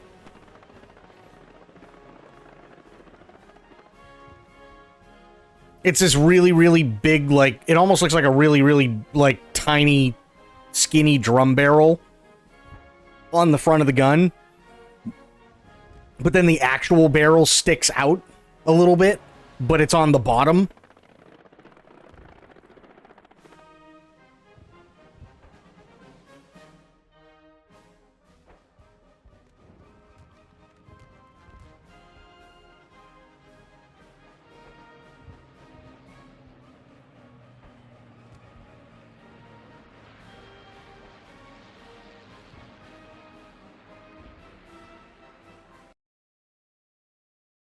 I honestly have no idea what it's called. Yes! Americans.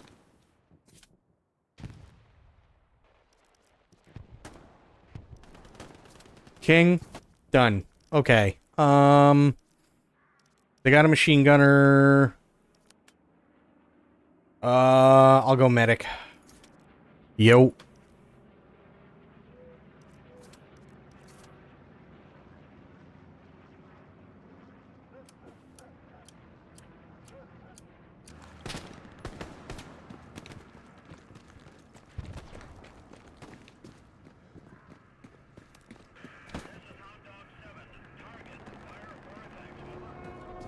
No, Stuka.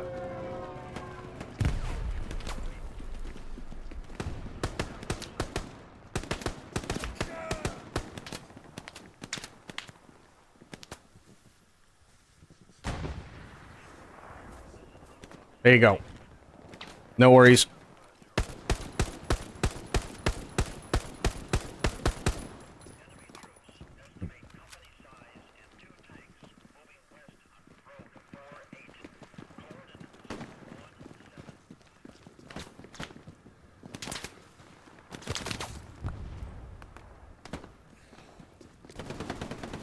There we go. Shit, I don't know if I can get to him. Target, fire for effect.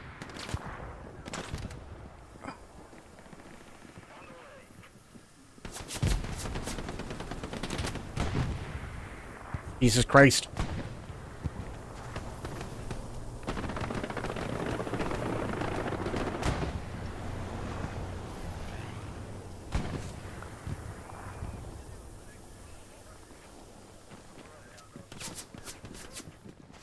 Okay. Light and Maxim gun. Okay, fair. Oh, Jesus.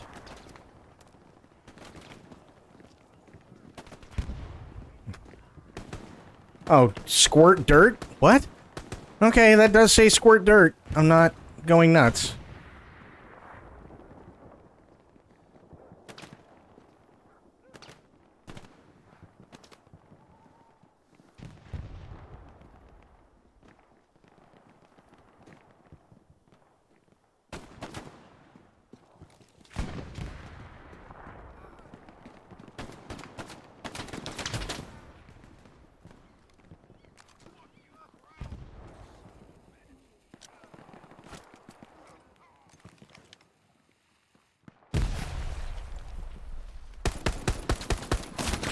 Shit.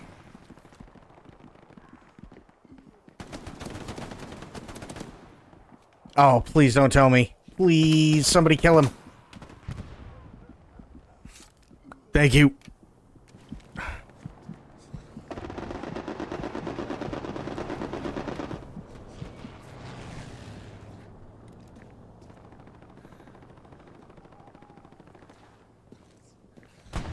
The Rogue Pisser.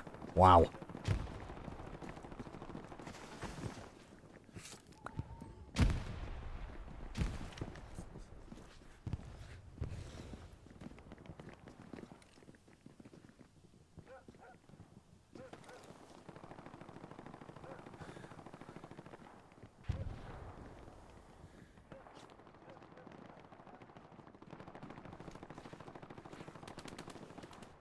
Oh, God.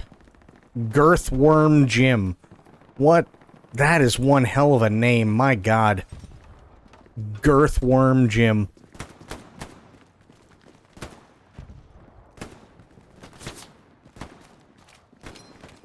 What are they firing at?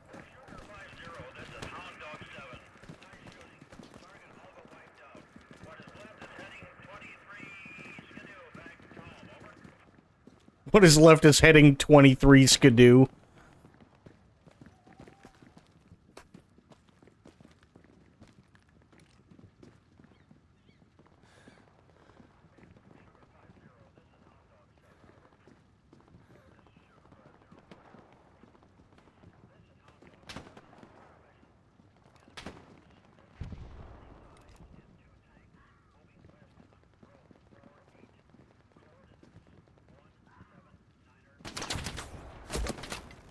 Shit.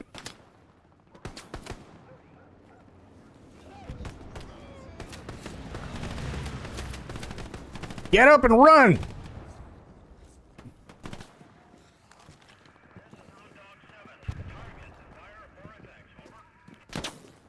Jesus.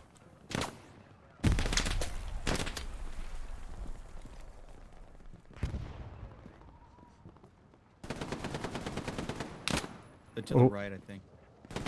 Lovely.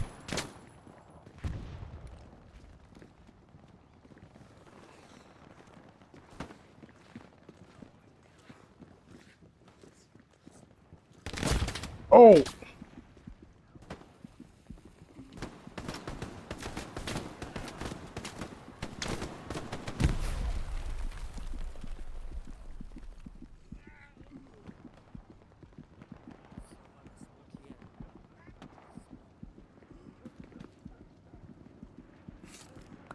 Thank you.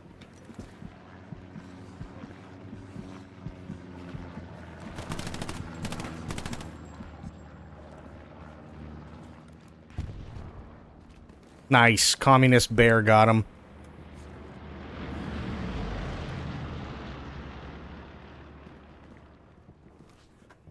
Too much steel, not enough brains or oil. Well, sadly, it also wouldn't be the first time. Oh! Those strafing runs, though. Uh-oh.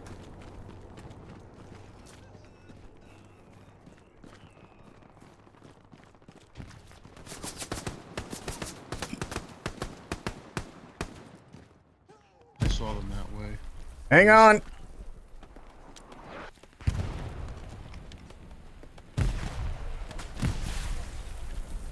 Never mind! Be back in a bit. Sounds good.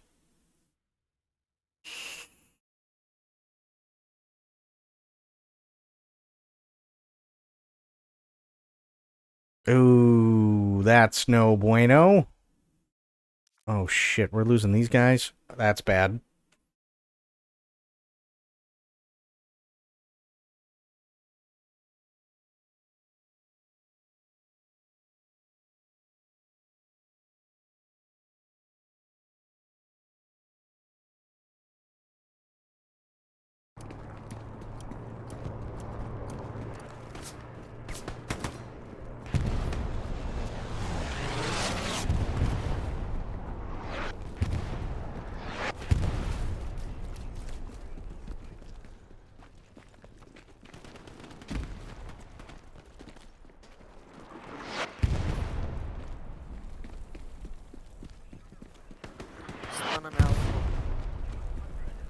What?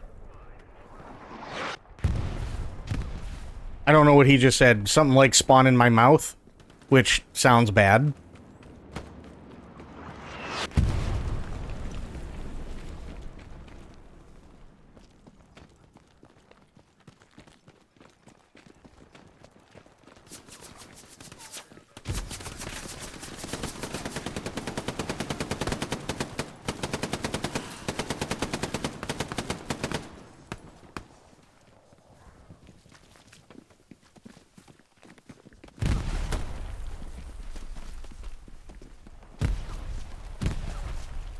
There you go.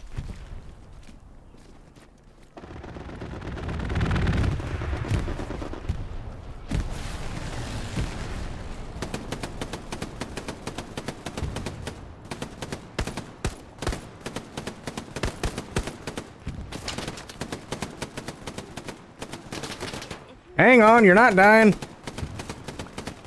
Your pussy's all cattywampus, but that...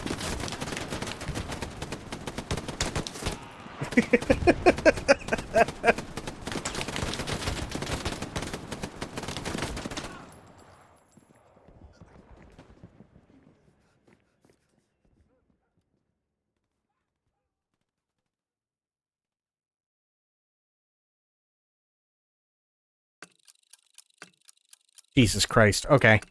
We gotta push. I'm not gonna make it. There ain't no fucking way.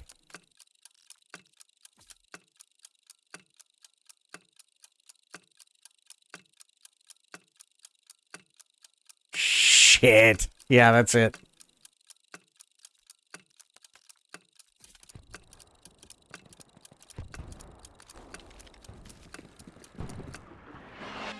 Damn.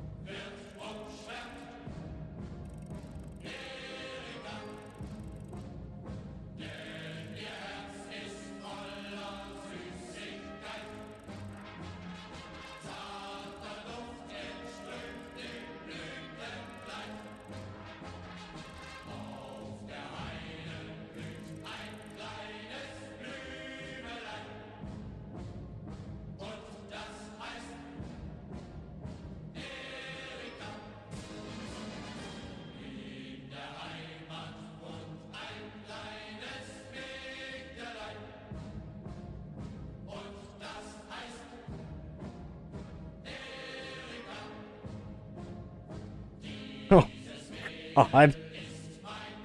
Bloop.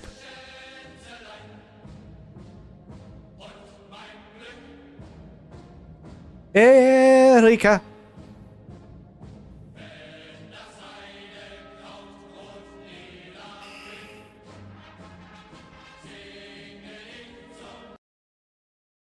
Ooh, German offensive Omaha Beach.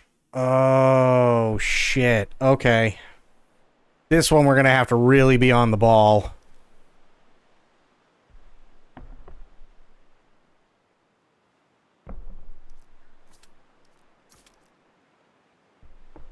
Really? How many people we got? We got 65. Of fucking course. No, I don't want to create a unit. There. Jesus. Okay. I'll go medic. Standard issue. That's fine. Yo. Yo, yo. Yo. How's everyone's evening? Decent. Salutations. Ugh. Okay. Sorry, I've been boofing off the purple haze. Okay. Go get him, Jimmy.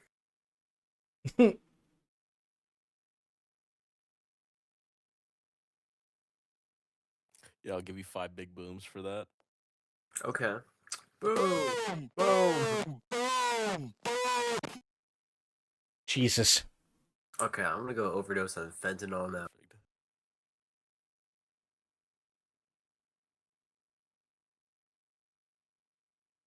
I'm gonna go fin stance outside of a Wendy's. Oh, Jesus. I'm gonna go rob a homeless person. I'm gonna go take a shit in the display toilets at Home Depot. Oh, my God. I'm gonna put gerbils in the dispensers. Holy edgy. I'm gonna put a gerbil in my ass and go run around a church. Okay. Alright. Holy edge.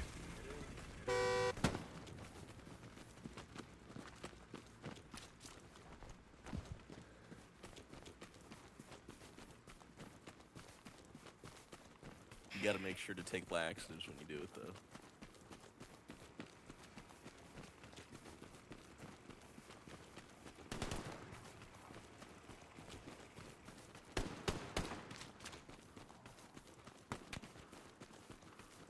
We got more than a few edgelords.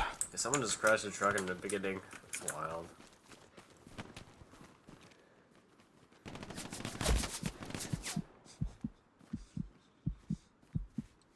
Hey, how did you guys make it up so far?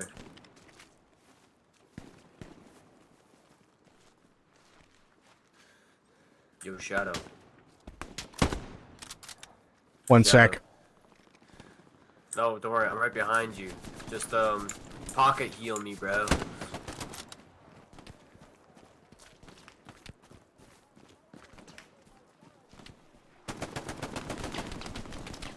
I can't see where they're coming from.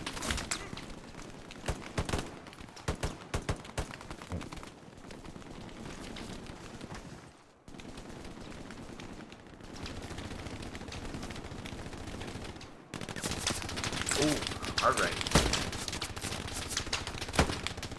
Sorry, I was watching the talk podcast.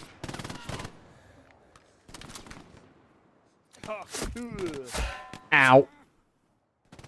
Anyone else invest? I love my hawk coins. Oh, God. I love the internet. My brain has been rotting since AOL. Same. Got mail.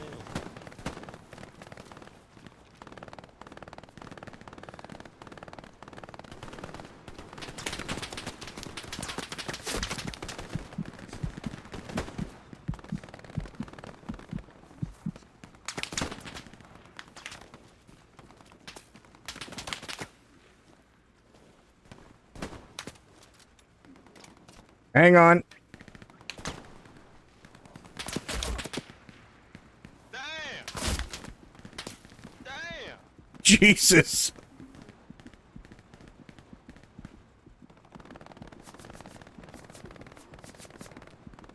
We have no commander. I guess I'm gonna have to be commander here.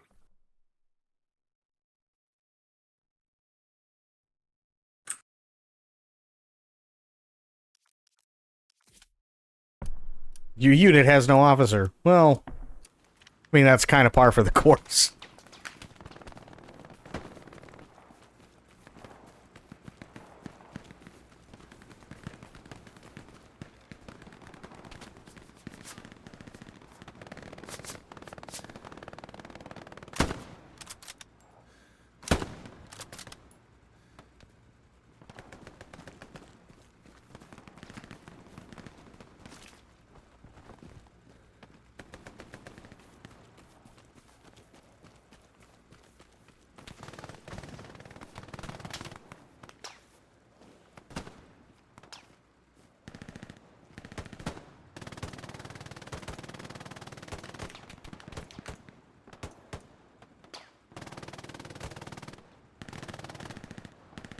I can't see anybody.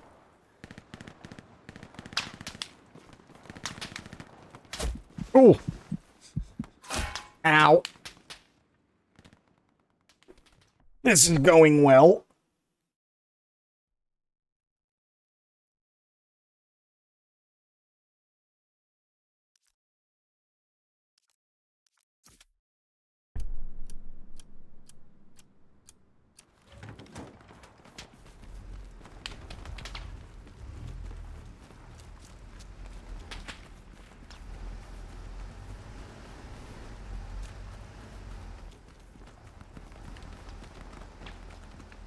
Oh, I'm getting molested here.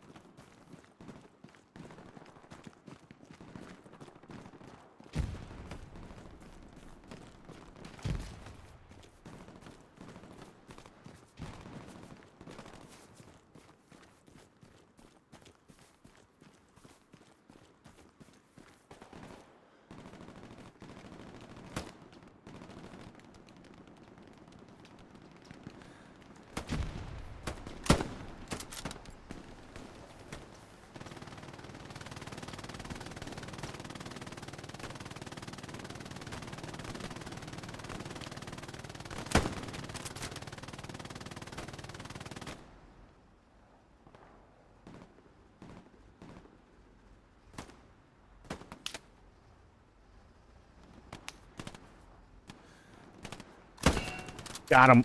Nice. Got that ding.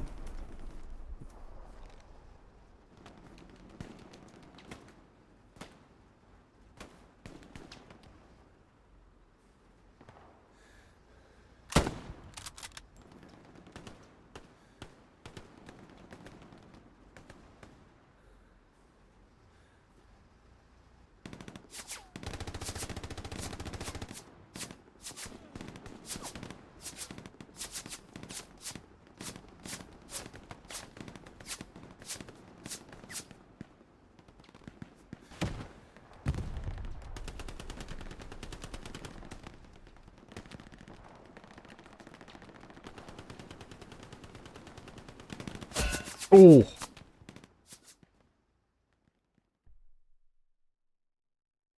That hurt. God damn it.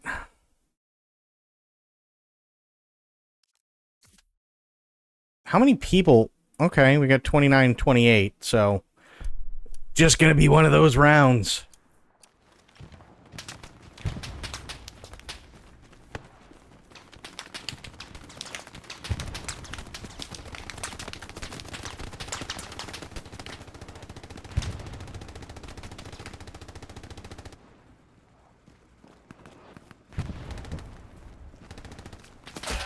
Ow.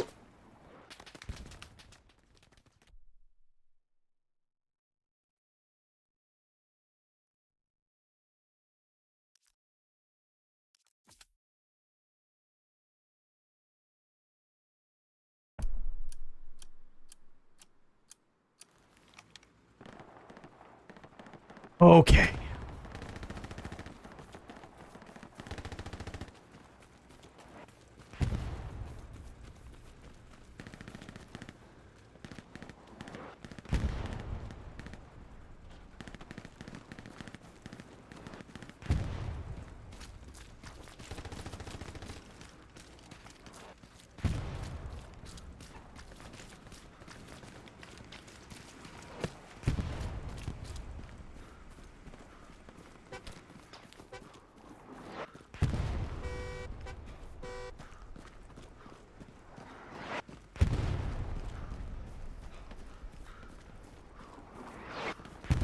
Come on.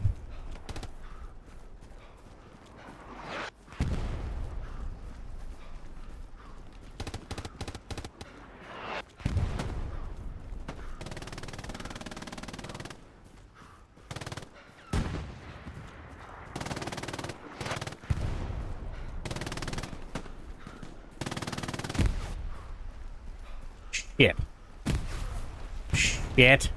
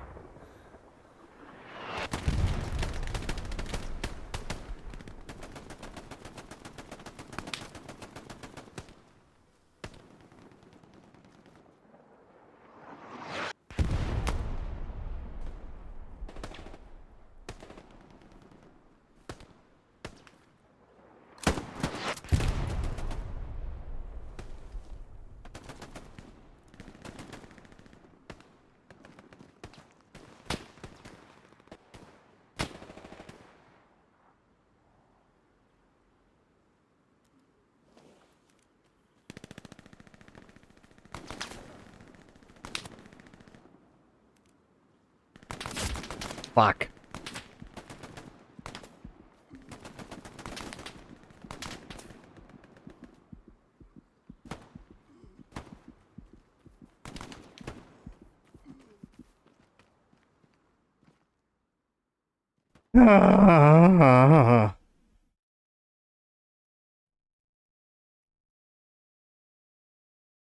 And we're still right where we started. Fantastic.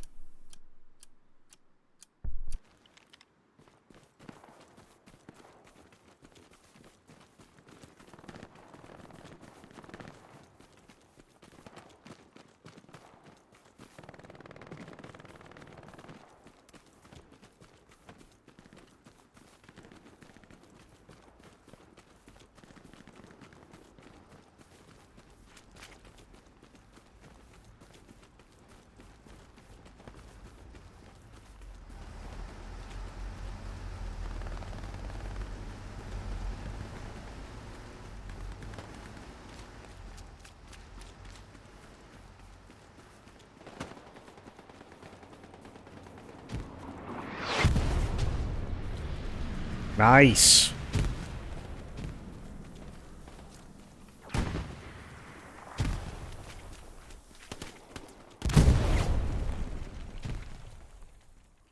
No, I'm not gonna punish him.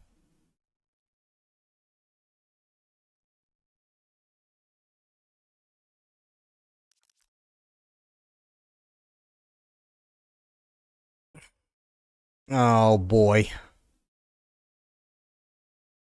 And we don't have a squad leader, which kinda sucks. And by kinda, I mean really sucks. So I'm going here.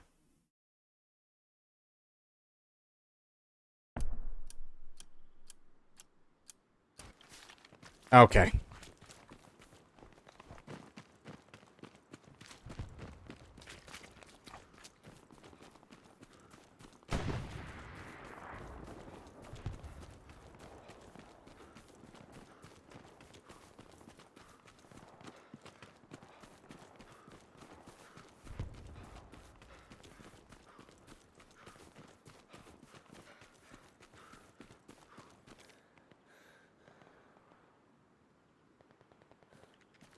Okay.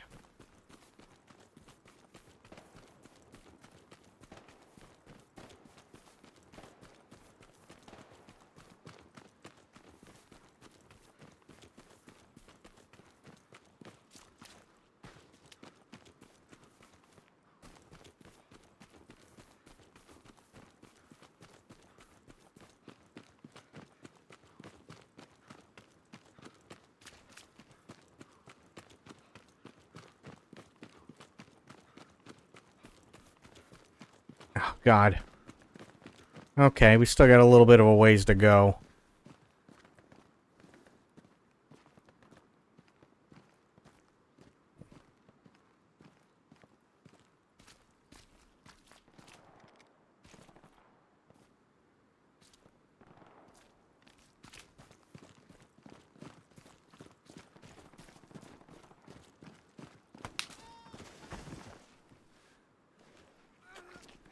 Hang on.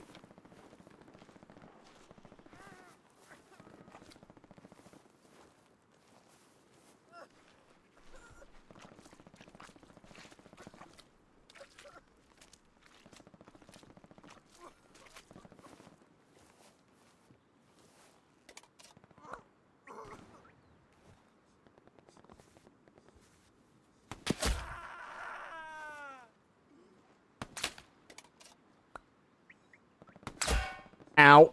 Do you know front-end trucks exist in Better Call Saul? Show Ferrari 308 QB GTSI 1983 is gifted to the Dawn Eladia. No. I've never seen Better Call Saul. Yeah, I've never seen it.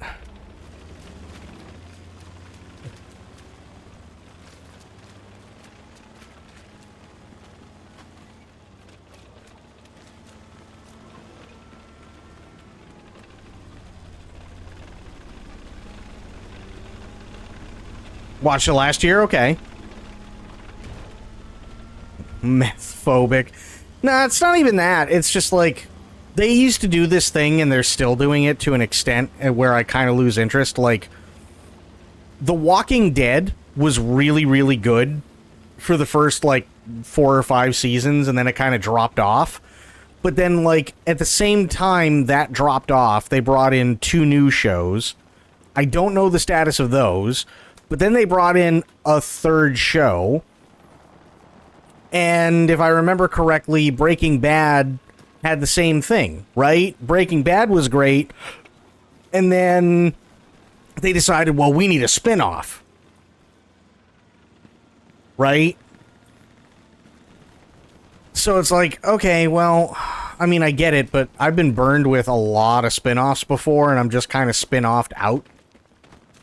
So that's why I never watched Better Call Saul. It wasn't because it was a bad show or anything. It's just, We're the guy that did not want to watch Breaking Bad because he had a moral objection to drug abuse. That's fair.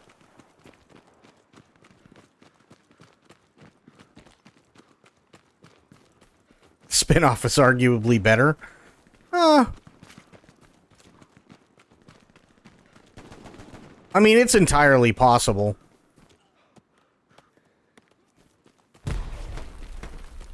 Well, that didn't sound good.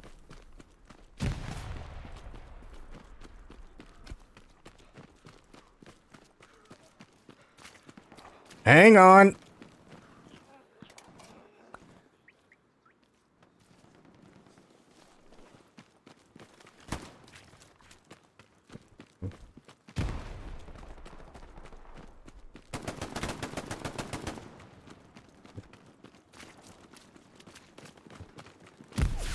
Jesus. Jesus. Running around like a fucking jackass, standing up.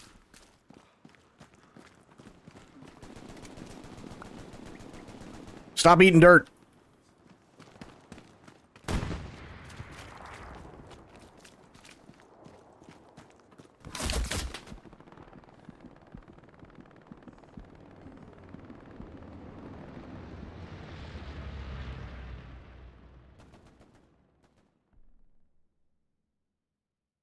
Like, I can't remember, it was what, like...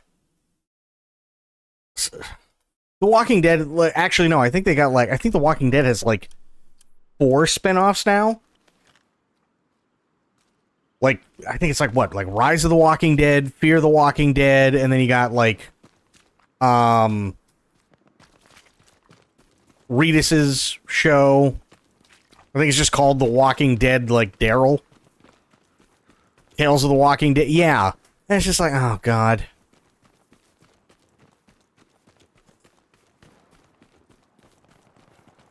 Book of Carol. Yeah, like... Sweet Jeebus, do we need more Walking Dead shows?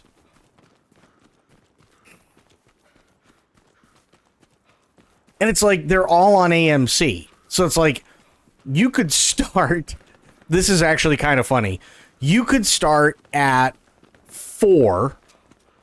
If you decided to do all the Walking Dead shows on one night, you could start at 4 in the afternoon and go from 4 in the afternoon till 11 p.m.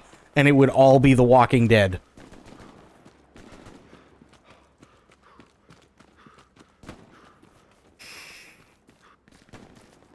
AMC probably pushes them to do that stuff. Oh, easily. I mean, they're a lot of time those actors are under contract to do like X amount of years. So they have to do something to justify it. Hang on.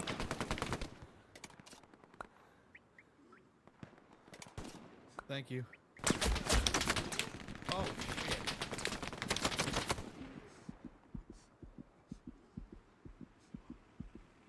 No, it's not conspiratorial at all. A lot of the time they're under contract, right? So the only way that they can get out of the contract is if A, they spend like the full amount of time working for AMC, or AMC just goes, we got nothing, sorry, right? We'll release you from your contract and you'll still get paid. But AMC doesn't want to do that.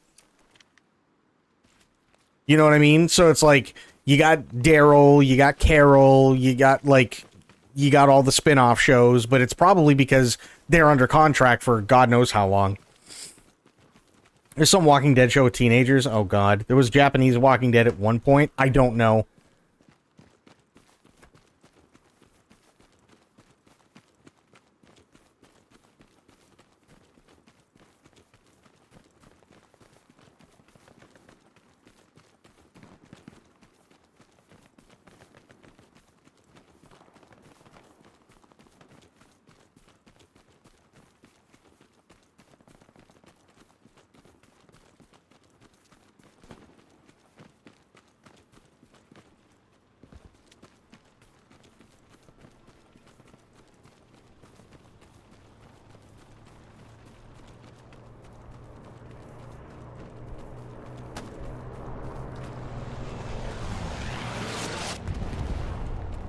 Play their walking game dead. What?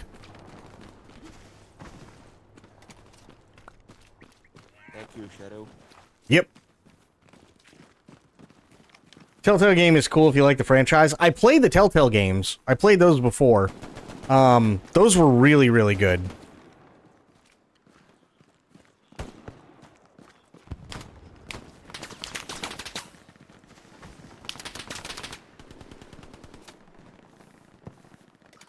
Hang on.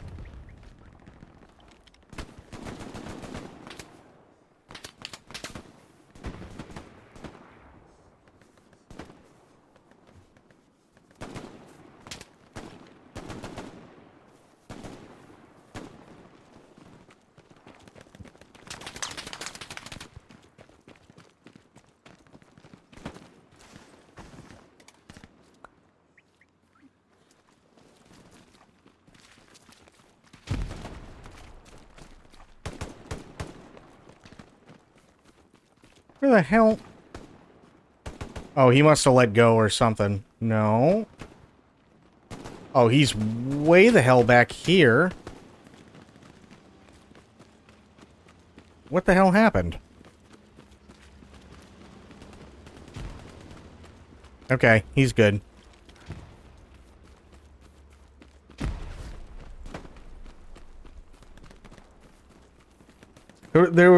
There's a newer Walking Dead game that's a retelling of the story so far. Everyone is dumping on it. Oh, really?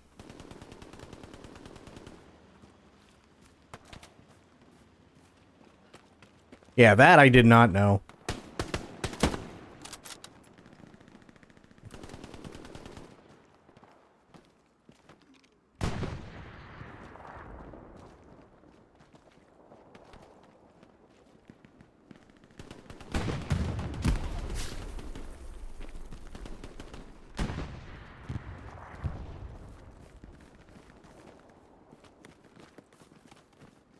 That doesn't sound good.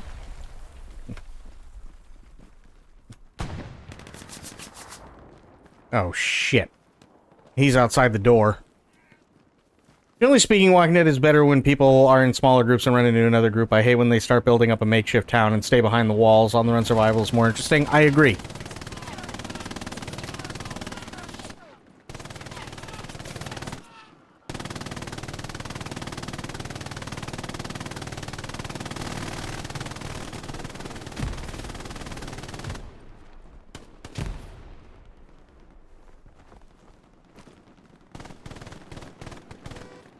Hang on.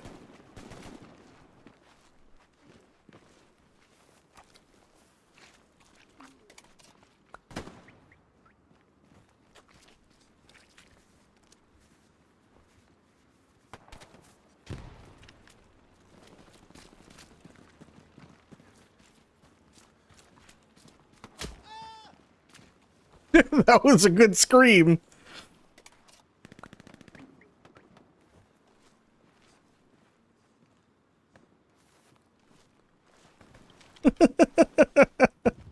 That was a really good scream.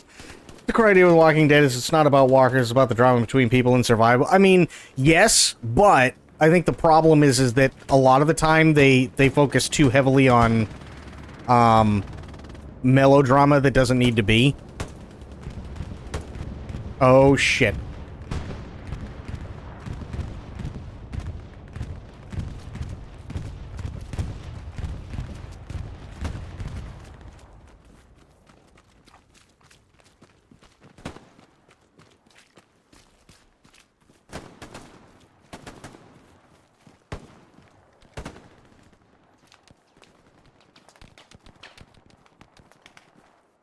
Night of the Living Dead is not about ghouls, it's about the drama in the house, all the infighting. Yes, but again, you can condense something like Night of the Living Dead down into 2 hours, and that's fine. But when you try to drag out something like Night of the Living Dead into, what is it, like 13 seasons or whatever, it's just boring.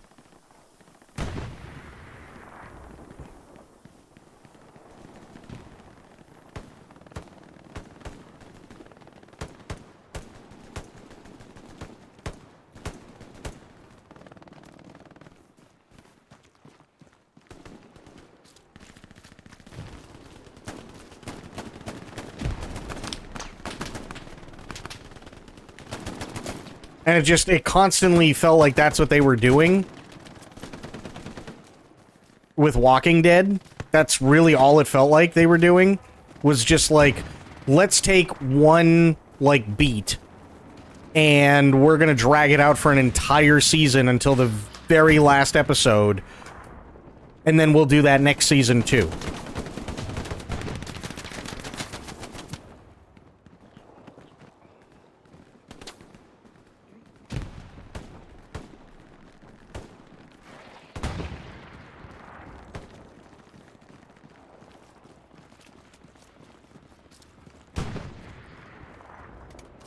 Hang on.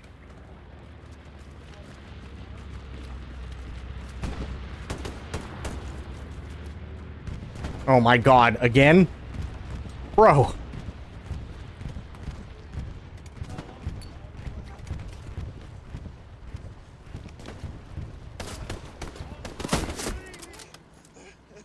Quit being a shitheel.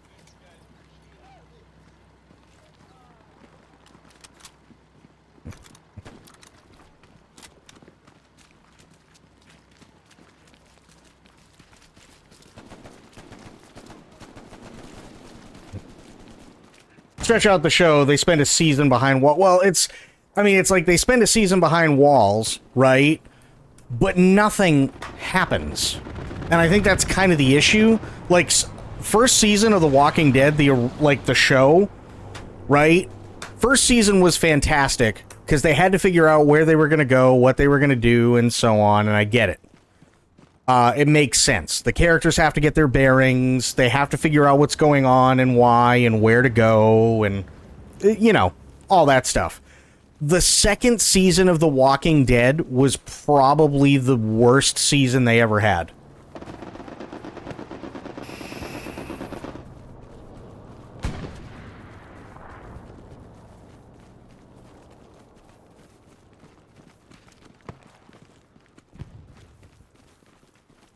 DJ, how you doing, buddy? Thank you for the hydrate. Good to see ya.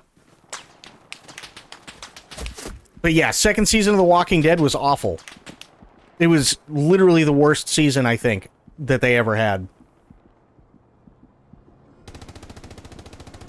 Because they were just in a farm. And did nothing. Here's Glenn. Glenn falls in love with Maggie. Okay, cool. But that only goes on for, like, a grand total of maybe 4 episodes out of, like, it's supposed to be, what, like, 15? Something like that?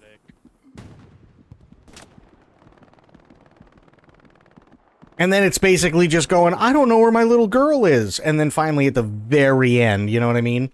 It was just like, then at the very end, Carol's daughter dies. And come to find out she's a zombie and they have to shoot her. And it's like, oh, okay, well, sucks, but at least something happened.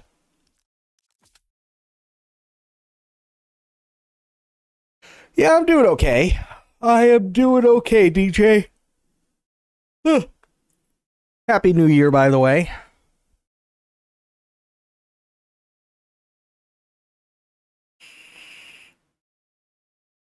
At the prison in Woodbury? Yeah. The prison, Woodbury, the, Maggie in her father's house. It was so drawn out.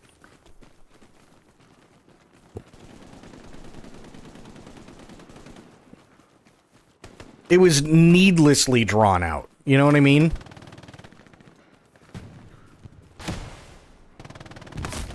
Ooh.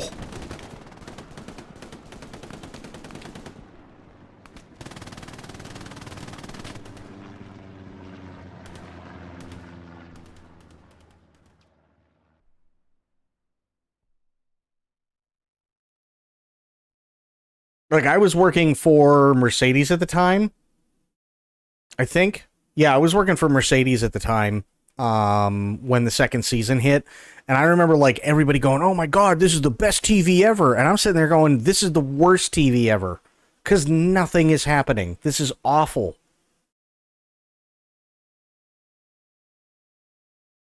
Oh yeah, the Negan arc. I didn't even care to watch. All I remember is that the old man was cool. Yeah, the old man was pretty decent, yep. That's what made Telltale good. It was fresh every episode. Yes. It was. I actually really liked the Telltale games. I thought they were really, really well done. And it only took like maybe 3 or 4 hours to finish one episode. But you'd have like 4 or 5 episodes at the very least per season. So every season you were getting 20 hours at the very least, which was fantastic.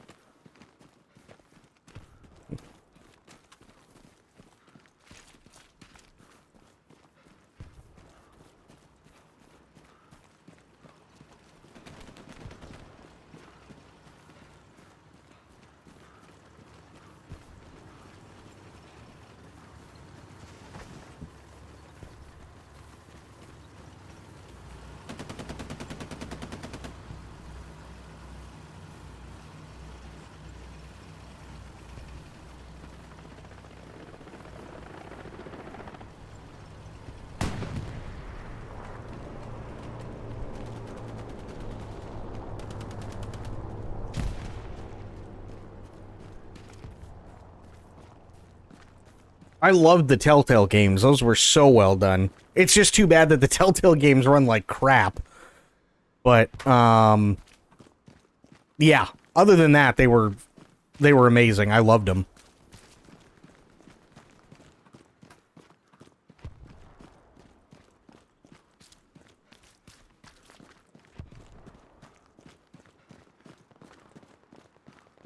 And honestly, it's kind of sad that Telltale went down the way they did, because I really liked Telltale. They had some really, really, really good stuff.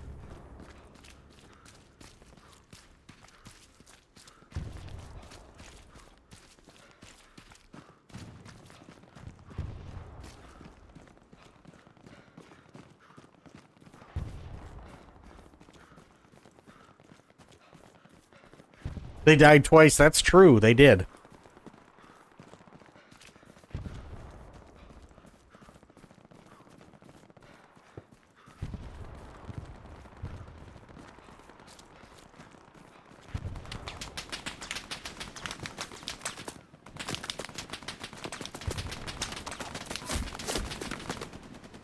Damn, I was really hoping they were gonna think I was dead.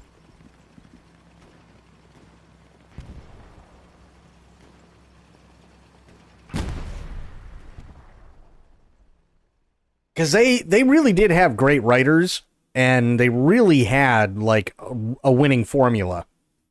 Like, the games, okay, I mean, they could have run a little bit better, sure, but,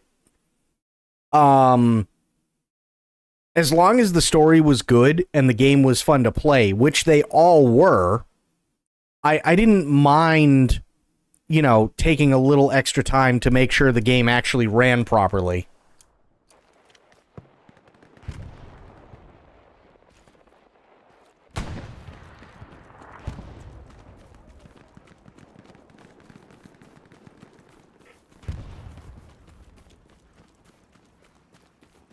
Wolf Among Us is on their game list, but TBA, I mean, the second on there supposed to be developed. I have no idea.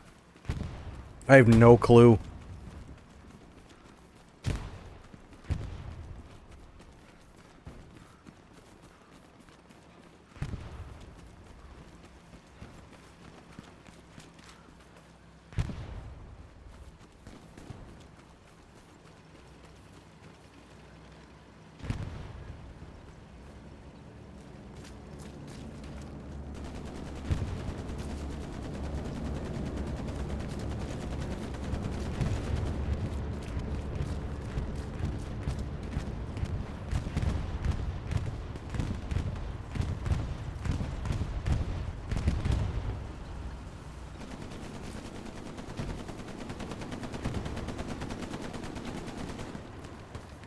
A little off topic, but do you plan on playing Elden Ring Night Rain? I'm kind of indecisive about it. I understand what they're trying to do, I just don't know if I'm a fan.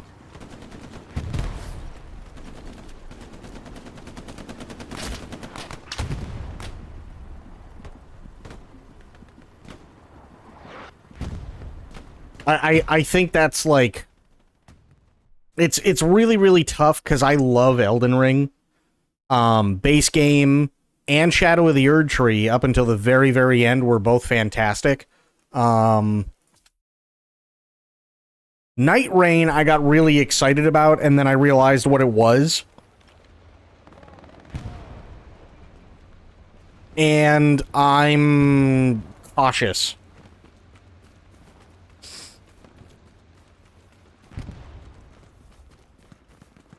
That game might be more my speed than any other Souls-like game, just me, though. Well, no, I mean, honestly, to each their own. If it's something that people like, I'm definitely not going to hold it against them. I just feel like when you have something like Elden Ring, with Elden Ring, and with any Souls-like game, the point is to explore. But you're not exploring anymore, you're just literally going out as fast as possible, killing everything as fast as possible, trying to do everything as fast as possible, so that by the time a thing actually happens, you're ready for it, and then you do it all over again.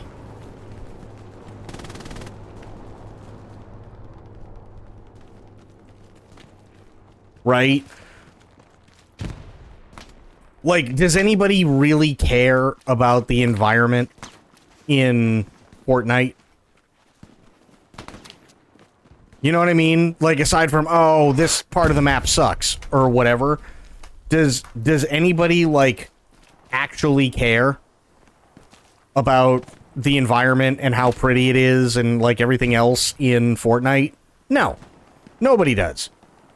That was the best part about Elden Ring, was that you could take your time, or you could go balls out. But they're forcing you. They're forcing you to do something now. See, I don't care for roguelike. I don't care for roguelike, and the reason I don't care for roguelike is because it's...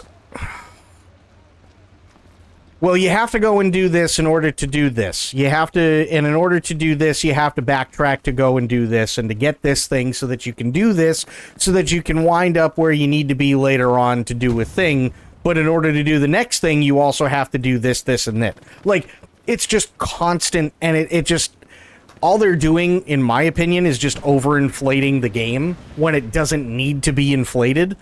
And then they're taking it and going, oh, hey, yeah, by the way, we're taking a really big fuck-off circle and we're gonna have it close in, just like in PUBG and Fortnite.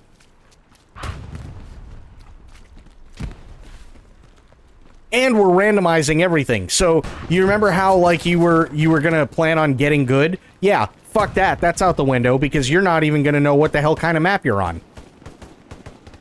And, oh yeah, by the way, the circle's closing in, so good luck. It's like, I get it. I understand what they're doing. I just don't know how the execution's gonna go. I really don't.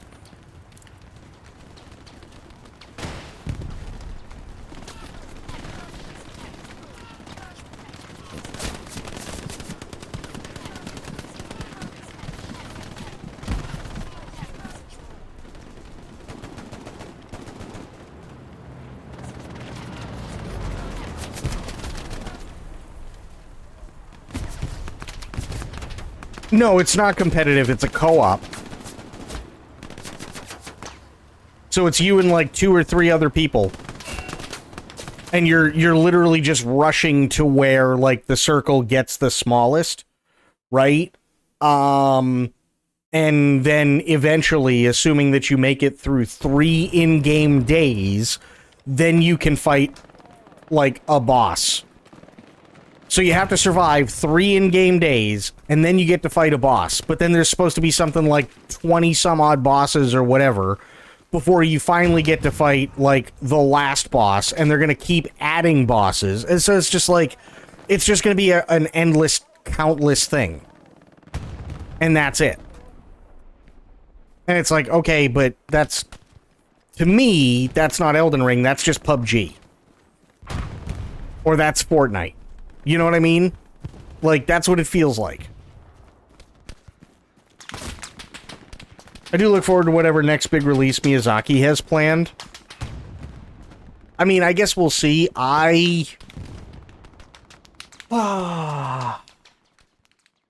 guess my biggest worry is they're going to... Like, I love Dark Souls 1, 2, and 3. I played all the DLC for all of them. As much as I have a problem with Bloodborne because of how fucking broken and absurdly stupid the story is, I do like how it looks. I like how it plays. I just wish that it actually played better, because it's not even a consistent 30 frames a second. I like Sekiro, but I haven't been able to give it a fair shot up until recently, and chances are I probably still won't for a little while. And then I loved Elden Ring, and I loved the DLC for Elden Ring. But I also loved Armored Core. Armored Core was fantastic. But I feel like what they're doing is they're going to run fantasy into the ground. I really feel like they're going to end up running fantasy into the ground. And that's kind of my big worry.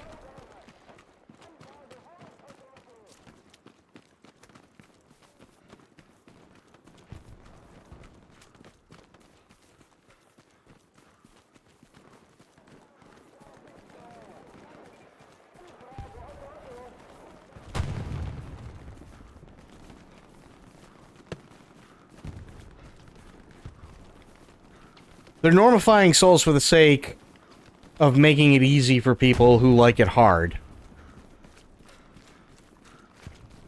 The way that I see it, and I didn't get it at first, right? And for the longest time, I would not touch Dark Souls because I just didn't want to deal with all the people bitching, right? Even though I had never played it, I was one of those people where I was like, if it's too hard, don't play it, right? If it's not something you're willing to put time and effort into, then don't bother playing it. That's just how it goes. I had no issue with that. That's how it always was.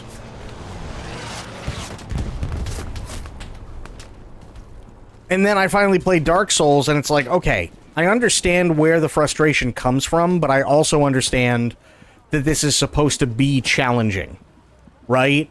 And it's not supposed to be challenging to the point where it's just punishing you for everything that you do, because that's not what's happening. It's rewarding you when you do it right. And that's what a lot of people don't understand, is like, the game is rewarding you when you do something the right way. But you can't just run in with no armor and, you know, only doing fists, and you're level 1, and expecting to beat Gale at the end of Dark Souls 1. For 99.999% of people who have ever played Dark Souls 1, that is never going to happen, right? Because that's not how the game wants you to progress. So in that instance, it is a special kind of game.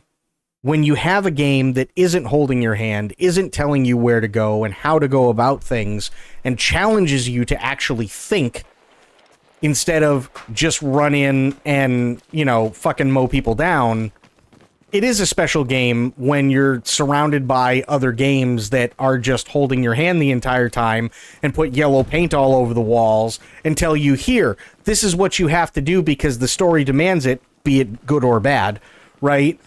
Because the story demands it, and you have to do this thing, and this is how you get there, but instead of just telling you how to get there, we'll just throw yellow paint on the walls and call it good, so that you never actually have to worry about any consequences, because we're not going to put anything that's going to be too hard or challenging in your way if you go the right way. Right? When you're surrounded by that, that makes you a special game. And I love Dark Souls. I love Dark Souls 2. I love Dark Souls 3 because for all their differences, they typically always kept up with, we don't want it to be just the same cookie cutter bullshit. Even in Elden Ring, although arguably they made things to a point where it was a lot lower of a barrier to entry, they still didn't make things easy.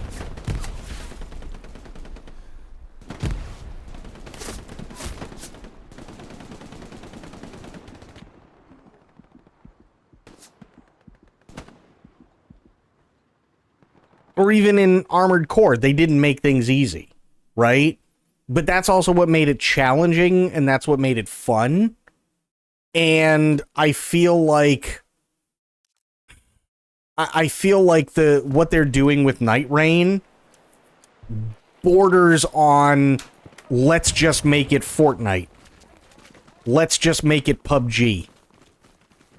Because PUBG and Apex and Fortnite and Marvel Rivals and Overwatch and all of these roguelike and hero shooters and everything else, and, you know, Call of Duty Warzone and all these other extraction shooters and everything, they're all doing great. So why don't we take the things that we like about all of these different games and throw them into one thing, and it's just going to be in the Elden Ring world?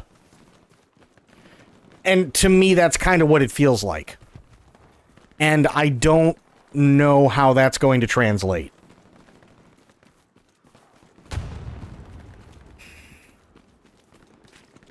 Don't lump Rivals into that shit. It's a hero shooter. I'm not saying anything bad about Rivals, but it is a hero shooter, just like Overwatch.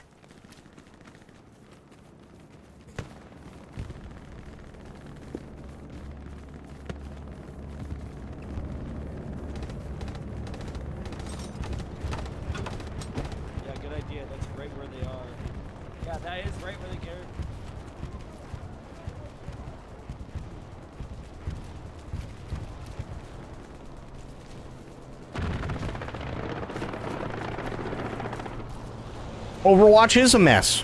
100%. It's absolutely a mess. But again, they're going, well, what things do we like about Overwatch? What things do we like about Marvel Rivals? What things do we like about PUBG? What things do we like about Fortnite? What things do we like about Call of Duty Warzone? What do we like about, like, and they're just taking all of these things and, like, throwing them into a giant pot and going, I got an idea. Let's make it so it's an extraction shooter, but there's a circle that keeps going around, and it's fantasy, so there's no guns. And on top of that, you are a hero specifically because you can't actually custom make your own person. And it's like, oh god, we're doing this? You know what I mean? Like, you can't... You're not going to be able to create your own character. You're not. You have to pick from a pre-made character. That's it. That's all you have. You got, like, I think they said, like, 5 or 6 different pre-mades that you get to choose from. And their idea of customization is, well, it all depends on what you pick up on the randomly generated map.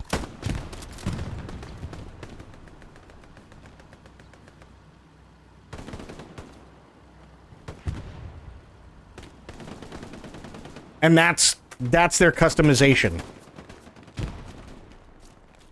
And it's like, ew.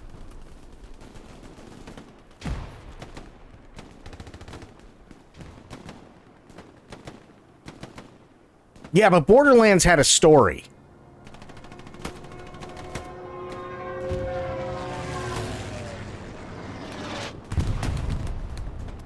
And Borderlands also didn't make it where there was a circle that was closing in around you that was going to kill you. Constantly. You know what I mean?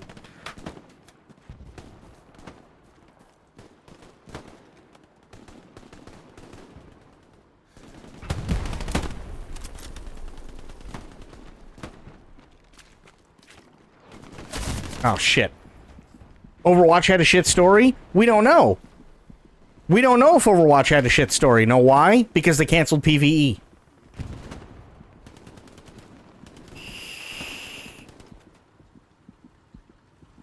I read that there are permanent skill buff stuff that stays with you throughout each run. Yes, but only if you sit there and you have certain items attached to you.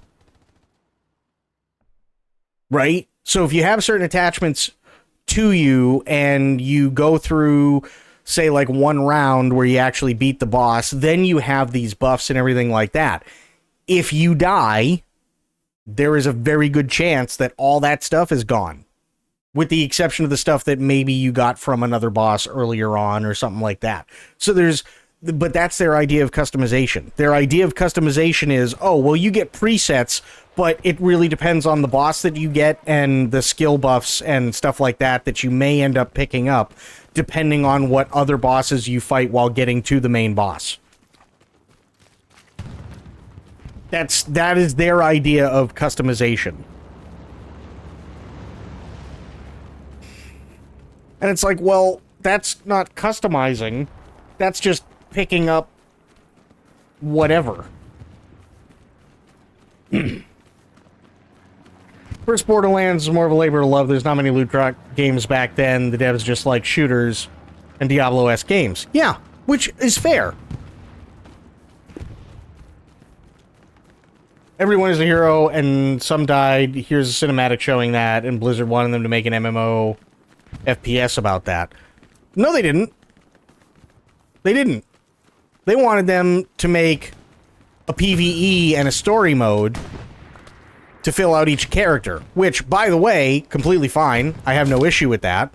But then Blizzard decided, well, we're going to get rid of Overwatch entirely because we want to push Overwatch 2, and then they came out and promised everybody the world, including the PvE that everybody wanted in Overwatch 1, and then after everybody was forced to go over to Overwatch 2, and by the way, they had to buy it, they came out and they went, hey guys, so remember way back in the day, Overwatch 1, we said there was going to be PvE?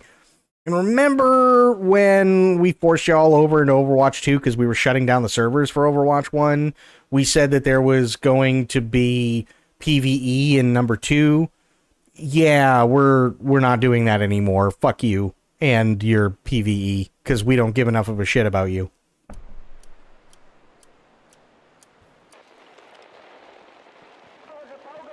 That's what Blizzard did.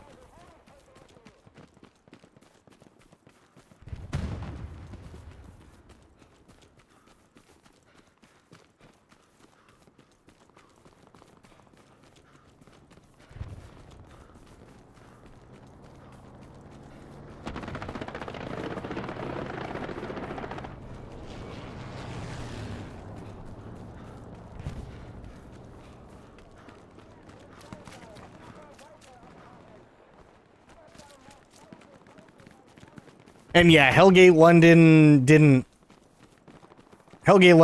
did not go very well. They replaced that and wanted to buy a battle pass that plays more like a second or third job. Yeah. Yeah, exactly. That's all they did. So it's like, I understand what it is with Marvel Rivals. The game is free. They're bringing in new characters and all that good stuff. But at the end of the day, it's still the same basic formula that Overwatch is. And I get so pissed off so easily when it comes to Overwatch. I really, really, really do.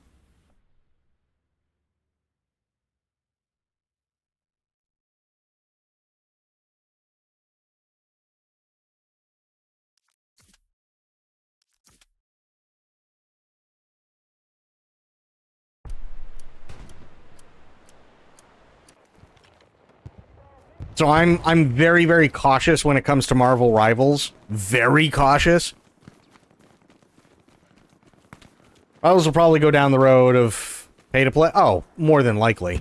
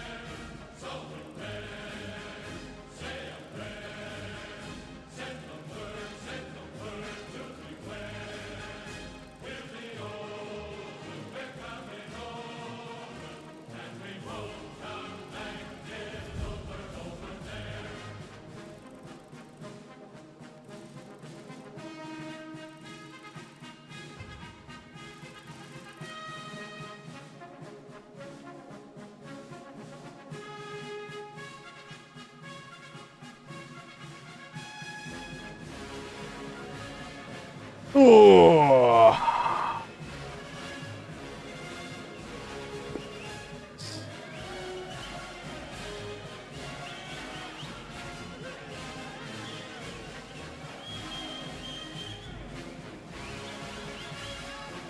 Tell you what, I'll do this. Hang on.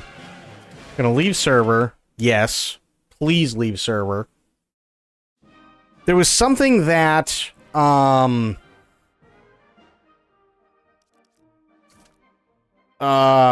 wanted me to check out. So we'll do that, because we only got about 20 minutes left. Yeah, we only got about 20 minutes left. So let me bring that up really, really quick.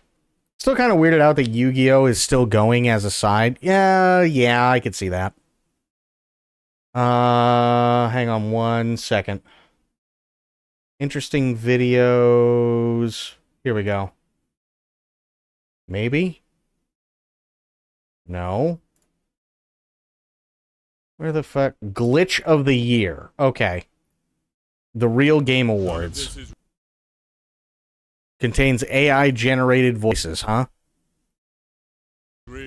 We are live outside the Glitch of the Year Awards with Bethesda's Todd Howard. Tell us, Todd, what's Bethesda's next game? I don't know. There's nothing in the works. Everybody asks, like, about Elder Scrolls, and I keep saying no also. Oh. I would approach those. I'll probably say no. Oh, shit.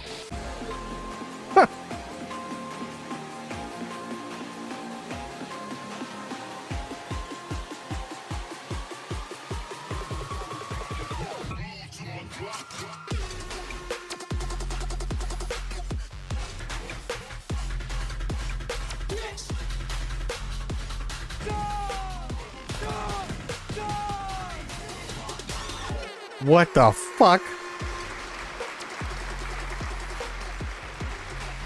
Good evening, everybody!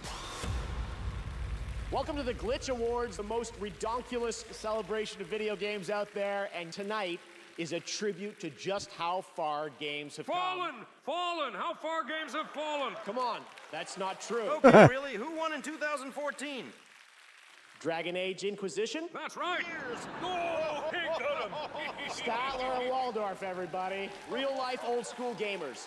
But we have a lot of people here in the audience waiting to see the show. Okay. Yeah, and Phil Spencer, why are you here? Xbox hasn't won an award here in the last 10 years. Oh, he got him! But guys, gaming Damn. is constantly evolving. We've got photorealistic worlds. Look at Cyberpunk after years of ceaseless patching. I remember way back when my games actually had stories. Yeah, not just neon lights and fancy ray tracing. Oh, he got him! Nice. All right, let's keep the show rolling. 10 years ago, we had choices that mattered. Mass Effect. No. Yep. That game made you feel your choices, man. Now it's all AI upscaling BS. Okay, but you play games because games are part of your identity. They mean something to you, and you can join millions of people in a single shared universe. Multiplayer. We had multiplayer, all right. It was known as Counter-Strike. Hell yeah. 4 people, 1 room, no lag. You could smell the camaraderie a block away. Yes. And we didn't need to shout at some 12-year-old on the other side of the planet. True. Scream at our own buddy right over there. Walk right over and suck him in the mouth when he's spawn camping too. True. Hey guys, you know we can hear you. Oh, good. Don't even get me started on live service, okay? By golly. These mofos are using AI to make the skins. That's right, homie. Even they aren't interested in their own games anymore. That's probably why so many of them are shut down. If you'd split the budget of Concord over 100 games, at least one of them would have been worth playing. Oh, he got him. Jesus. Yeah, we're here all night, Statler and Waldorf. I don't know what we signed up for. All right, well, in any case, let's get this anniversary started with a quick in memoriam for all those studios and games that passed on this year. A hymn to the shareholders. What's it doing that? Maestro, take it away. Hang on one second. Display. Properties.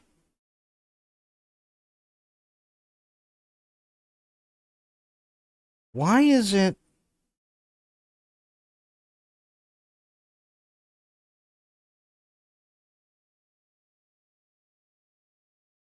Weird. Okay, well, we'll just do this.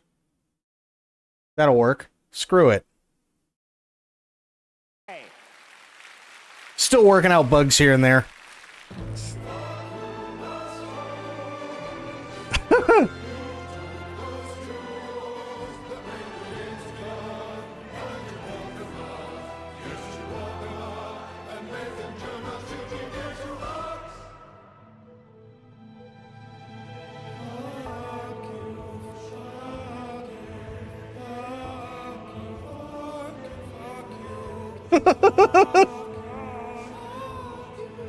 Give it up for Snoop Dogg!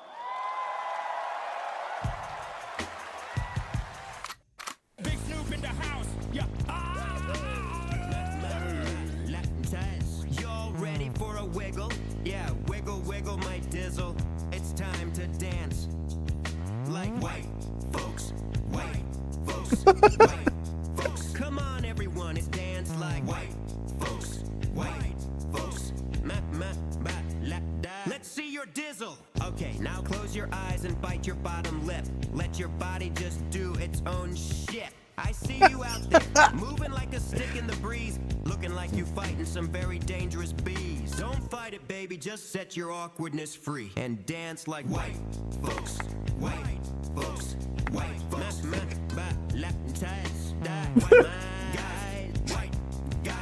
White guys. I've witnessed how the role of TGA has grown every year. Not only does it celebrate the achievements of those involved in the gaming industry, it has also evolved into an event that brings together industry's professionals from around.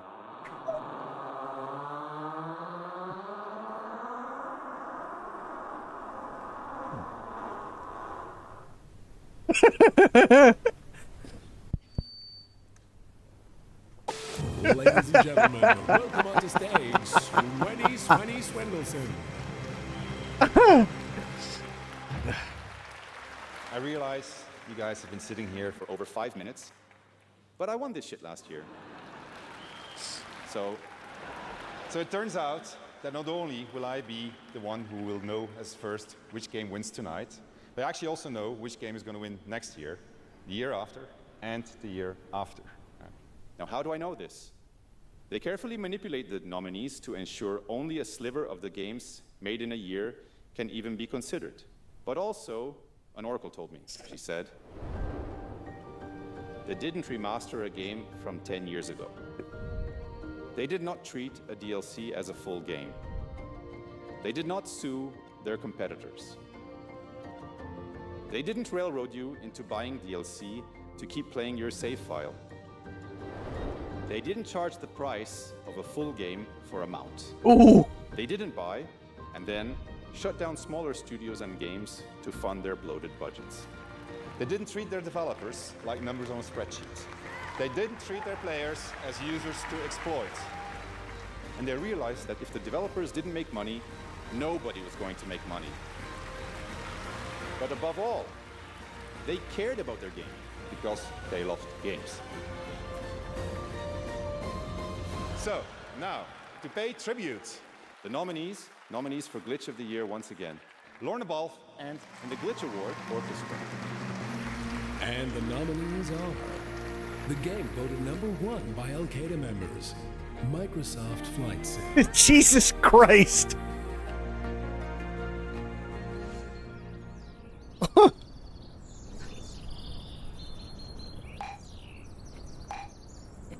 I get the money and it's right on cue. Keep the duffel bag inside my coupe. Hold a couple racks, tell them I love you. You wanna be a boss, do it like I do. Yeah. Get that money, I'm a flex. Hi, Captain. I'm Michael. Thanks for the ride. You now rockin' with the best. Skull and Bones. Damn fault! We've lost the Exeter! Captain Rustler will have us hanged! We're meant to be his escort! Oh God. Enough! There's been a battle here! The British have passed this way! I hope that's not what remains of the Exeter's cargo! Captain, avoid the wreckage! WWE. Oh. WWE was really rough. Really rough.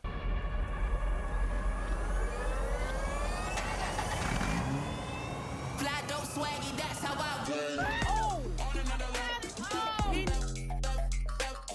ain't step into the crowd, yeah, I'm feeling so supreme. Feeling so supreme. On another level, on another level, on another level, one above me. Step into the crowd, yeah, I'm feeling so supreme. And it's a particularly treacherous path these days. There are a lot of men who have a grudge with his actions in them. He needs some milk. Oh, we did it. We lost him. Maybe. That was too easy. That was not easy. Fortuna told me to meet jobless people in Masango. Let's be careful.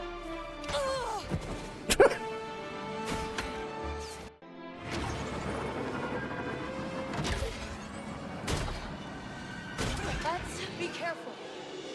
And Star Wars Outlaws.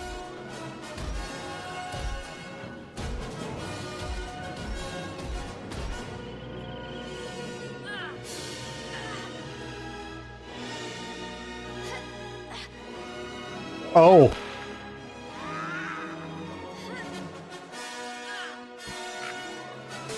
You on my mind a lot. Don't need no time. I don't know how I got you in my pocket spot. Yeah, this babe, need you every day. You like my oxygen.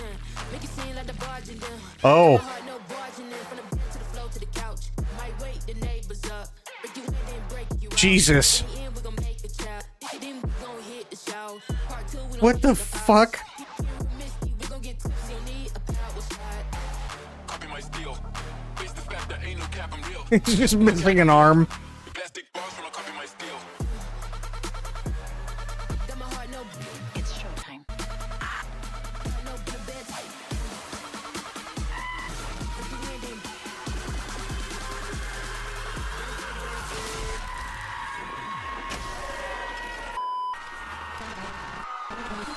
The algorithm has made its selection. Hold on to your assholes, everybody. It could be another card.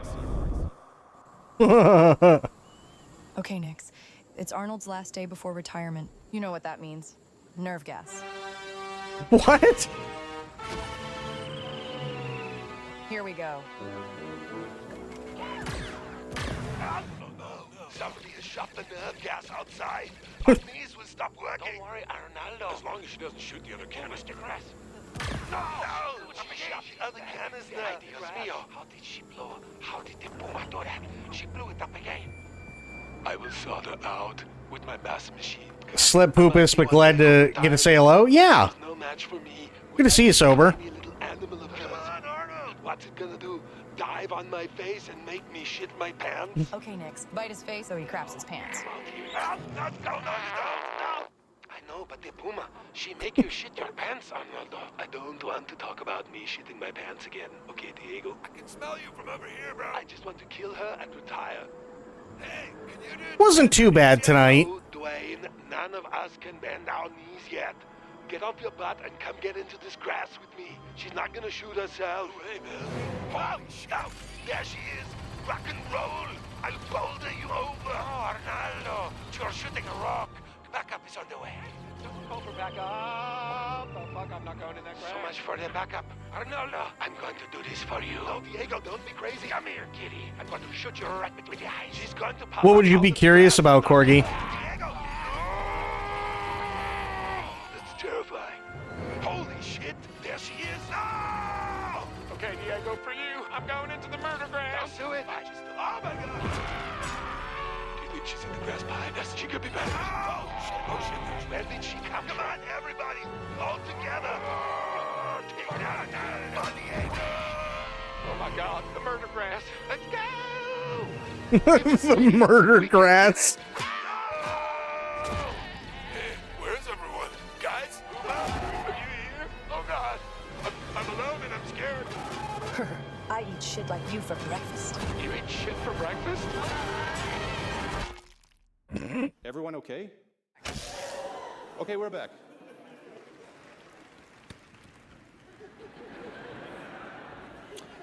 The glitch of the year Murder is grass was funny. No, it's the murder grass. Assassin's Creed Shadows. What the fuck? Good night, everyone. Please join me in the parking lot to congratulate Space Marine 2. Ooh-wee. 2024. What a year. Let's get out there and play some new games like Doom, Grand Theft Auto, Fable, and Metal Gear. You know, new stuff.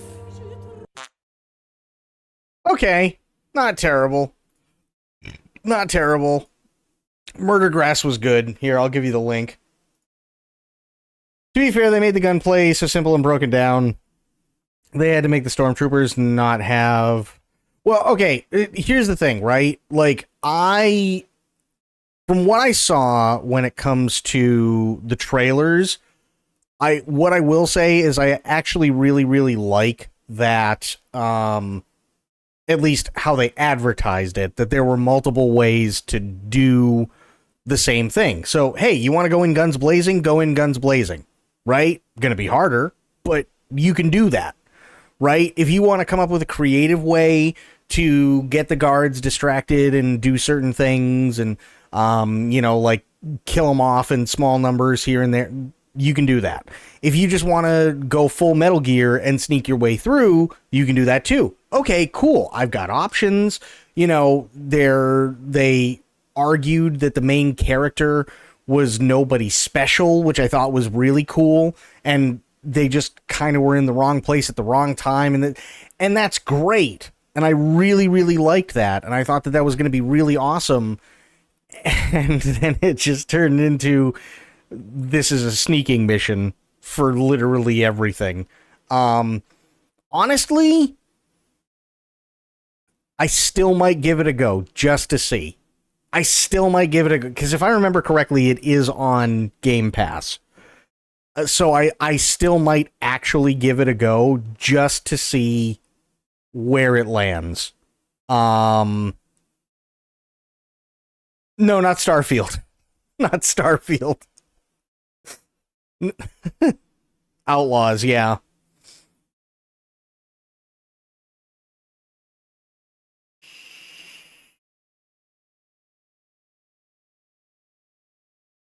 You do Starfield?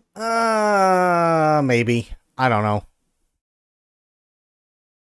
I'm not opposed to the idea, but we'll see if that makes any sense. We will see. But yeah. We know what that'll be like. Oh God. I mean, it'd be interesting. It'd be interesting to see for sure, but who knows, right? Who knows? We'll have to see. Just so you guys are aware, though, because it is getting to be right about that time.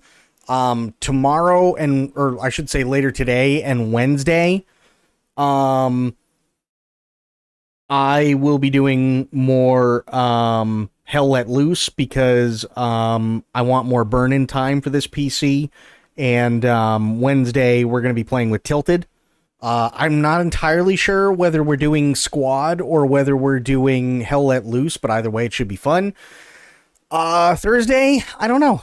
We'll see what happens. We may even do, I don't know, but, we may be able to get Dimitri and everybody else again this weekend to do more Hell Let Loose. We'll see. Couldn't tell you. But, guys, gals, pals, that's going to be it for me for tonight. I had fun. Had a lot of fun. Did you get something new? I didn't have a choice. My power supply died and took the motherboard with it. And that was a giant clusterfuck. So that happened at 4 a.m. on a Sunday. And then I had to get something. So I went to Best Buy. Found one that was actually really, really, really good. But I had to do financing for it. By the time we got that all figured out, which took hours, the finance company was closed. And we couldn't figure out why it wasn't doing it, right? And so I had to wait till Monday, and then come to find out the reason why it wasn't working, even though I was approved, was because they sent the approval to the wrong location. So then we got that all taken care of, and then I brought the PC home I brought a PC home that I went, okay, well, this isn't too bad. It's at least on par with the one that I wanted from the day before, but I couldn't get the one from the day before, specifically because that one got sold an hour before I got there, and it was the last one that they had. So then I grabbed another one, I got it home, I plugged it in, and the damn thing didn't even want to post. So then I had to wait until the next day to go back to return that one and exchange it for another, but they didn't have another one, so they had to order it, quote unquote, order it through another store that was 2 hours in the opposite direction.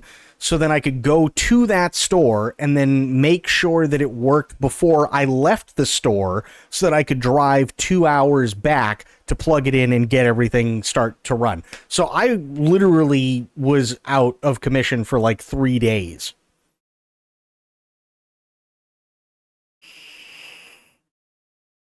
Yeah, it was a nightmare. It was an absolute nightmare.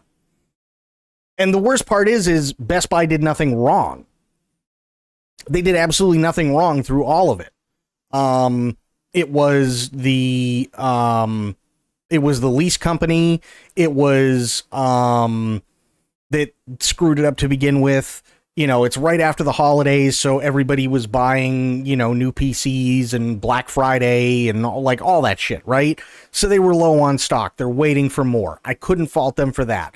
I couldn't fault them for a brand of computer that wasn't theirs, that was DOA. And it was just like one thing after, and I'm just like, fuck, I need to get back. So I ended up getting a new one. i7 14700F. 4060 Ti, 64 gigs of RAM, DDR5, and 2 terabyte. 1 terabyte is NVMe. The other one is SSD. So, I mean, it worked out. Things are going well, but I want to ease into this one and kind of give it burn-in time. Because today is the 14th, and on the 24th, that's when my subscription for ShadowTech is up. So I'm trying to ease it in little by little and give this thing burn-in time so that when the 24th hits, there you go, and everything, I just do it right from this PC and I don't use ShadowTech anymore. So, yeah, that's how it is. But I do want to thank everybody for being here. We had Corgi, we had True. Sober, was good to see you, buddy. Hopefully we'll see you tomorrow, and hopefully you get some more sleep. We had Bloop. We had Spoiled in... Did we have Spoiled? I think we had Spoiled. We did. We had Spoiled earlier. We had Pixel Pixie. We had Sophia. We had Core. DJ, it was good to see you, buddy. Good to see you around again. And for everybody else that was hanging out or lurking or whatever, Spectre was here as well. If I haven't seen you since then, Happy New Year. Also, Spice Boy was here. I can't forget Spice Boy. But it was good to see everybody. Happy New Year. I will be back later on today, but until I see you guys then, have yourselves a great day, great night, wherever you are. Be good to yourselves, be good to one another. Stay safe, stay frosty, and of course, the number one golden rule around here: try to remember some of the basics of CQC. And I will be seeing you guys later on. Thanks so much, everybody, for hanging out. Love and appreciate all of you being here. And, yeah. I'll see you guys later on.